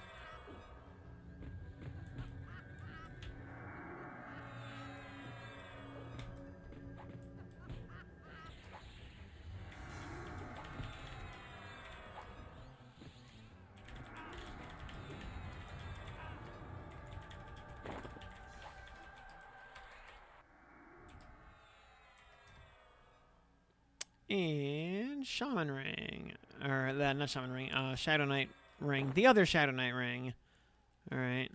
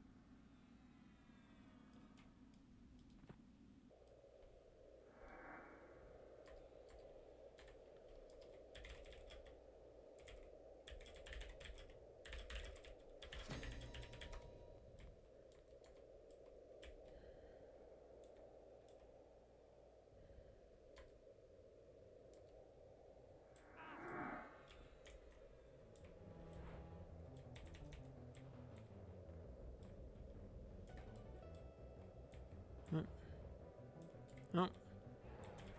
Oh, this is fine. It's far enough away to...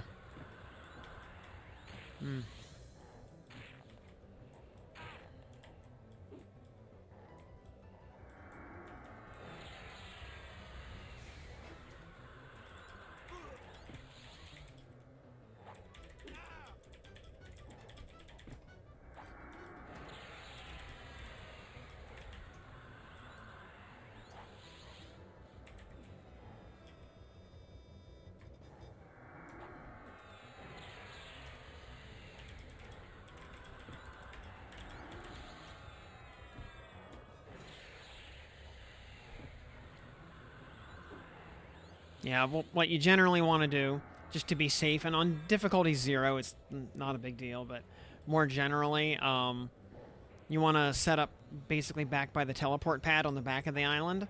Let the hand kind of wander over to you. Kill him back there.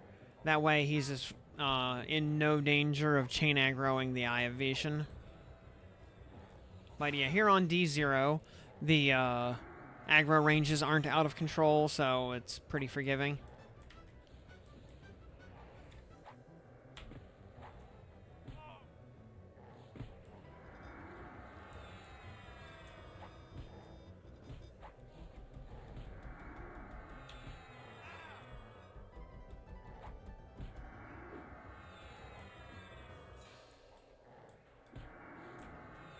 Oh, hello there.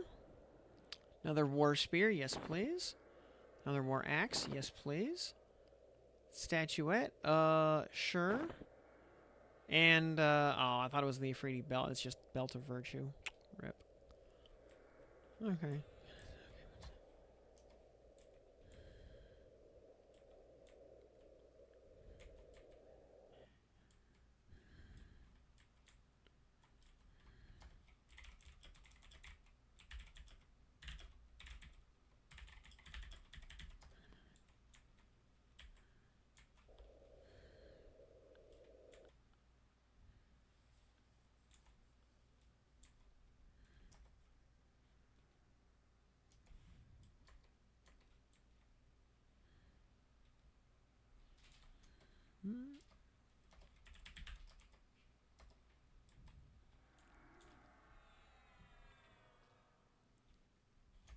What time is it anyway? It is a little after 10.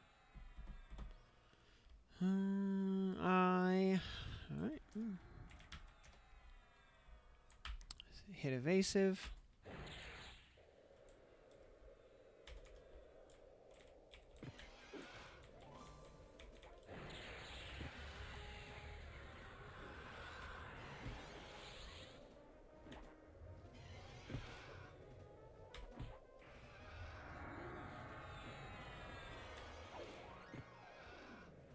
Yeah, evasive makes the Iovetian a complete chump.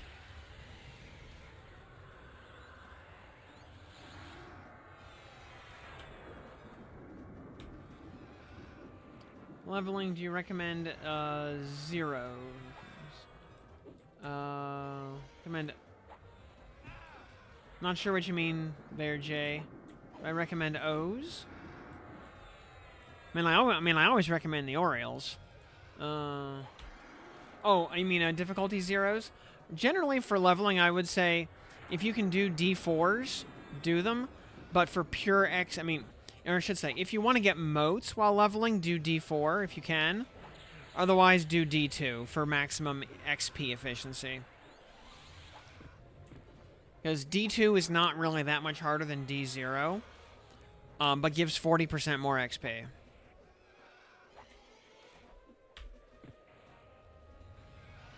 Yeah, having a full group also makes D0 EOV a chump. Yeah, that is also true. Oh, hey, we got a Shimmering Pearl for Ranger. Okay, that's cool. We also got the bow earlier. I think we might actually have the makings of a bow.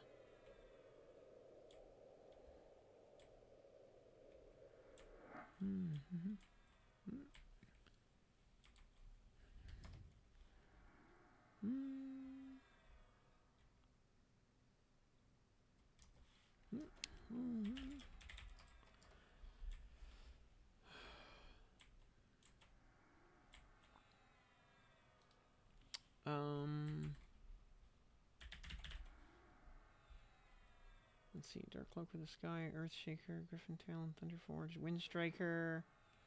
Do we have at least one Hedda rune? Currencies. Yeah, we do. And we have a bow. Yeah, we can make Windstriker. Okay. Who's left? How's our timers? Let's see here. We've got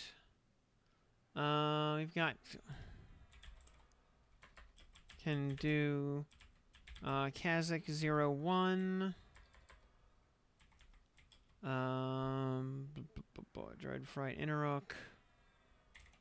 Any 01. Nag 0 to I think 3. 0 1 3. Vox. Lady Vox. 0 2 3.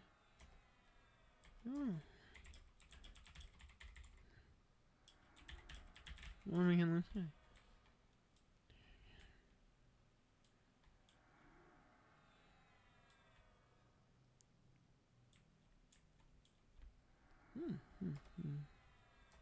It's okay. Yeah, I'm gonna make a.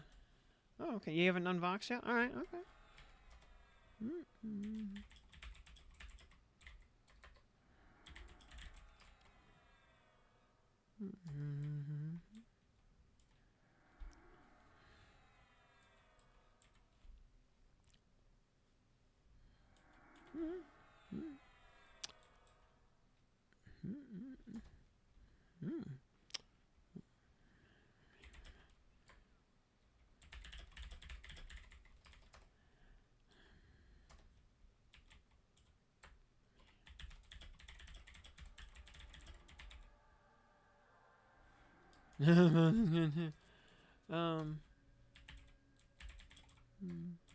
You port us to Shuffle?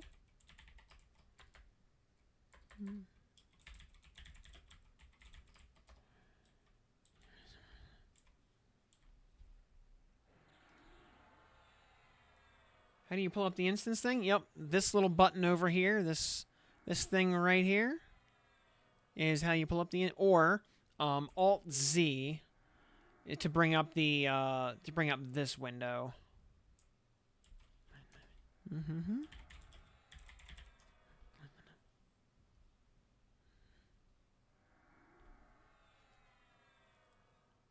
Ranger even any good?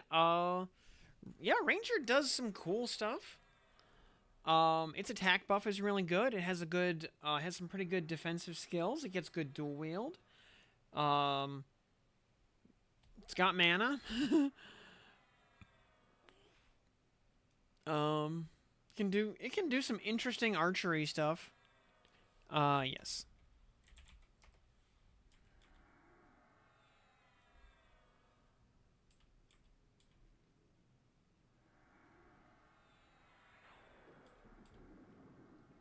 Also, yeah, don't forget you can use the instance thingy to quit instances and to also just yeah.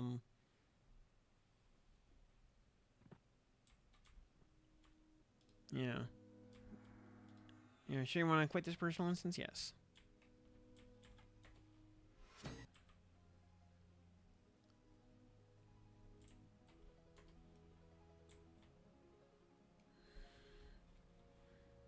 Also, the Shimmering Pearl seems to be really common, at least for me.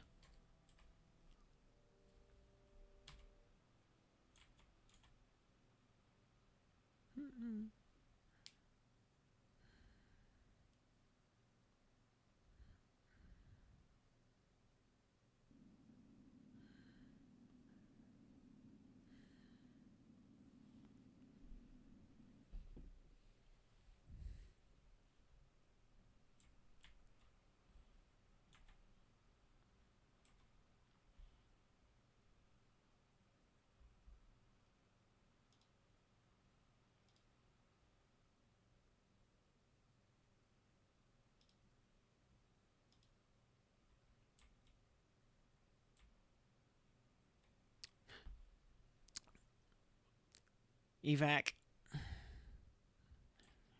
Because it takes you right across the zone.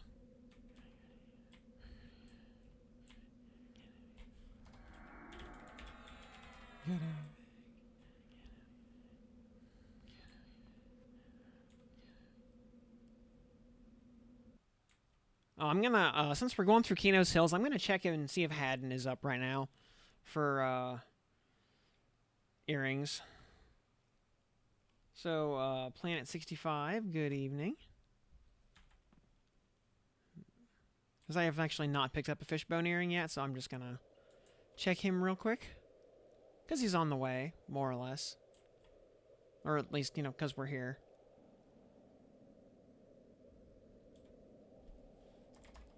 There's...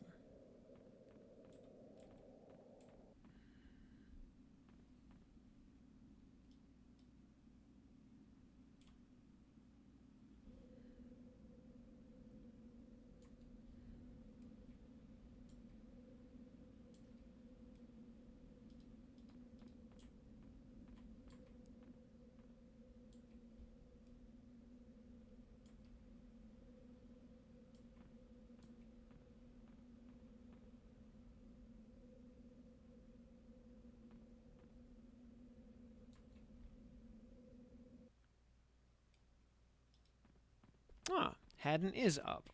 Cool.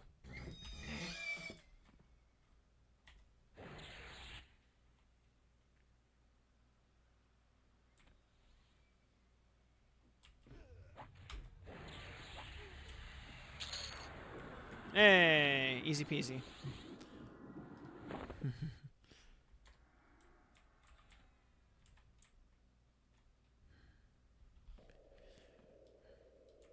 It's free real estate.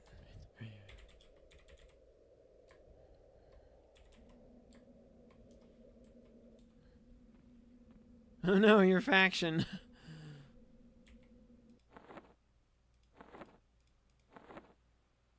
Yeah, we're gonna have to kill like 3 gnolls to undo those faction hits.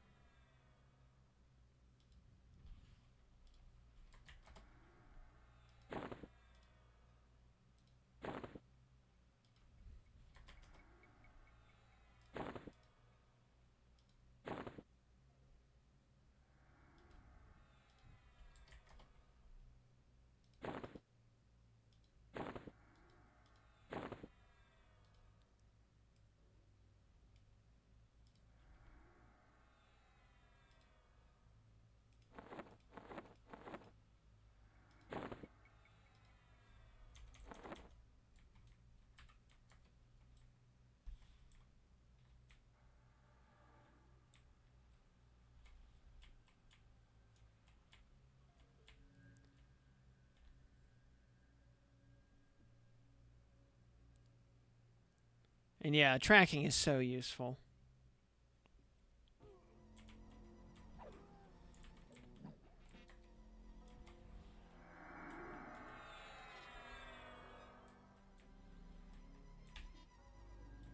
There, we'll put a nice little ethereal cleansing on the troll there while he fights Tranix. Should make him basically immortal for that fight.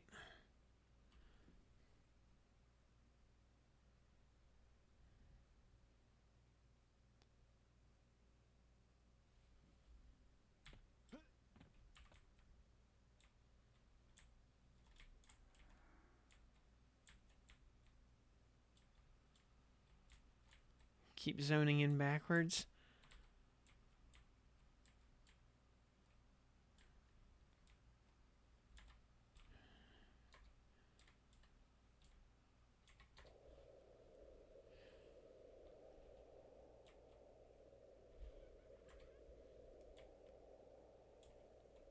Well, you know, you're just trying to avoid having to look at my ugly mug. That's what it is.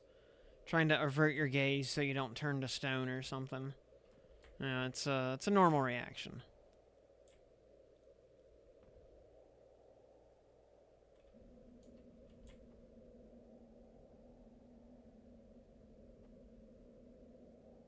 Gonna use a little like ancient trick here if I can do it. Yeah. Moving diagonally here to actually outrun you. Because diagonally, you move a little faster than in a straight line. You end up moving at like 83 instead of 75. Yeah, ancient racing secret. In fact, I can even show you. So, velocity is normally 75. Then as soon as we start moving diagonally, it goes to 83. Yeah, you always move diagonally if if at all possible.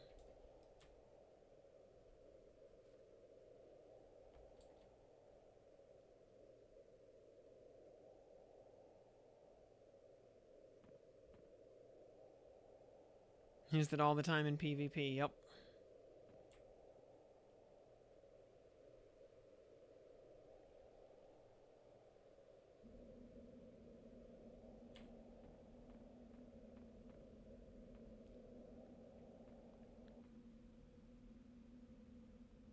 Yeah, think of it as, oh,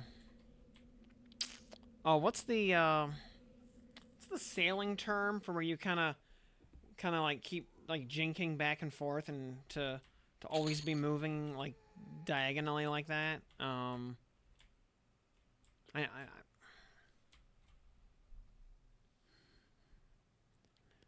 Tacking. Thank you. Yeah, that's the word I was looking for. Yeah, tacking. Yeah.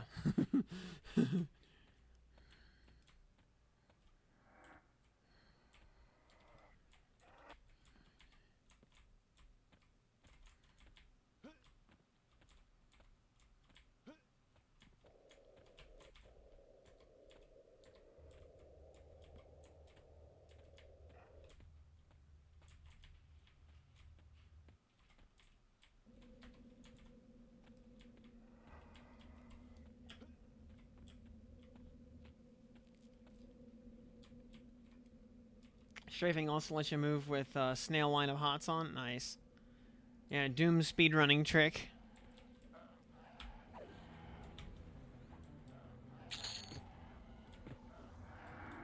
These goblins have chosen violence.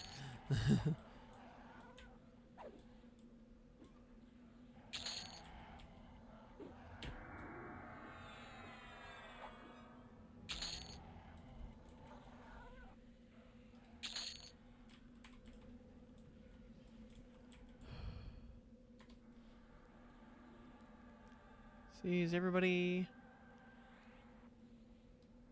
Jarek's at the zone in. Okay.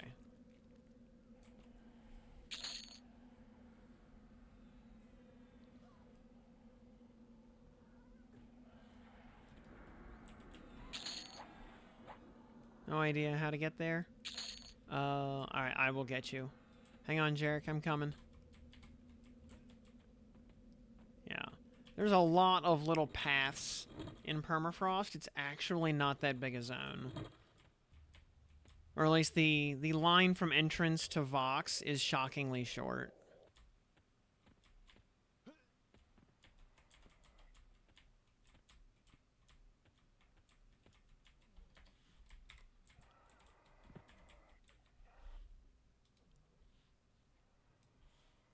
So, yeah, we go up the ladder.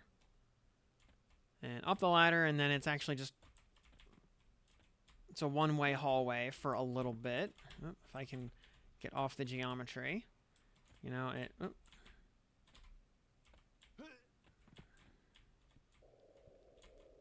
Then we kind of bear a little bit to the right.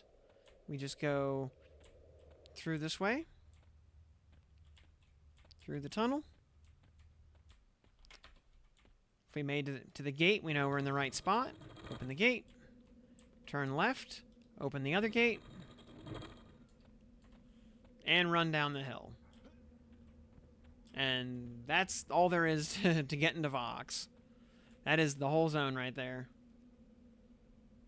Does grouping reduce your items at all? Nope, it does not. Son of Ball. Yeah, it. Everybody gets a full deck of loot. Alright, we will do 3 to start. We'll...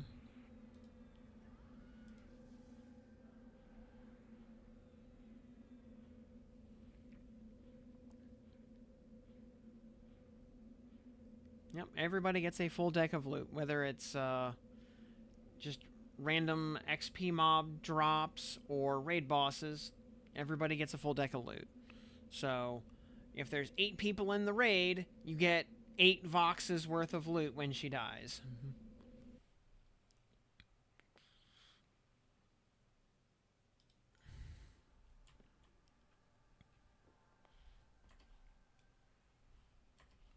So,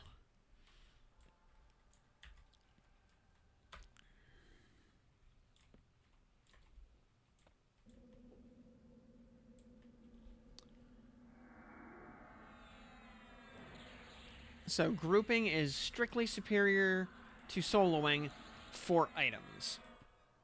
Now,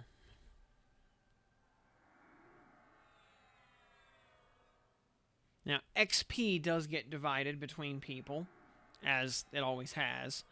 So for a lot of people will say that soloing is better for XP.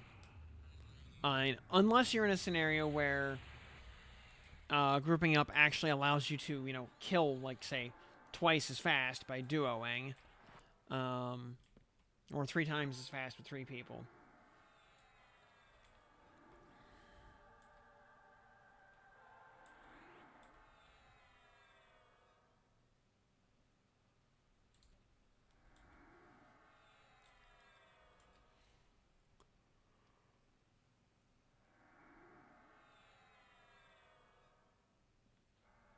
Oh, and, yeah, if you're already clearing the area faster than it can respawn, then grouping just divides the XP.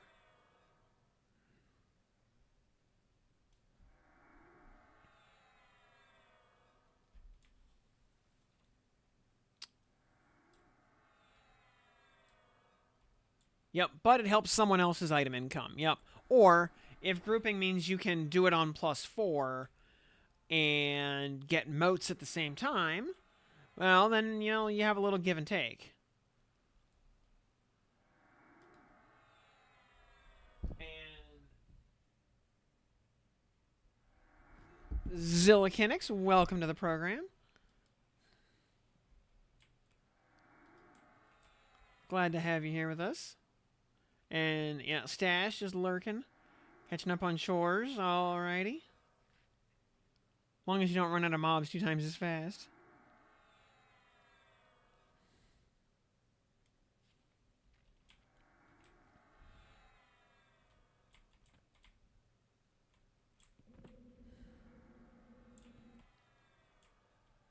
Or, you know, if there's 4 of you all killing hill giants together, you're each getting, full hill giant cash drops. So you're generating money that much faster.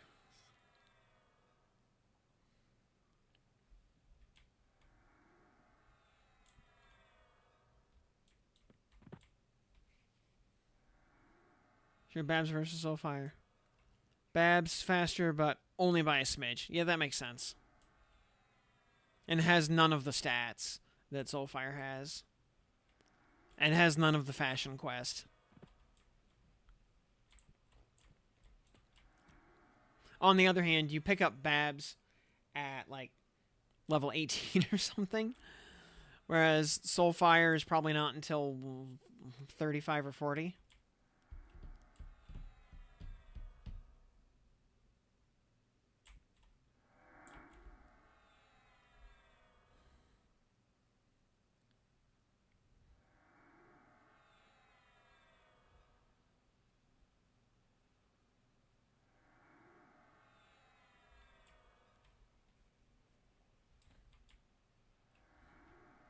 Or 711 versus 744. So it's a rounding error at that point.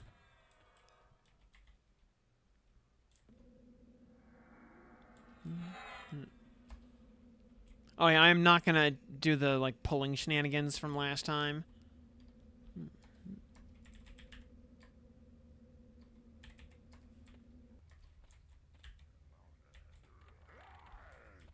This poor ice giant diplomat.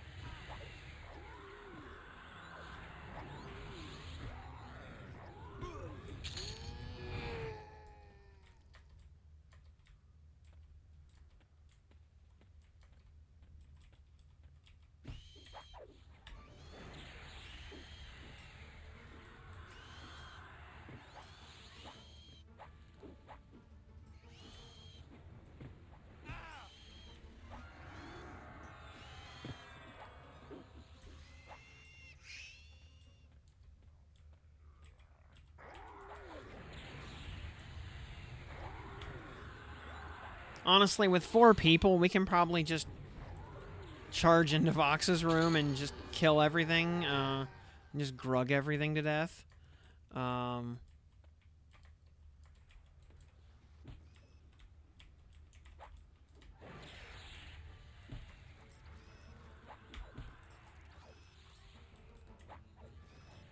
don't necessarily want to do it that way, but I'm pretty sure we can.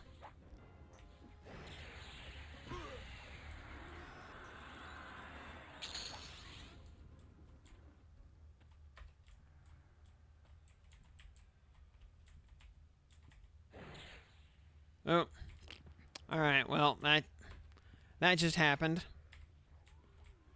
I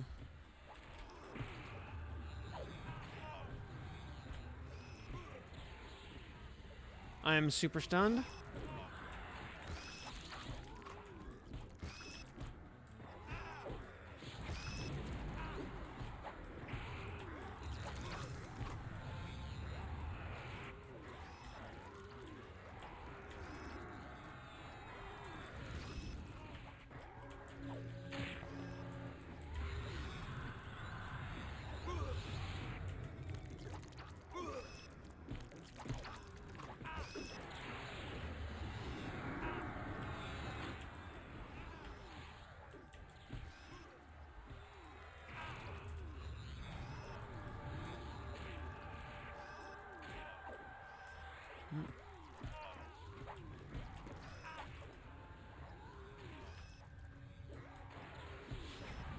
These tentacle stuns are annoying.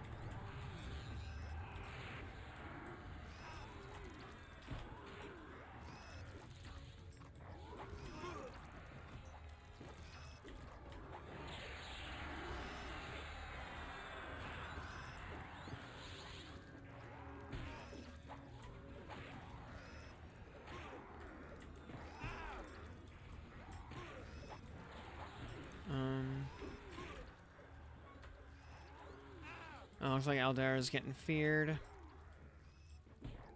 Yeah. Vox is a cleric, so she's just burning her mana pool right now. So it's fine.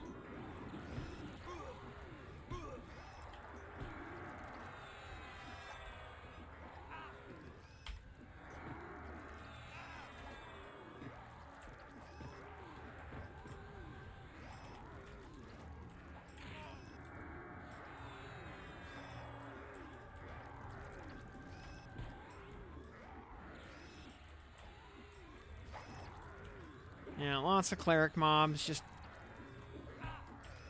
lots of mana to hit through. But it's all good. Yeah. Let the cleric mobs burn their mana pools down.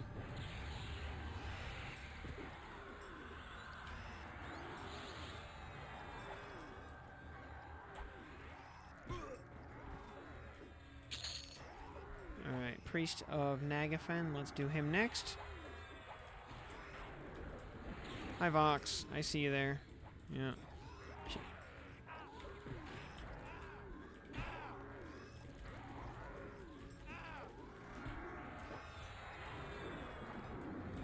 Oh,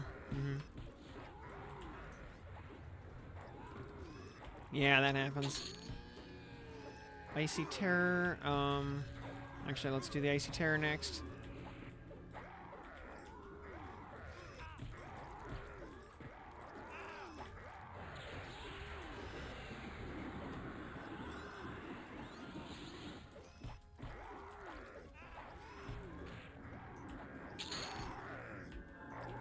Alright, Ice Giant Priest.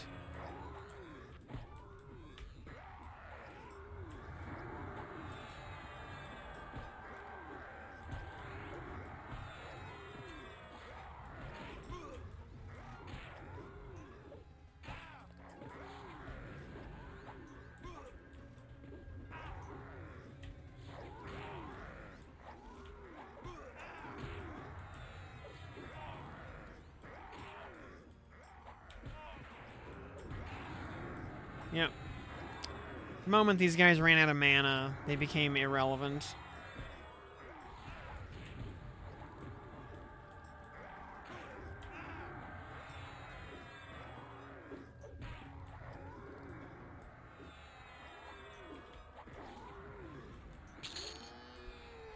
Alright, I actually do the other...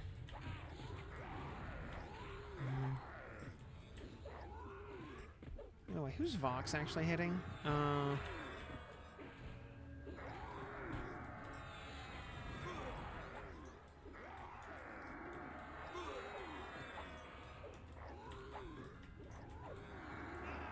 Hypothetically, she's hitting me, or at least she's trying to, but she's not really succeeding much. Oh, I think Aldera found the Icy Terrors.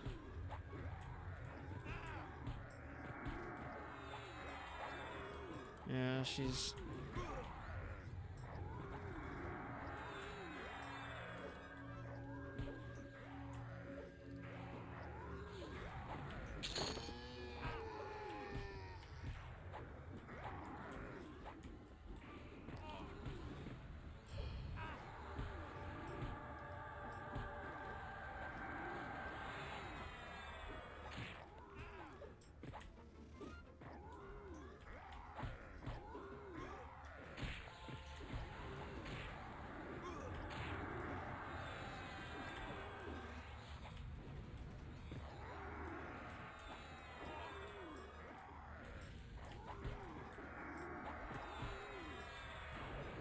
Yeah, total grug mode, which is plenty.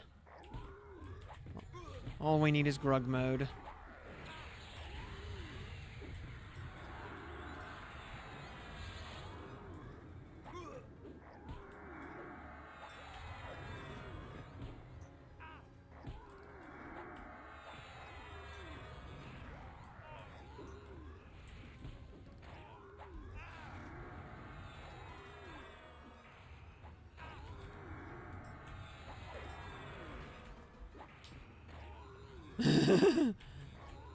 Grug smash.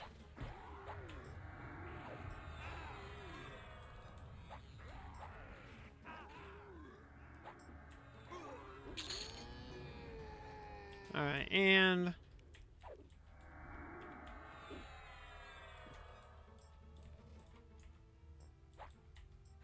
And Vox has already blown out her entire mana bar, so, no, we're good. The fight is already over before... By the time we actually call assist on Vox herself, yeah, the fight is already over.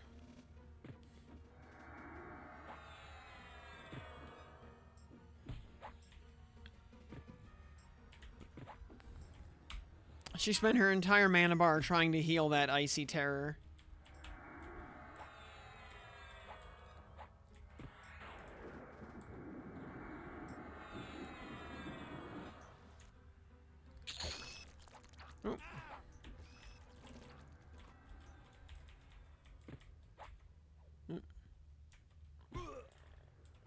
Oh. Oh, maybe not.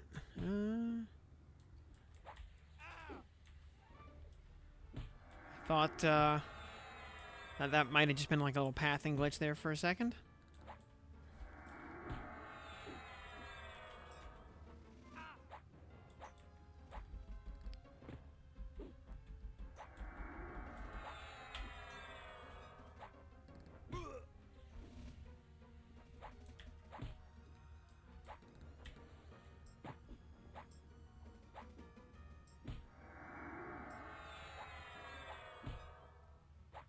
And, you know, this was the +3 version, so the,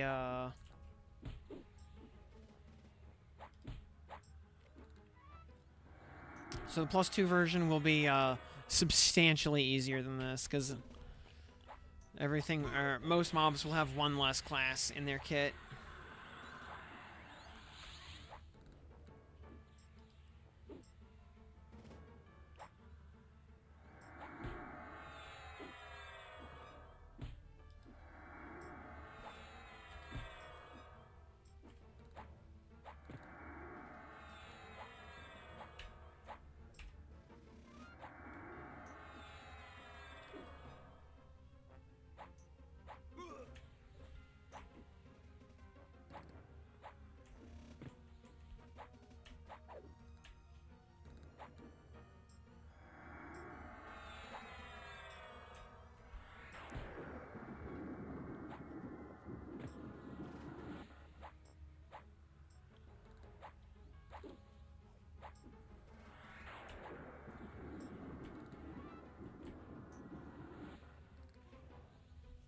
How did,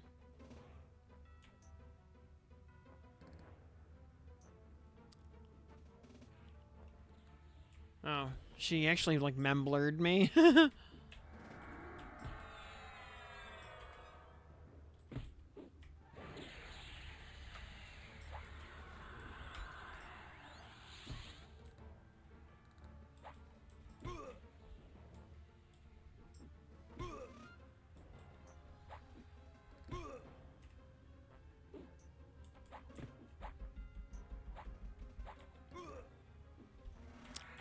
Oh, yeah. Big pile of resist because I've got 2 Shields of Rainbow Hues equipped in my any slots. Because they're not lore.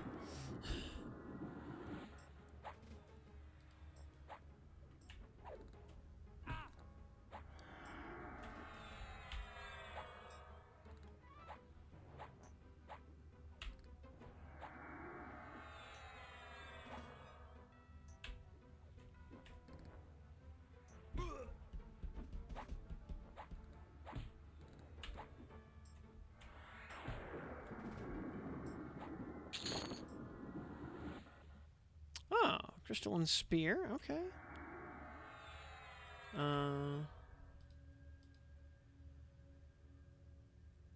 Warhammer of Divine Grace, that is unfortunately, not amazing. White Dragon Hide, I have several of those already.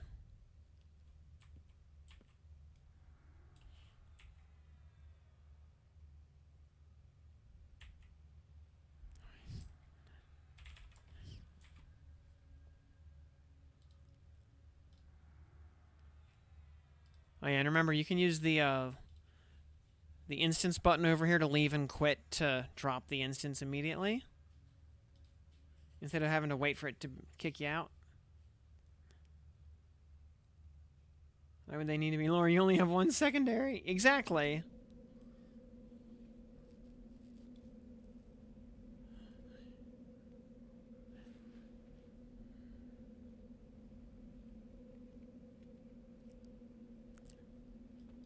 To buy an RBB. Oh, we'll do +2 next and grug the crap out of that one also. Hope for an RBB or some books or whatever.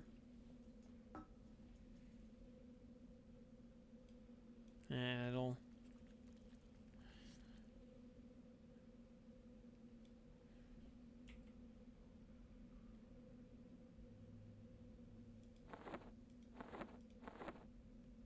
The only downside of the Ifriti War Spear is the base, like the... On one hand, the backstab damage is the best in the game. On the other hand, as an actual weapon, its ratio is terrible.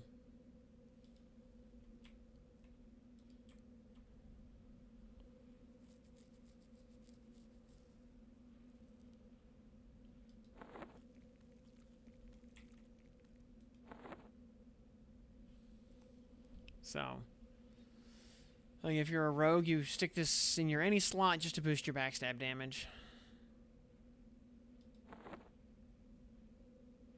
Not going too crazy. Yep.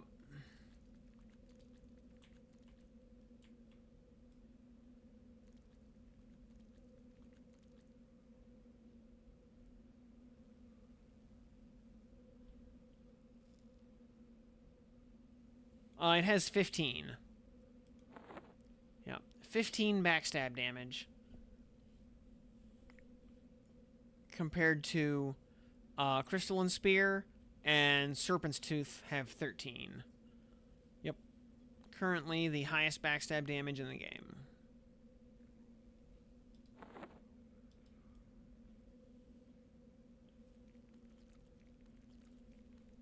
And once everybody pops out of the instance, I'll make the next one.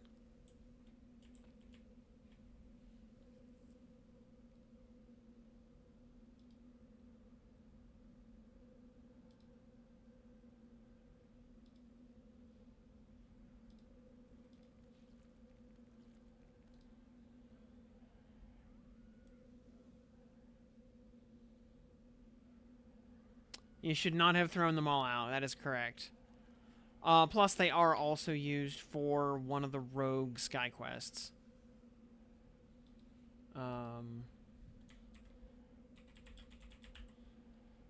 Yeah. Actually, is it only used for the harmonic spear? Okay, it is actually only used for the harmonic spear quest. It is not used for any of the rogue quests.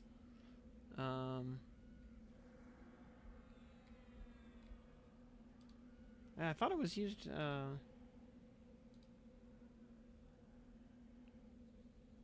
because rogues use Bixie Stinger and... Is that it? Is that their only,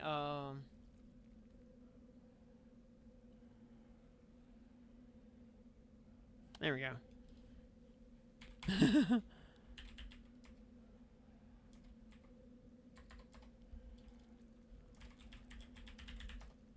Danger. Alright, we have... Oops. 1 and 3. 1, 3, 4. So we do 2. Multiplayer, adapted. Multiplayer, yes.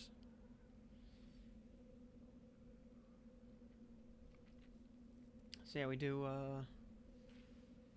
oh man, I'd actually like to get that Blood Sky Sapphire now, because like I wanna make Thornstinger.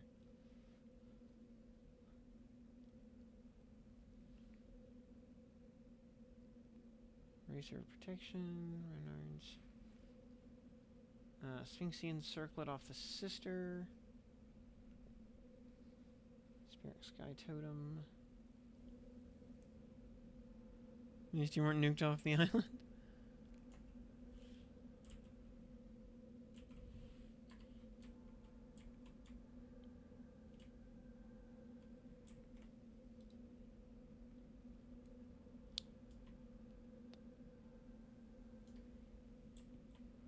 So okay, so you have the quest that the War Spear is used for is I mean, it's bard crap.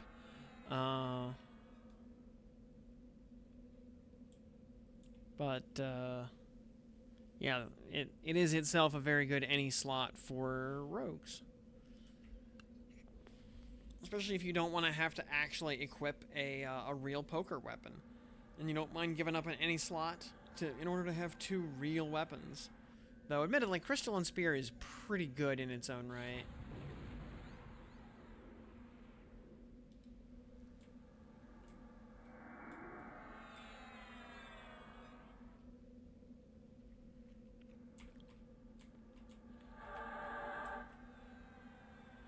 Yeah, the Rogue Belt. Renard's Belt of Quickness. Yeah, you just need the Sphinxian Circlet off the Sister. That's quite easy. And the other stuff is mostly crap anyway, so...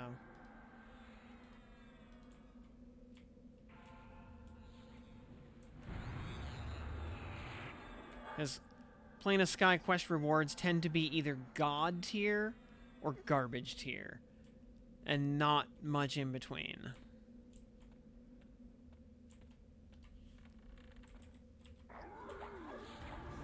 You know, the haste belts are all God tier by default. Because they are the best haste items in the game. Currently.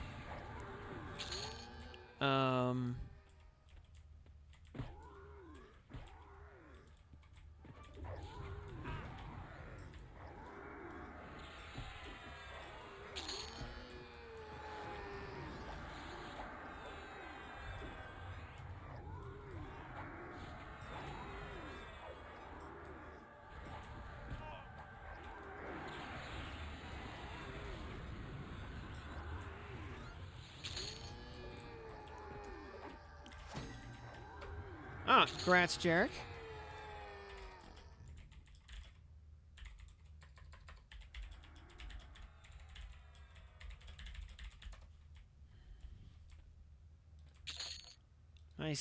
Nice ding 50 right there.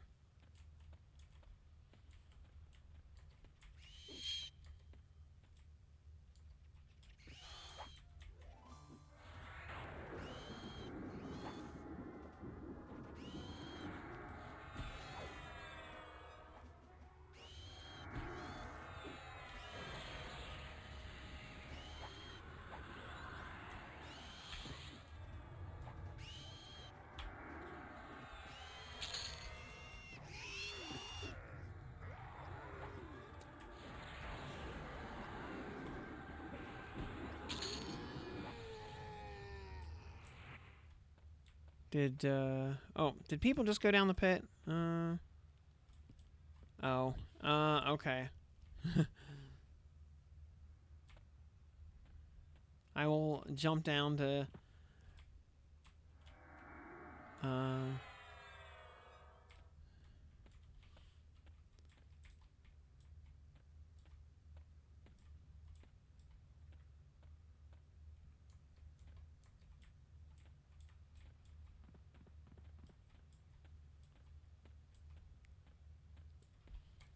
I think this is the way out.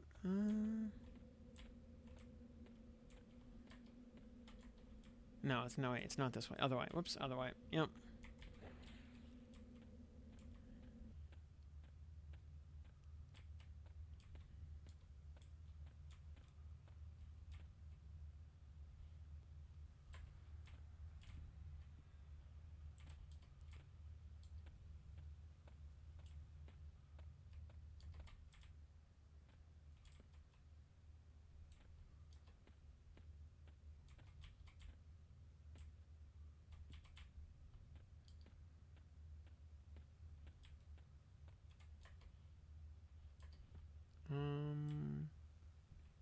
Where is the... Oh, it's up here.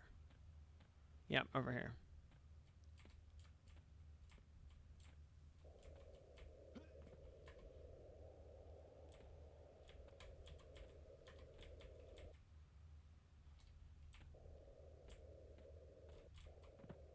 Yeah, it's up this way.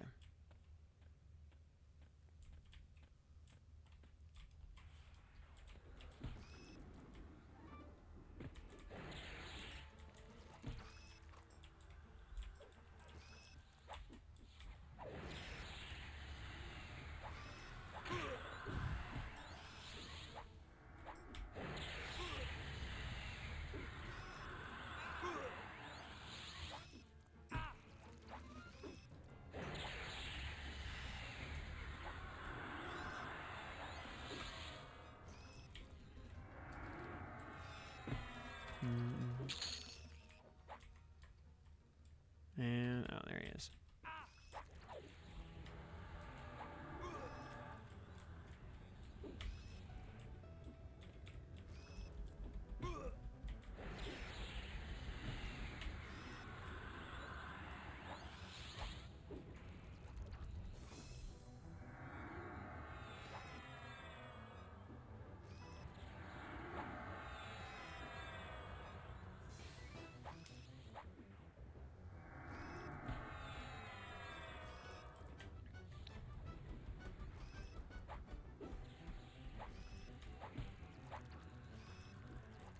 Where is the rest of the group? Okay. I will pull it to them.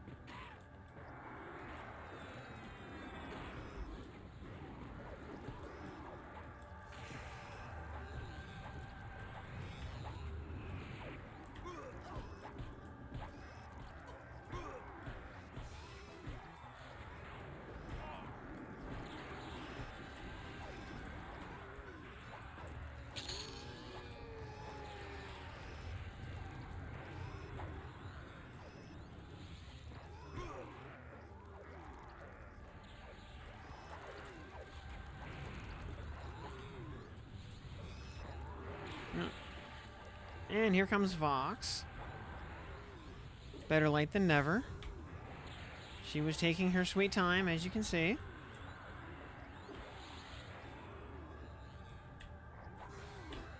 She was being fashionably late. Yeah, that's her story, and she's sticking to it.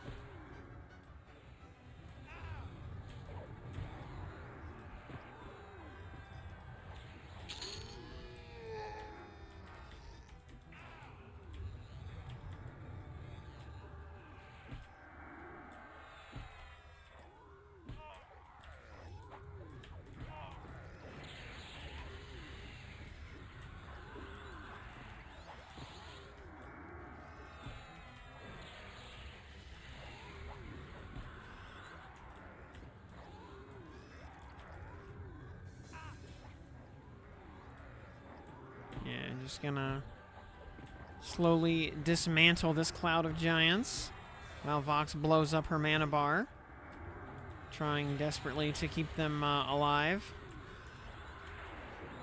because she knows she's next.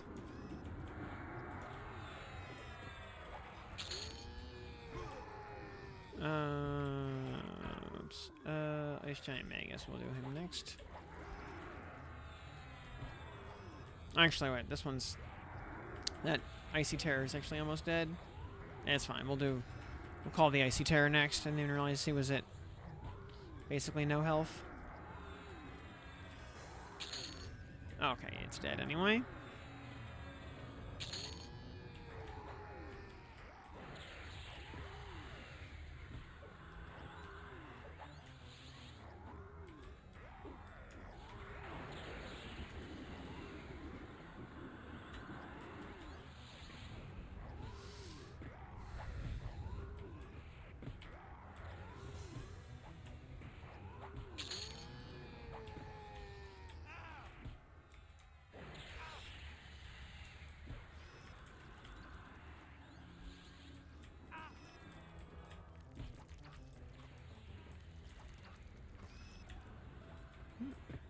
Not Ganantic.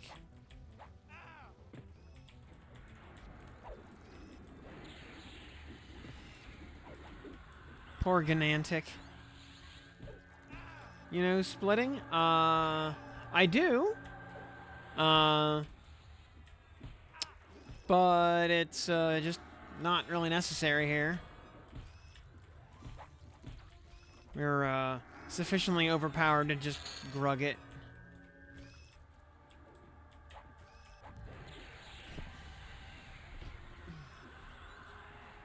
You know, I was you know, showing off some of the shenanigans you can do to split the lair. What, last night or the night? Yeah, last night or 2 nights ago. And yeah. Now that we're just kind of overpowered for this, it just doesn't matter. Especially on lower tier difficulties.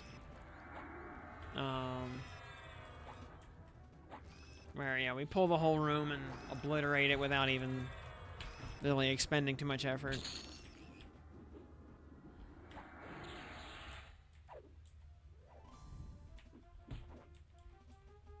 Remember, like, any one of the 4 party members could just solo Vox. Probably with their eyes closed. I am on Freeport. And we'll be on Freeport for actual launch as well.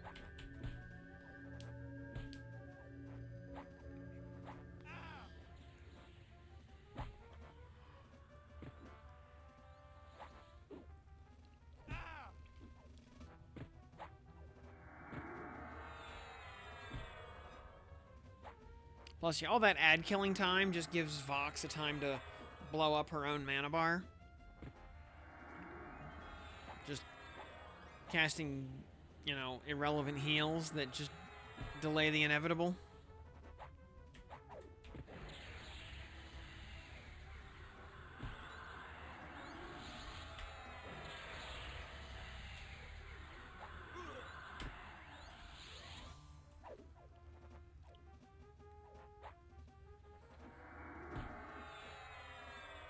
I just started on Freeport to test the best combo to start with. All right.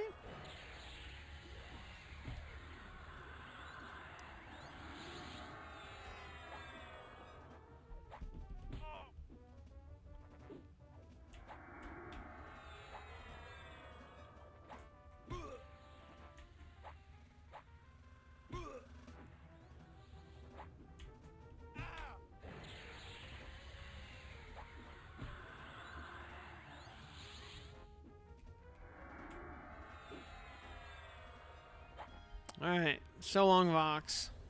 We'll see you again in, like, in the next instance in a minute here. Complete garbage. Bone bracelet, which is trash. Hammer, which, I mean, we threw out the last one, so trash. Scales are only for epics, unfortunately.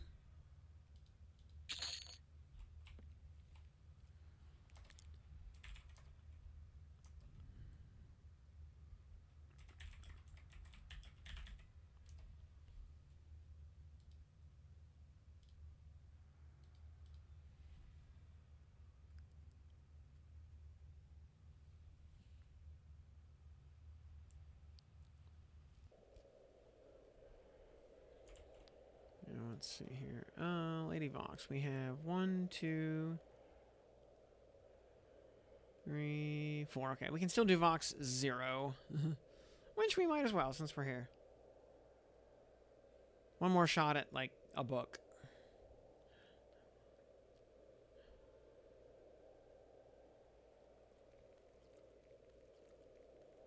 Or extra RBBs for whoever might need them.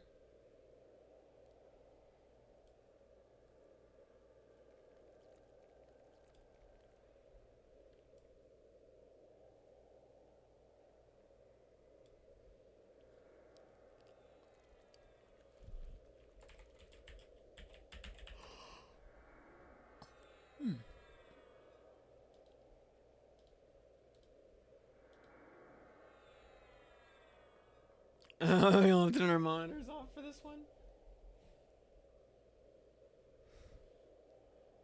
You pretty much.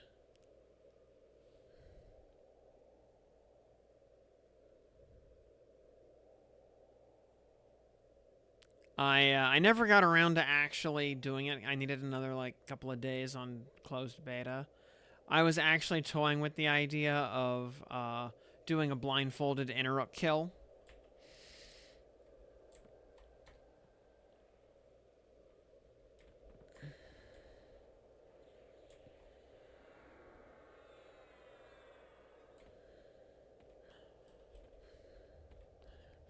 Like, buffs actually take longer than the whole raid.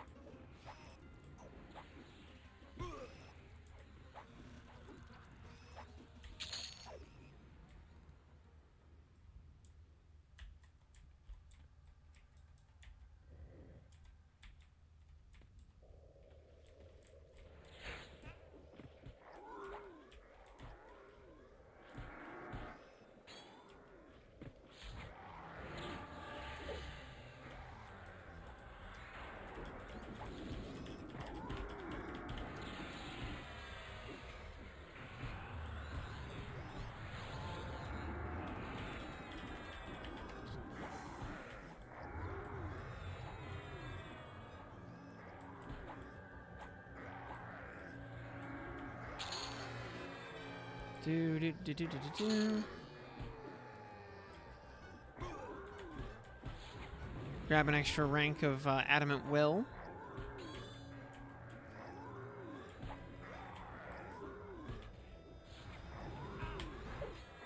Bonk. One of those great big heroic leaps.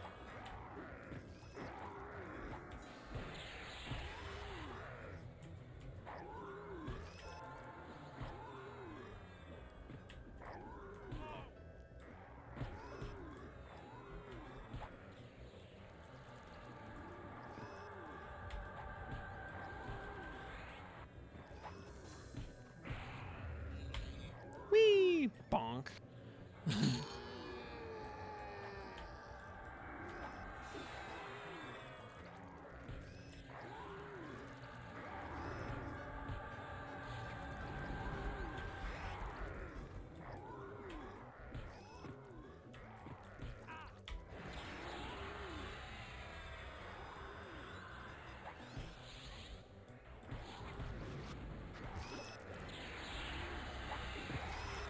Yeah, D0 is kind of pathetic.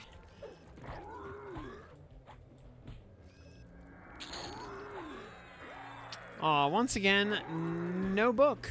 Oh, no, there is a book in there. Huzzah! Yay, got a book. Alright. Some RBBs. Sure, we'll, Vaxius's horn. I don't care. Hey. Hmm?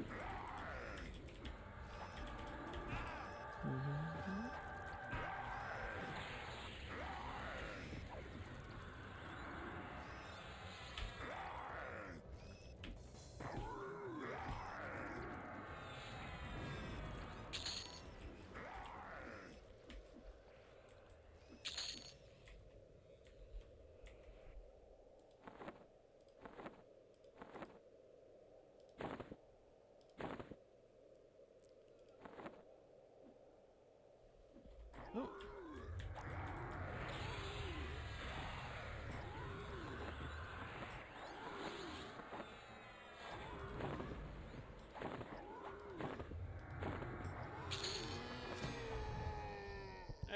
A small giant problem. Huzzah.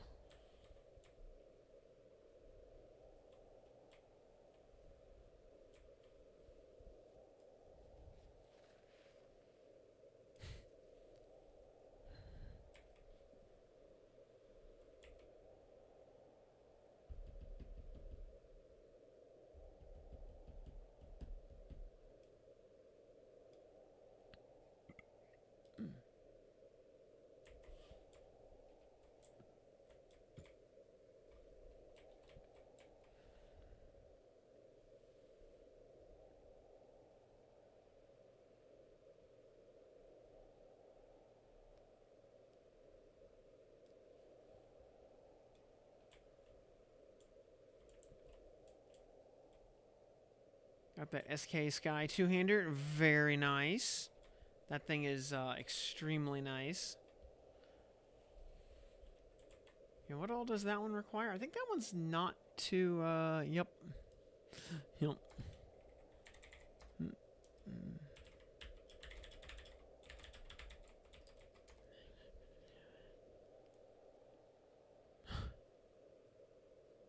Yeah, just the gem and the war axe. Okay, yeah, that one's super easy.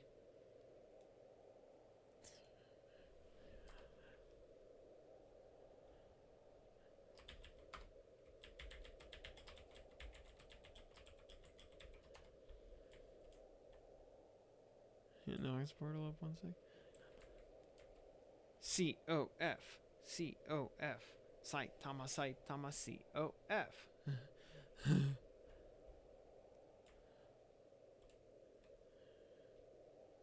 Forgot to buy a rope. C-O-F. The Paladin is dead. C-O-F. Anybody remember the old FOE song from Eosis? Talking about the original Etrian Odyssey game back on the DS.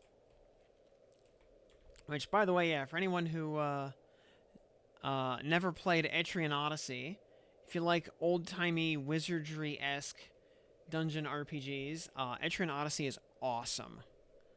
The original, in particular, will absolutely break your balls in a good way. In the, you know, mommy step on me harder kind of way. It is utterly brutal. I mean, it is very, you know, like, you know, old wizardry level difficult. As in, like, the first random battle might actually just TPK you. If you get one of the bad monster groupings, yeah, you might wipe in your first random battle.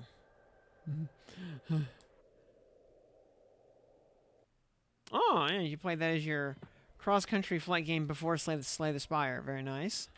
Now, the original or one of the sequels? Because, I mean, they're all good, but some of them are more brutal than others. The original, nice. Yeah, I did finish the original, and yeah, it was hard. I'll tell you though, the middle of the game is actually smooths out quite a bit in difficulty. The first, like the beginning, is monstrous. Then your party starts to level up a little bit. You actually get some abilities. You have some. Suddenly, you have spells and gear and stuff. The middle is actually a fair bit easier than the beginning, and then the end of the game is monstrously hard. Just, and like, okay, you've got all your gear and spells now. Hope you learned how to use them.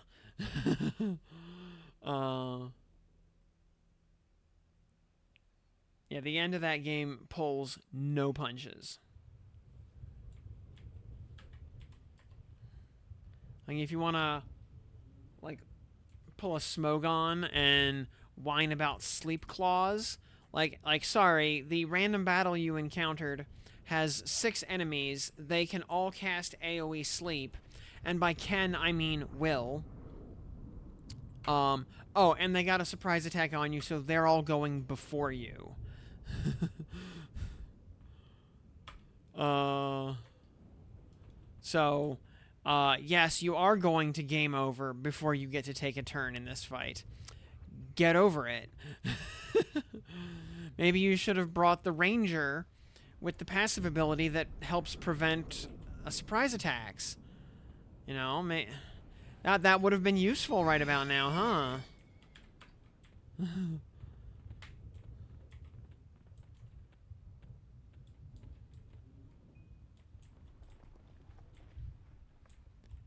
You know, like, those types of, like, exploration survival skills in Etrian are actually extremely useful.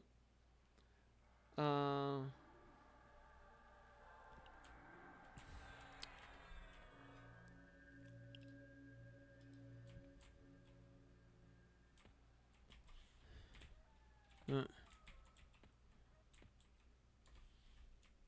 Because just walking around in a dungeon is extremely dangerous in that game.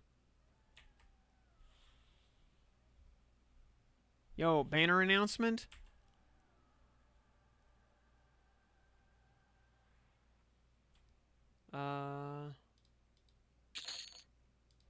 Ooh. Ooh, okay. Scam gotcha with pre-uncapped gear. Nice. Oh. Staff of Writhing. Oh, that's actually very useful. That's the chaotic feedback proc actually is really cool. Especially on a bard. Yeah, we take those. And ooh, Ilsa weapon uncapped, or actually a lot of those uncapped would be very useful. Chaotic feedback. Let me find the item in my bags.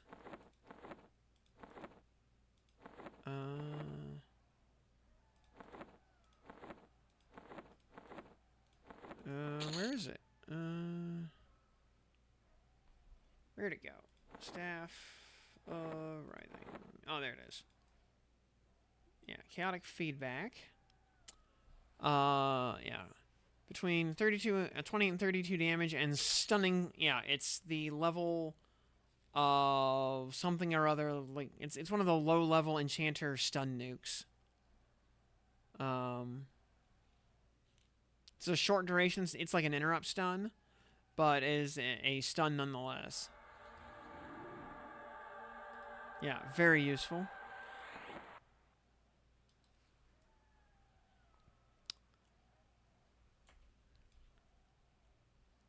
Alright, and alright. Going to advance forward at sneak speed for guiding purposes.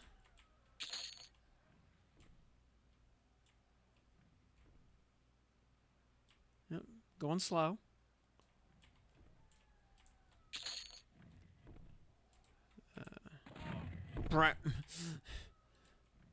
Only does 10 damage, it doesn't matter.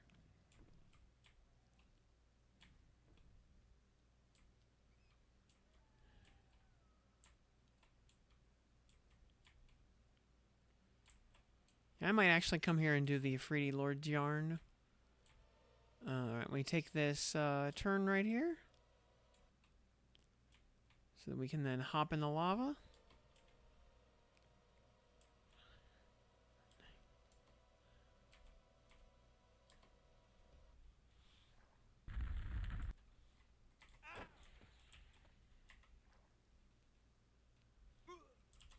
Oh yeah, don't forget to quit the instance.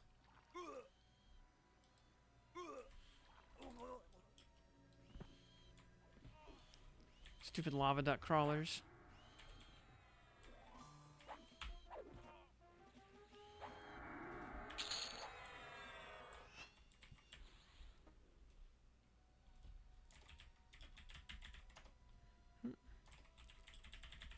Danger. Alright, we've done 4 and 2. So we get to do 3, 1, and 0. Okay. Great raid. I'm just say we have time for a quick bathroom break. Yes. Yeah. quick AFK while the zone spins up. So, it takes a hot second for that to happen.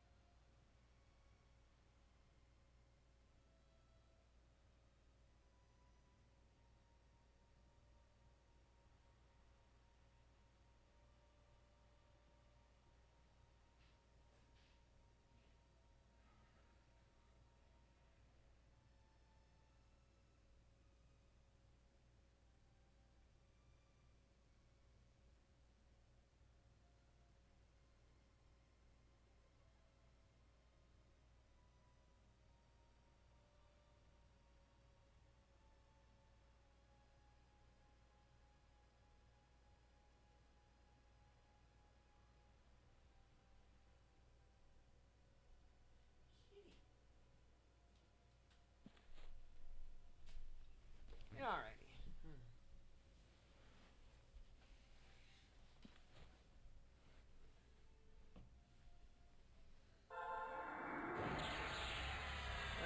Why is it especially useful as a bard? Because, consider the proc can only go into an item that has the same class on it. So, your average caster weapon is just not really worth swinging, as opposed to a bard usable weapon that probably, hopefully, is worth swinging.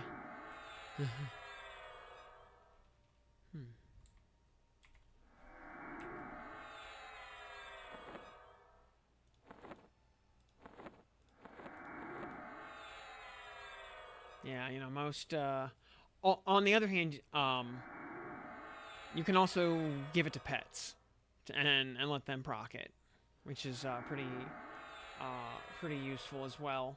So, give it to your mage pet or something. Let them just spam interrupts. Very useful.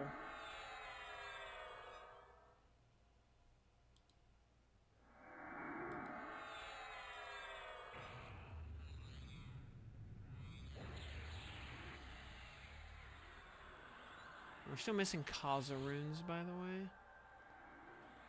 F, G, H, I, J, K, L, M.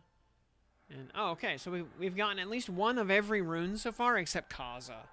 So we can actually see that, runes drop pretty...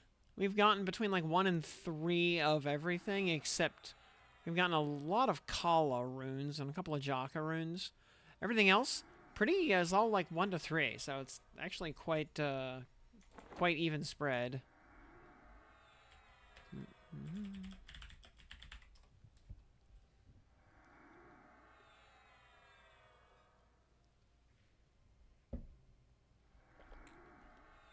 Naked level 7 killed a level 18 Knoll in Blackborough. Nice.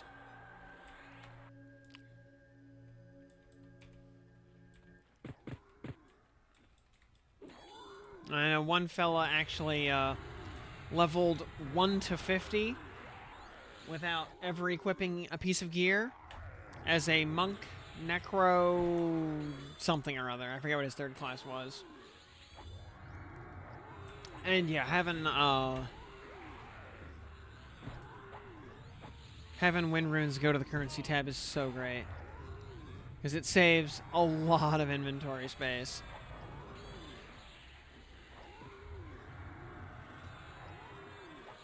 Makes Plane of Sky much more playable.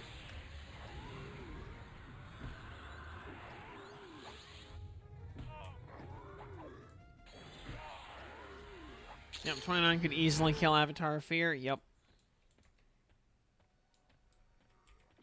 Yeah, Avatar of Fear, fortunately, is a Shadow Knight by default, so he's kind of a chump.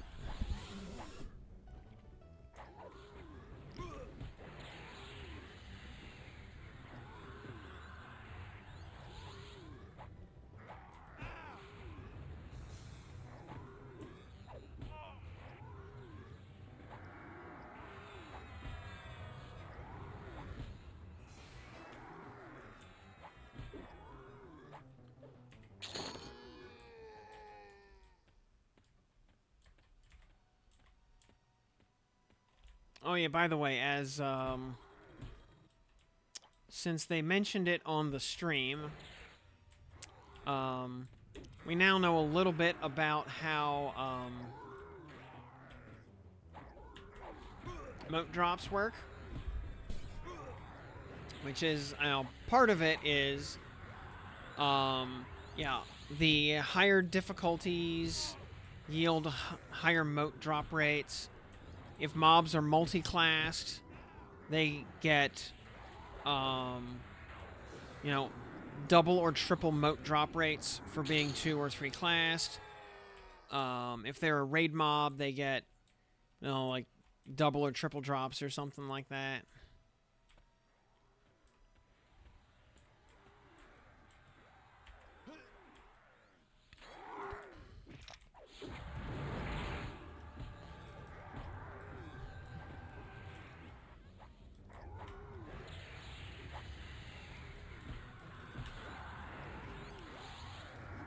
So,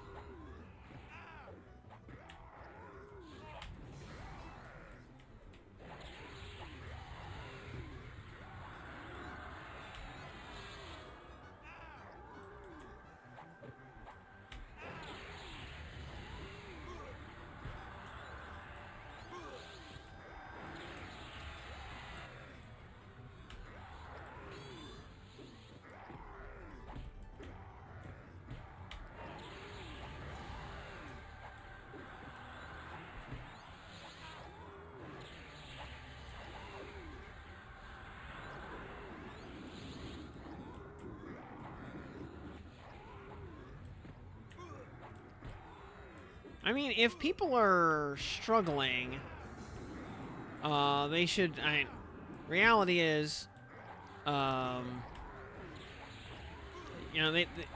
they should be able to just pop down into like D4 Befallen or something and just go grind up a stack of moats while leveling an alternate class that will also get them a stack of AAs in the process, and also get gear that is 100% viable, up to planes.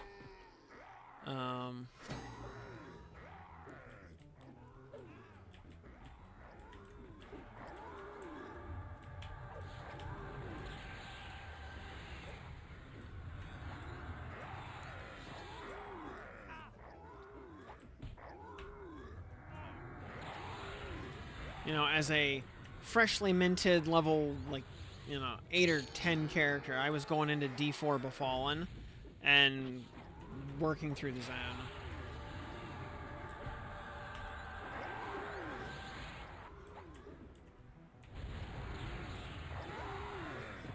And if someone can't do D4, they can at least do D2, get some tier 2 and 3 modes, and make progress. Especially because spells don't, or spell upgrades are not restricted to tier limits. You can feed 1,024 tier 1 motes to a spell and get it to plus 10, if they really want to. When I hover over a poison, there's the purple. Your way to click on the particular strike? Yes. Actually, what you do, instead of, just click on the actual thing in the Disciplines tab. Yeah, instead of just hovering over it, just click on the line item, and then go click on the link text. And you can actually view the full tooltip of the actual spell effect.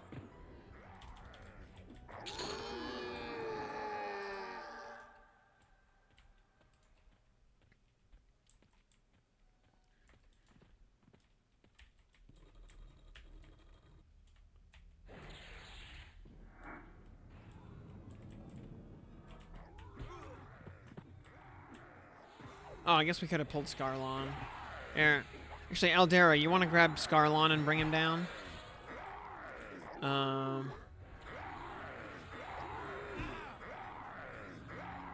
Eh, combining modes. I'm a little sketchy on that.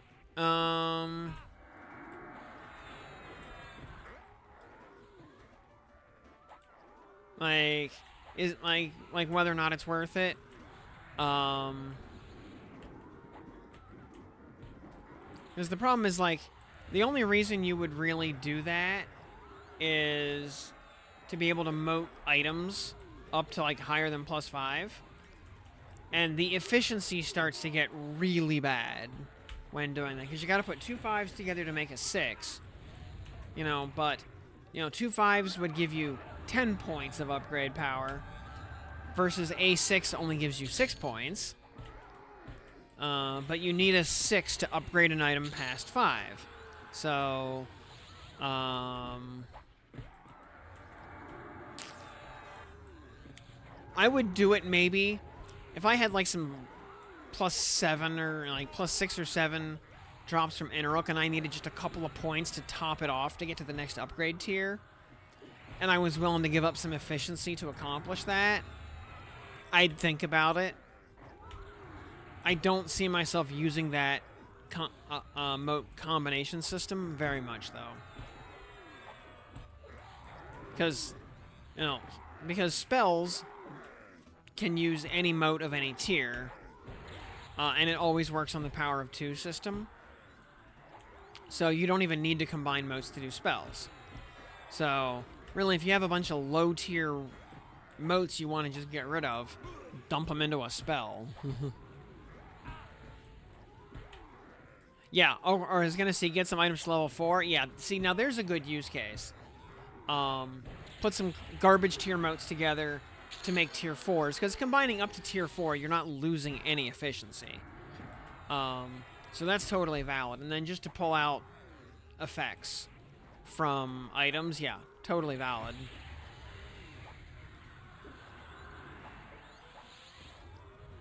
Yeah. Versus, you know, tier 4 and 5 moats are also just not rare. So, you know, I don't usually have a, should say, if I'm playing if I'm playing seriously and not just farting around, I do not expect to frequently have a shortage of 4s and 5s.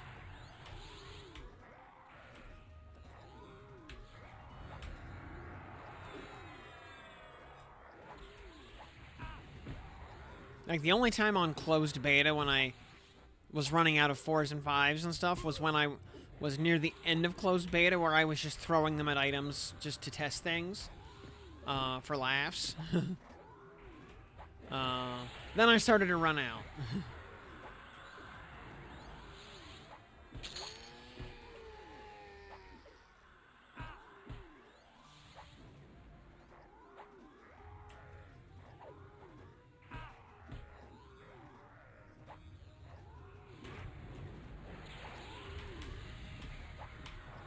Yeah, by the way, for whoever's casting Blessing of the Lord Protector on me, are you able to tell me if the heal on that, or like if your Blessing of the Lord Protector is bonused up at all? Because I'm curious if the heal is able to scale on that.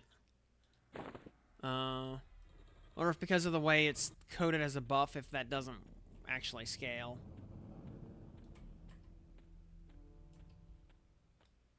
Yeah, healed for 3 (6). It means it tried to heal me for 6, but I only needed 3 points of healing to max out.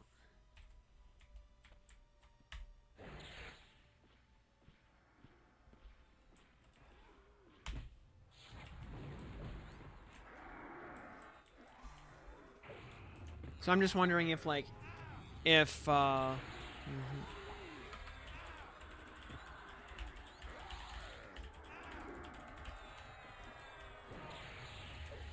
Just wondering if, like, raising Lord Commander up to, like, tier 5 or 6 bumps the heal to 6 or 7.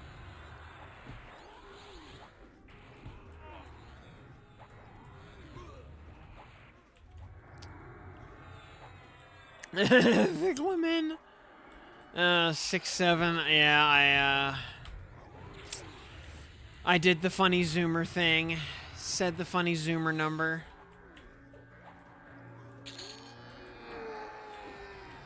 Look, the fact that the kids today think that 6, 7 is funnier than 69 is proof that the kids are not okay, and that we as a society need to have a conversation. You know.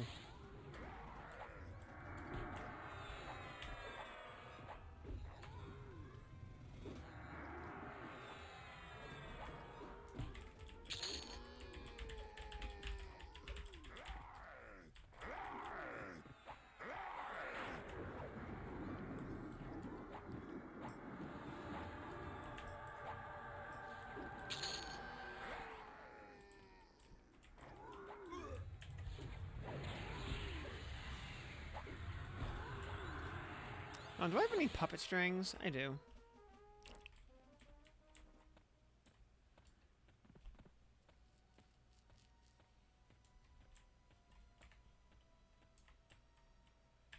I have puppet strings.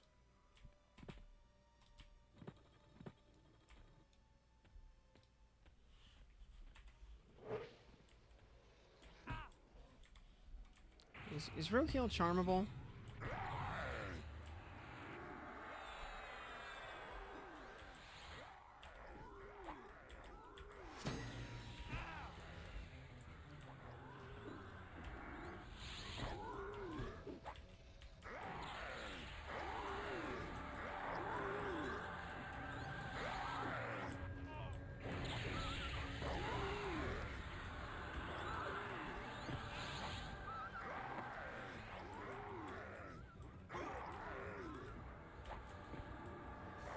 Yeah, y'all can just AoE or whatever makes you happy. Just be yourselves.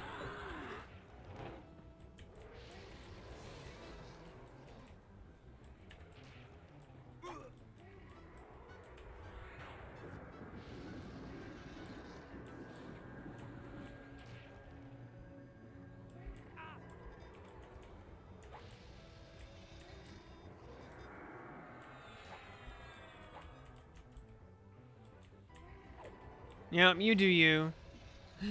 It's just Nagafen. It ain't no big thing.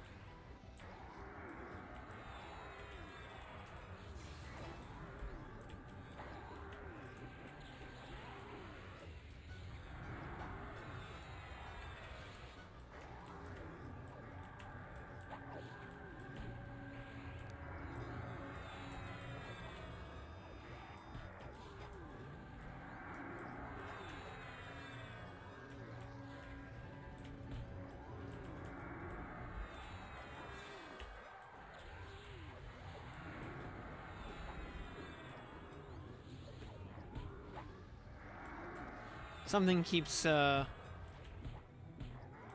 me with like Shaw's lethargy or something.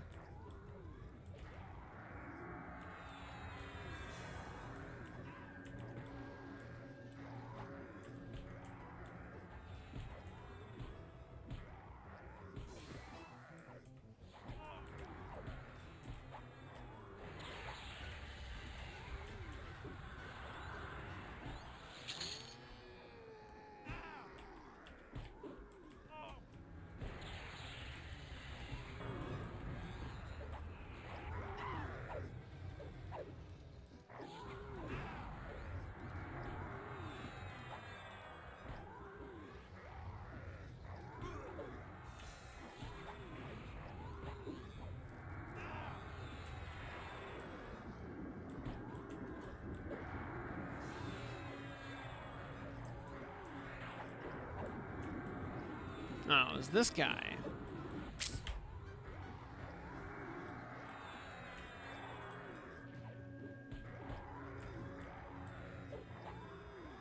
So yeah, Viclamin, welcome to the program. Glad to have you here with us tonight.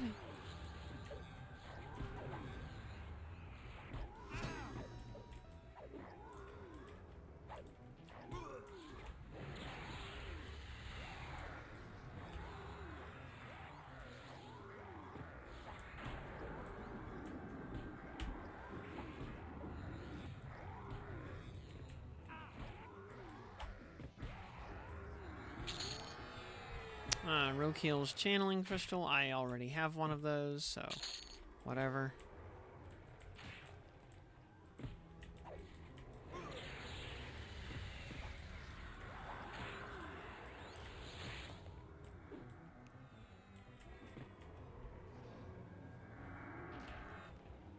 Bonk. Hey, Trap of Logic. Yeah, we're actually having a very nice night here. Getting loot. Killing bosses.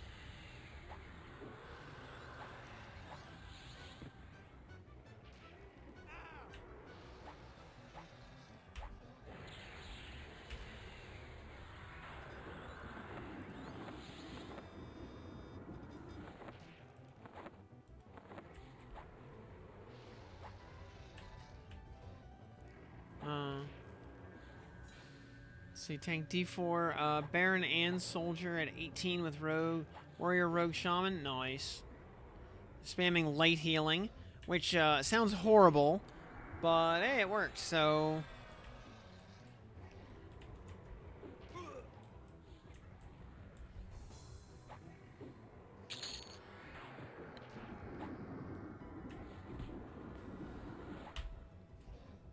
Yeah, the Baron is just a lowly paladin, so, he is not very threatening.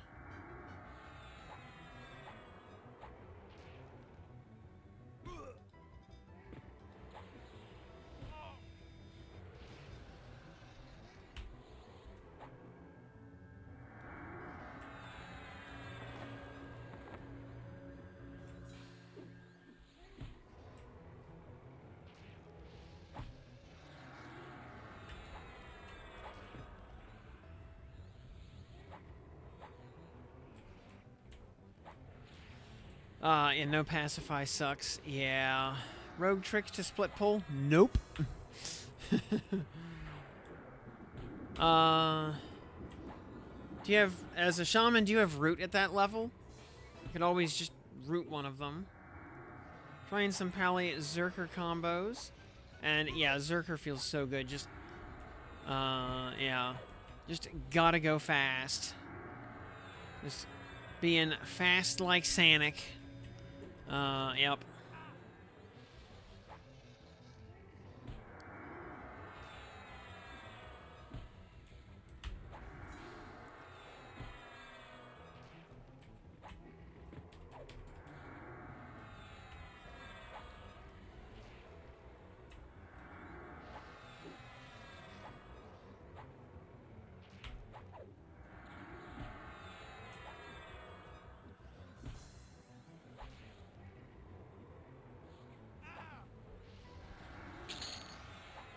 Hey, we get another Koshigatana that we don't need.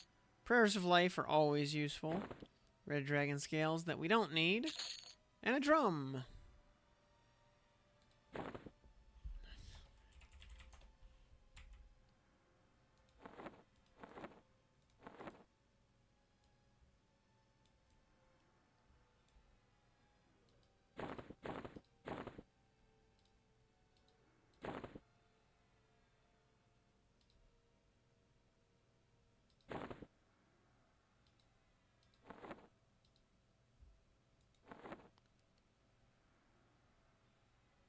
Actually, the Polished Mithril Torque. We can get rid of that.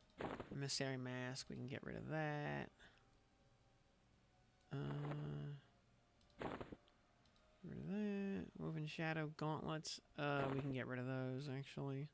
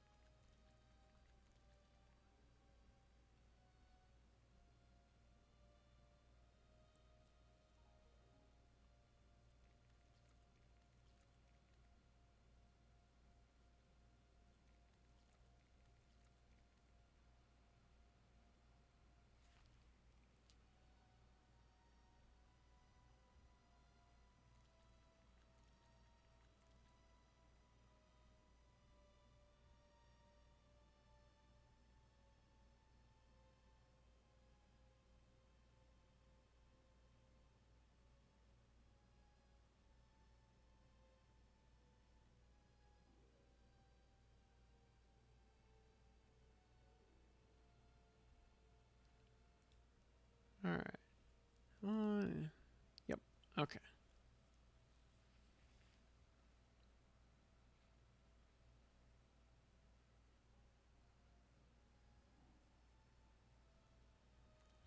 Zone will shut down in 15 minutes.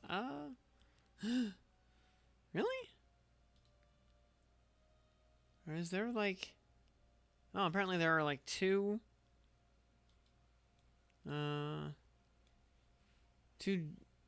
probably two D0 versions of the zone active right now.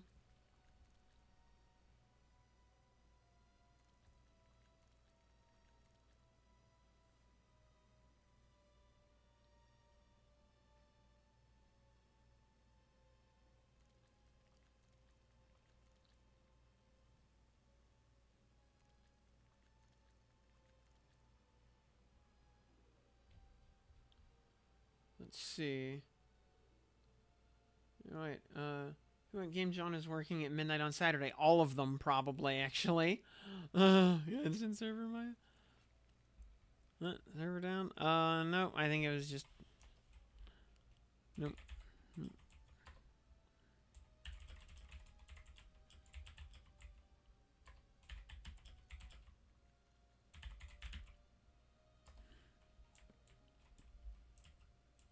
Oh,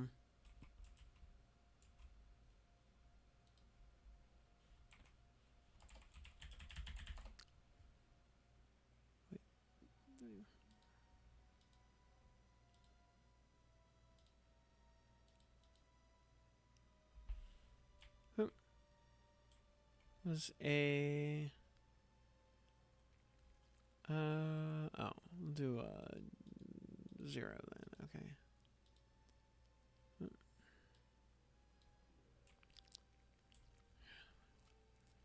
Looks like Woe is locked out on 1 and 0, so I think we're... oh. Oh, due to increased population in the other instance, this zone is now unlocked. Okay. So...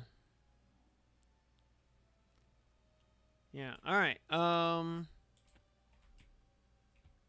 Sorry, so we are cleared out on, right.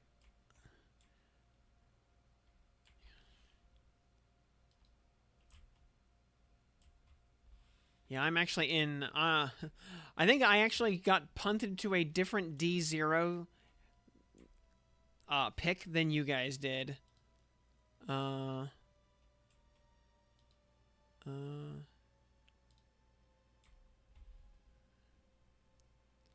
like I popped out, got punted to a different D0. Yeah. So yeah, yeah, Woe is locked out on D10. Only the requester gets a daily lockout. Bug maybe? Maybe? Where in the winner is D0? Oh, 1, 4.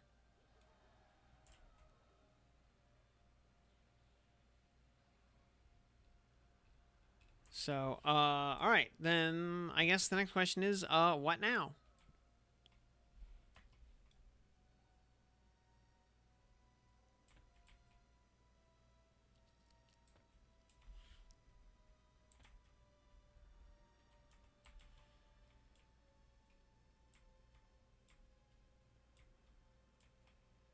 Actually, what time is it? This is a good question. It is actually almost midnight anyway.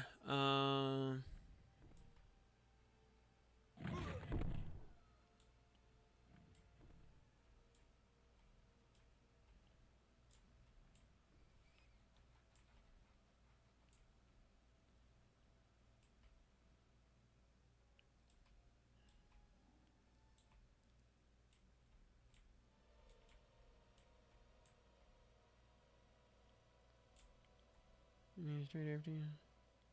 Yeah, you started one straight after. Whoa. Actually, here. I was gonna. For a caster build, Shaman, Wiz, X, Witch Tank, Pal, or SK. You've got a Whizcaster and you've got an Intcaster there, so you're gonna get the same. You're gonna get mana either way. Fear. Quick. Sure. Sure. Fear is good. Sure. Actually, which Kazakhs do we have open? We have two. Yeah, we have like Kazakh 1 open.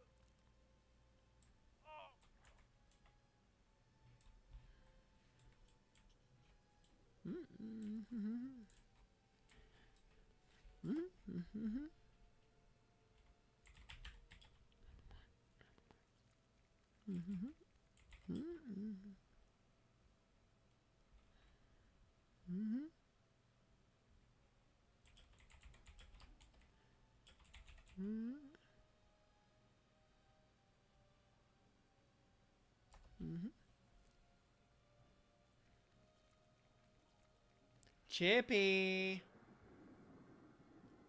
Feels wrong not to play Berserker with Pal, so you might be right there. Yeah, SK for FD. Yeah, very fair.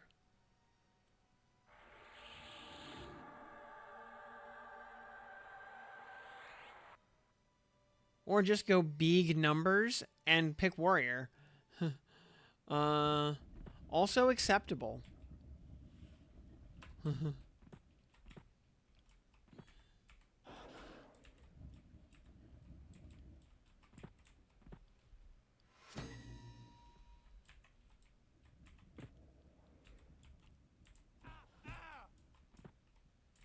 Pacify is also a thing.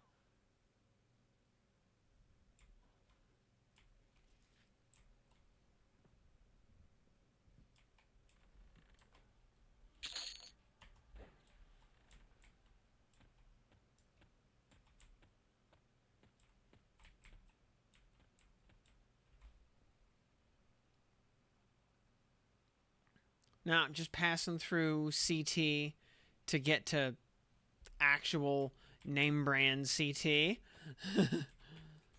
In the no, just some, just regular gorillas.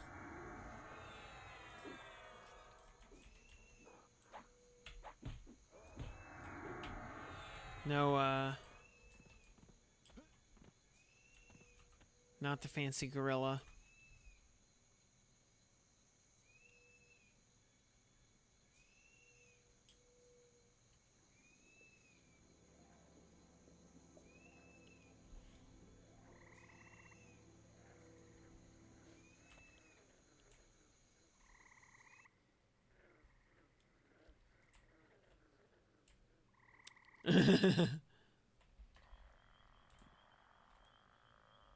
Let's go summon.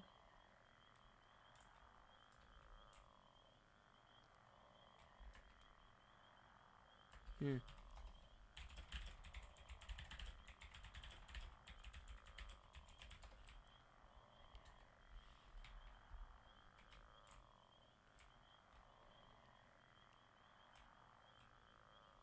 Yeah, pro tip, anytime you get lost in a zone, you can just change difficulties to ghetto evac back to the sucker point.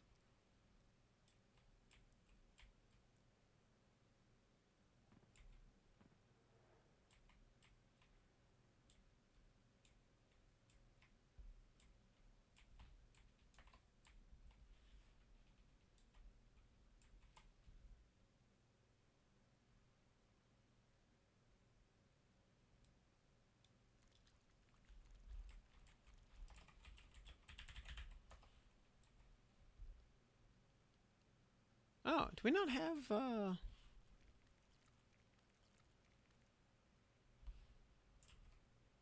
we not have, oh, is Kazakh 3 not locked out? Oh, Kazakh 3's locked out.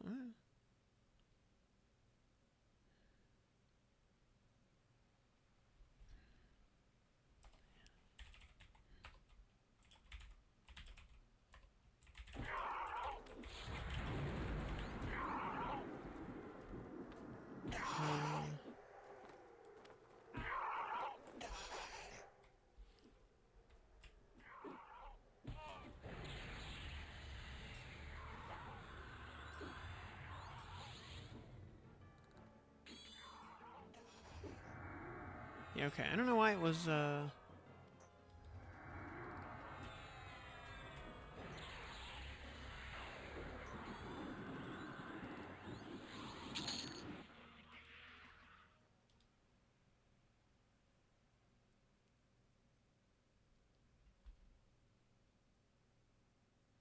once again, it booted me over to a weird pick of the zone. So I made the raid, and everybody can just click in at their discretion.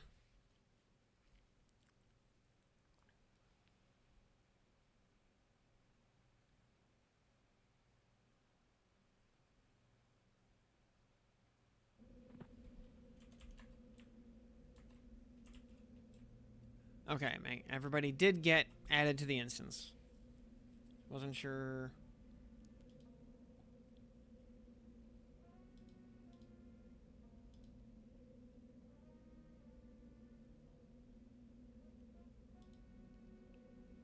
You're selling damage yourself from Berserker Stance? Yep.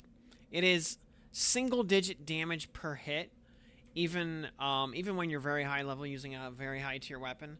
It is still single-digit damage per hit, which is nice when if you have Blessing of the Lord Commander on, you will just cancel that out.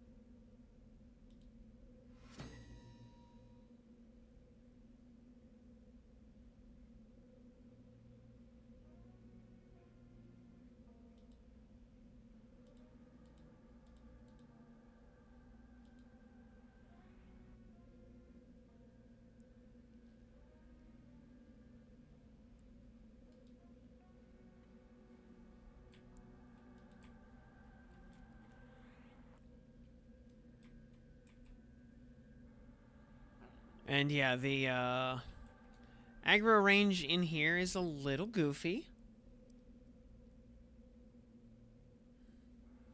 Or maybe a lot goofy.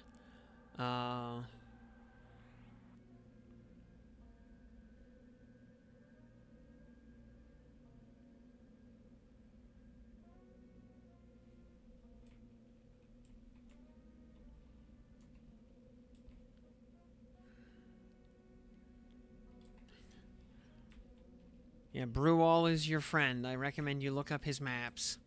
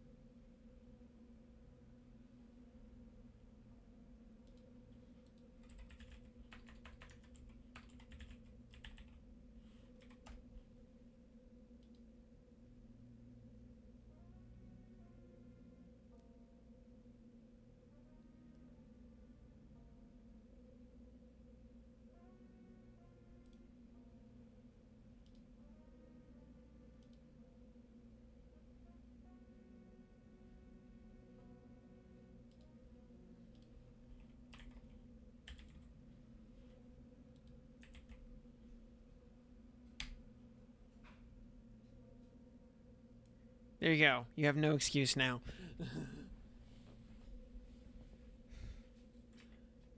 Just sleep, wake up, do life things like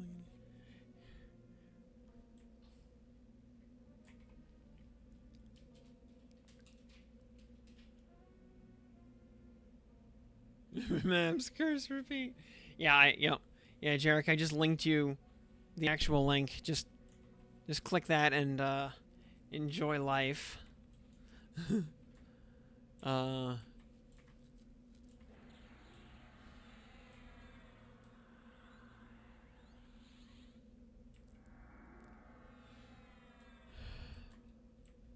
And meanwhile, let's see here. All right, terror is right there.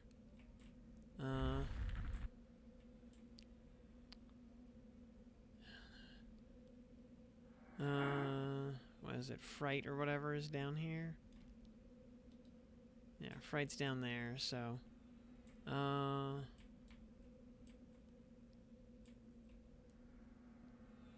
what with 4 people here, it should be fine. Even if, let's. I don't know. I was gonna say let's probably move out of the firewall though, just to get a little breathing room.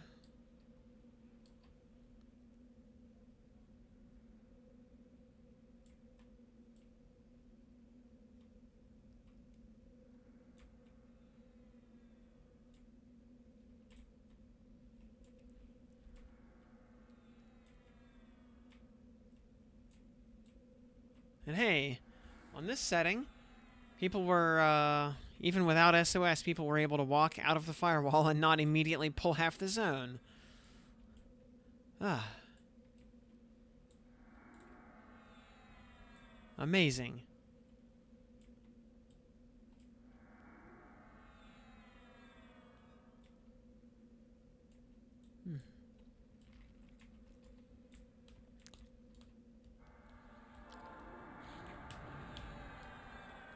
Yeah, we're only on +1, so it should be pretty simple here.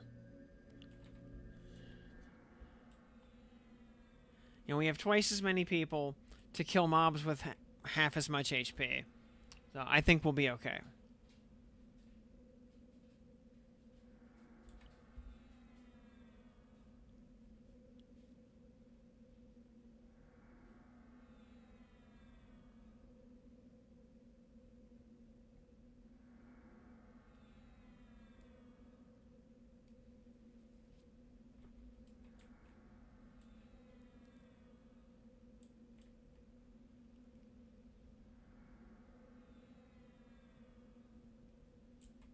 So, yep, you can let's see. Can commence pulling stuff whenever.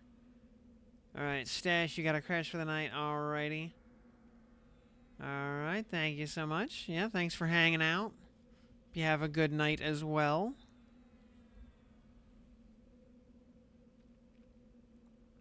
Also, you can, you know, check out the VODs over on the YouTube channel. It's the same name as the Twitch channel.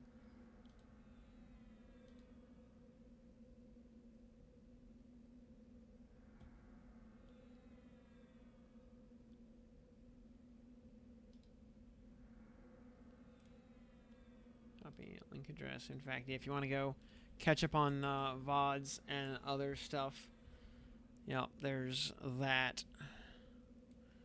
You have, you know, dozens and dozens and dozens of hours worth of VOD content to listen to while you know to put on the like third or fourth screen while doing several other things.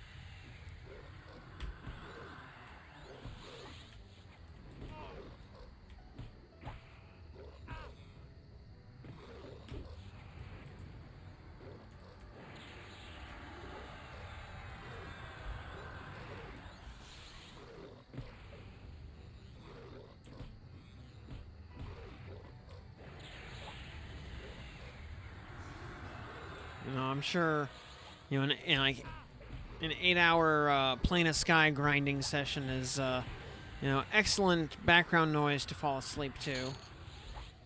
Plus, as we've discovered recently, by recently I mean like a year ago,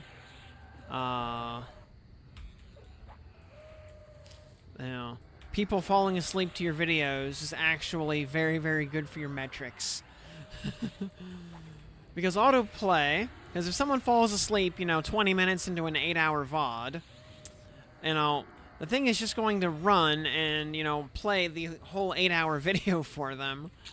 And then we'll queue up, we'll probably autoplay something else from your list for them afterwards. And after someone has watched, 10 straight hours of your content, the algorithm will probably feed them more. Maybe you should drop something,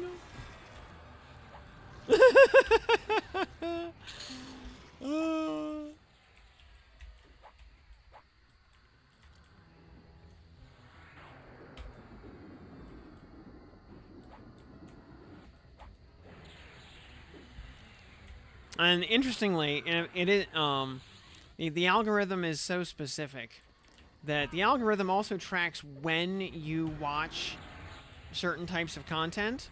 So like the type of content you fell asleep to last night, it will recommend to you again at the same time the next day, so you can fall asleep to that as well.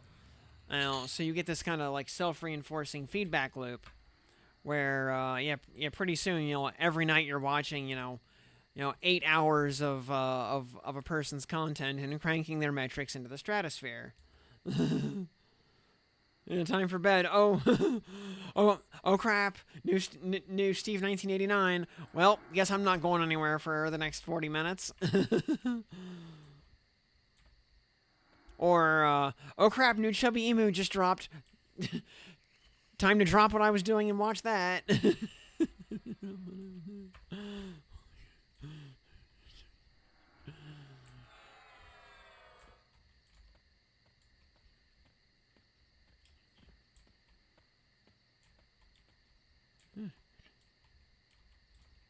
Alright, let's get this out onto a tray.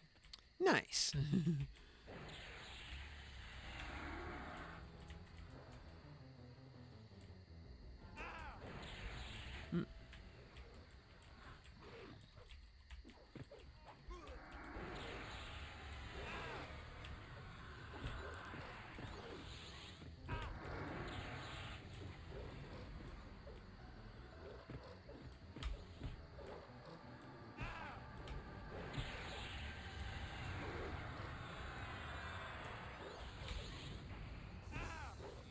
And here in a minute, we will be presenting to Kazakh Thor.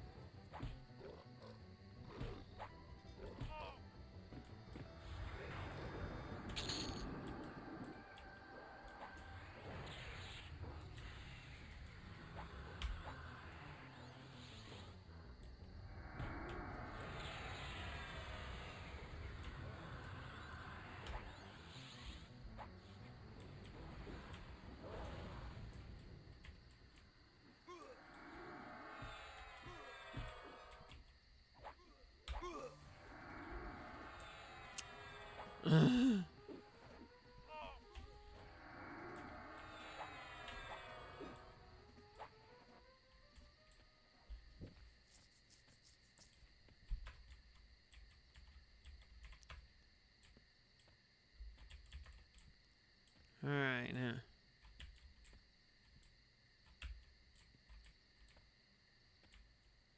That's probably Draco Lich's group over there.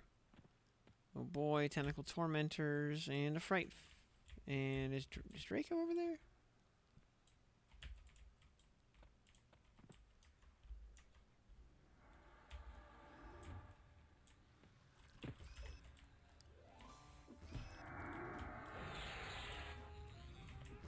Good old Draco Lich, the real final boss of this zone.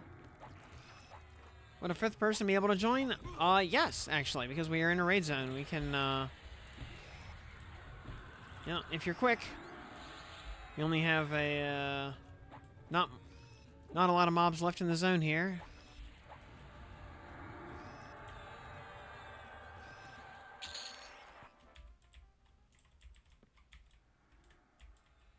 Hey. Oh, he charmed it. Okay. Oh, just asking for future reference. Yeah, yeah, okay. Yeah, we'll have a fresh set of raid cooldowns on Tuesday.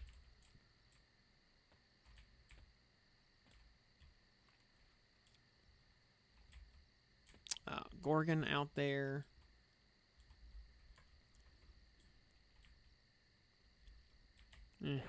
Just pull it. Yeah.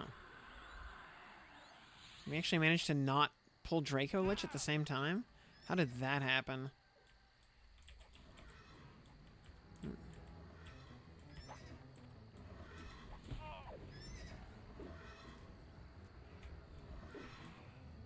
Like, even in solo mode, that would have pulled Draco Lich.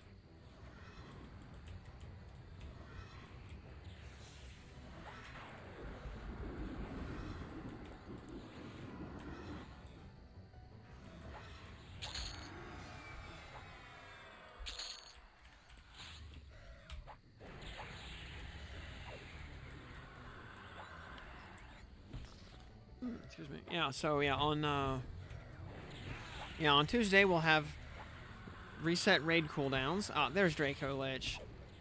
Hey, buddy. Do you have a shawl for me today?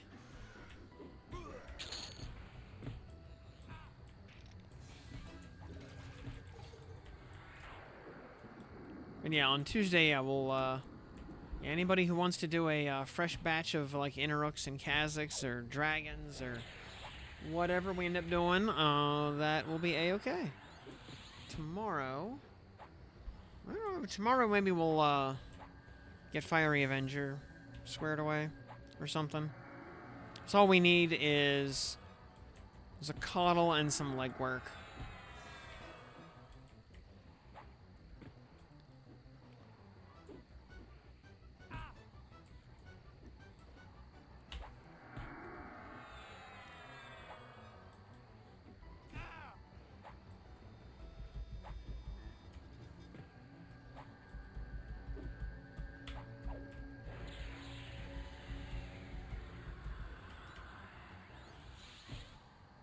I'm resisting fear.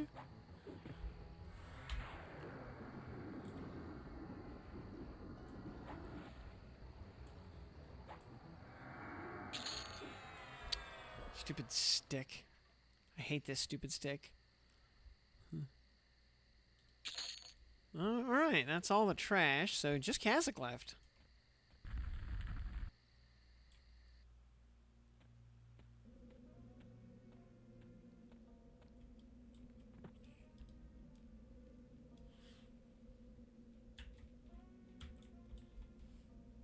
I mean, it's not like we need full mana or anything for this fight. I think everybody's good enough. I mean, I'm still full everything, so... Where's Woe going?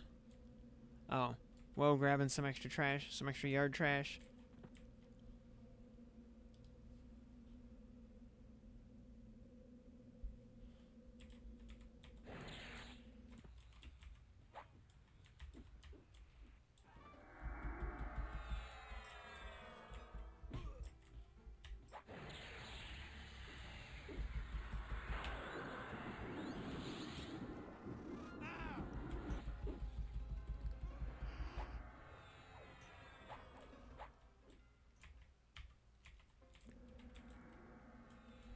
Where's the...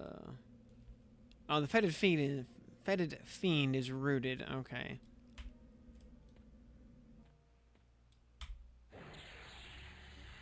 Oh, the ooze to do the Yale raid, it's actually in Payneal. Right before you drop down into the hole. So yeah, you enter Payneal and it's just off on the side. Yeah, on the rim.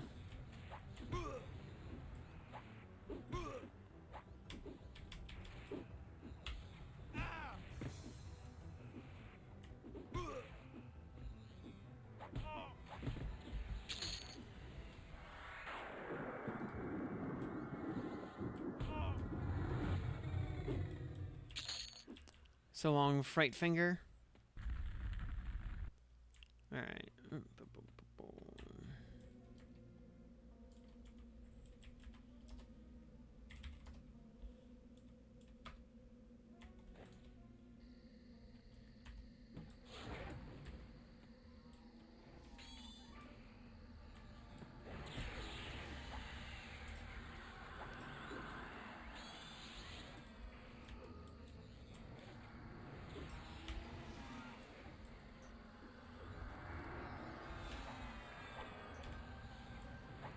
I'm pretty sure we'll kill Kazakh faster than he can empty my endurance bar on evasive.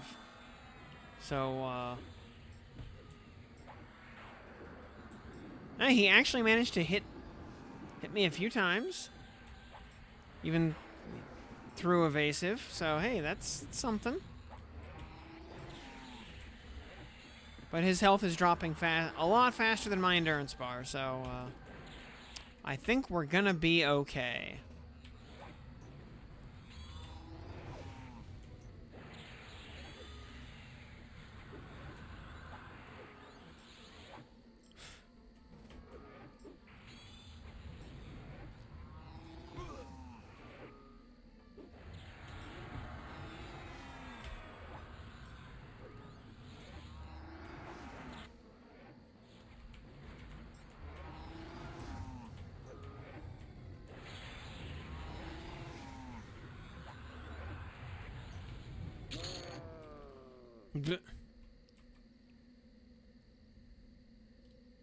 Two Piccolos. Oh boy. Anybody in the group need a Piccolo?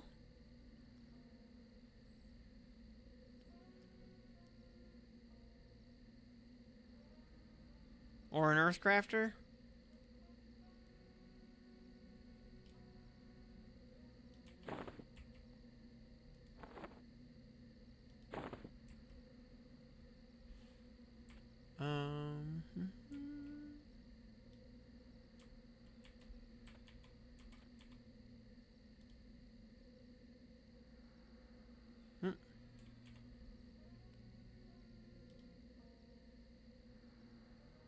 There you go.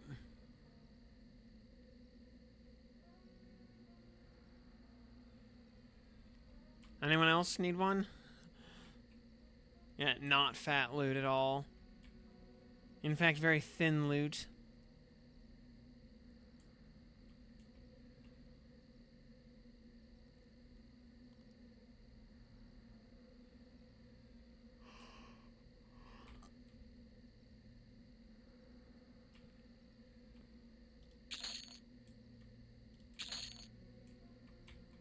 And, alright, with that, it is a little after midnight. I'd like to actually go to bed, because I have to get up and go to work in the morning. Like I do every day. So, since we're pretty much locked out on everything at this point, I'm going to call it a night there. Hit the old origin button.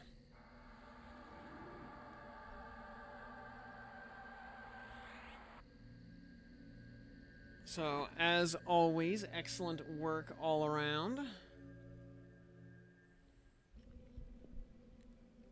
Yeah. Quit instance. There we go. Yep. GG's all around. And for... Let's see. Yep, we'll call it 9 too. Let's see if we can find somebody to raid in the meantime. See if anybody's let's see who all's oh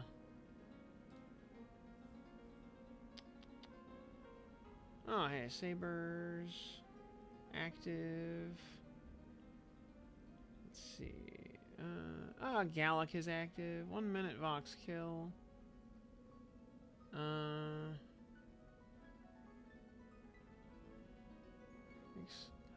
Let's see. Gallic, Noro, Dark, any, dead, now what? Let's see who all's, let's go actually check out, this guy, Iron Carnage. I see him, around a lot. We're gonna go raid him. Oh wait, what's he doing right now? Something, he's actually doing something else right now. He forgot to change his category. Okay, never mind. We'll find someone else. Looks like he's playing some Space Marine right now, actually. Let's see.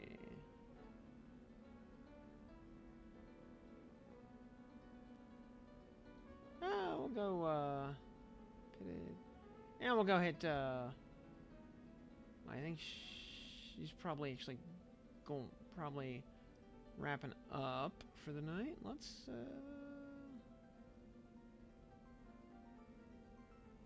yeah. Alright, this person's doing some Beast Lord stuff. Okay. This person pitted. Let's see what they're doing. Okay. Alright, they're doing some Guck stuff down there. Alright, we're gonna raid out with them.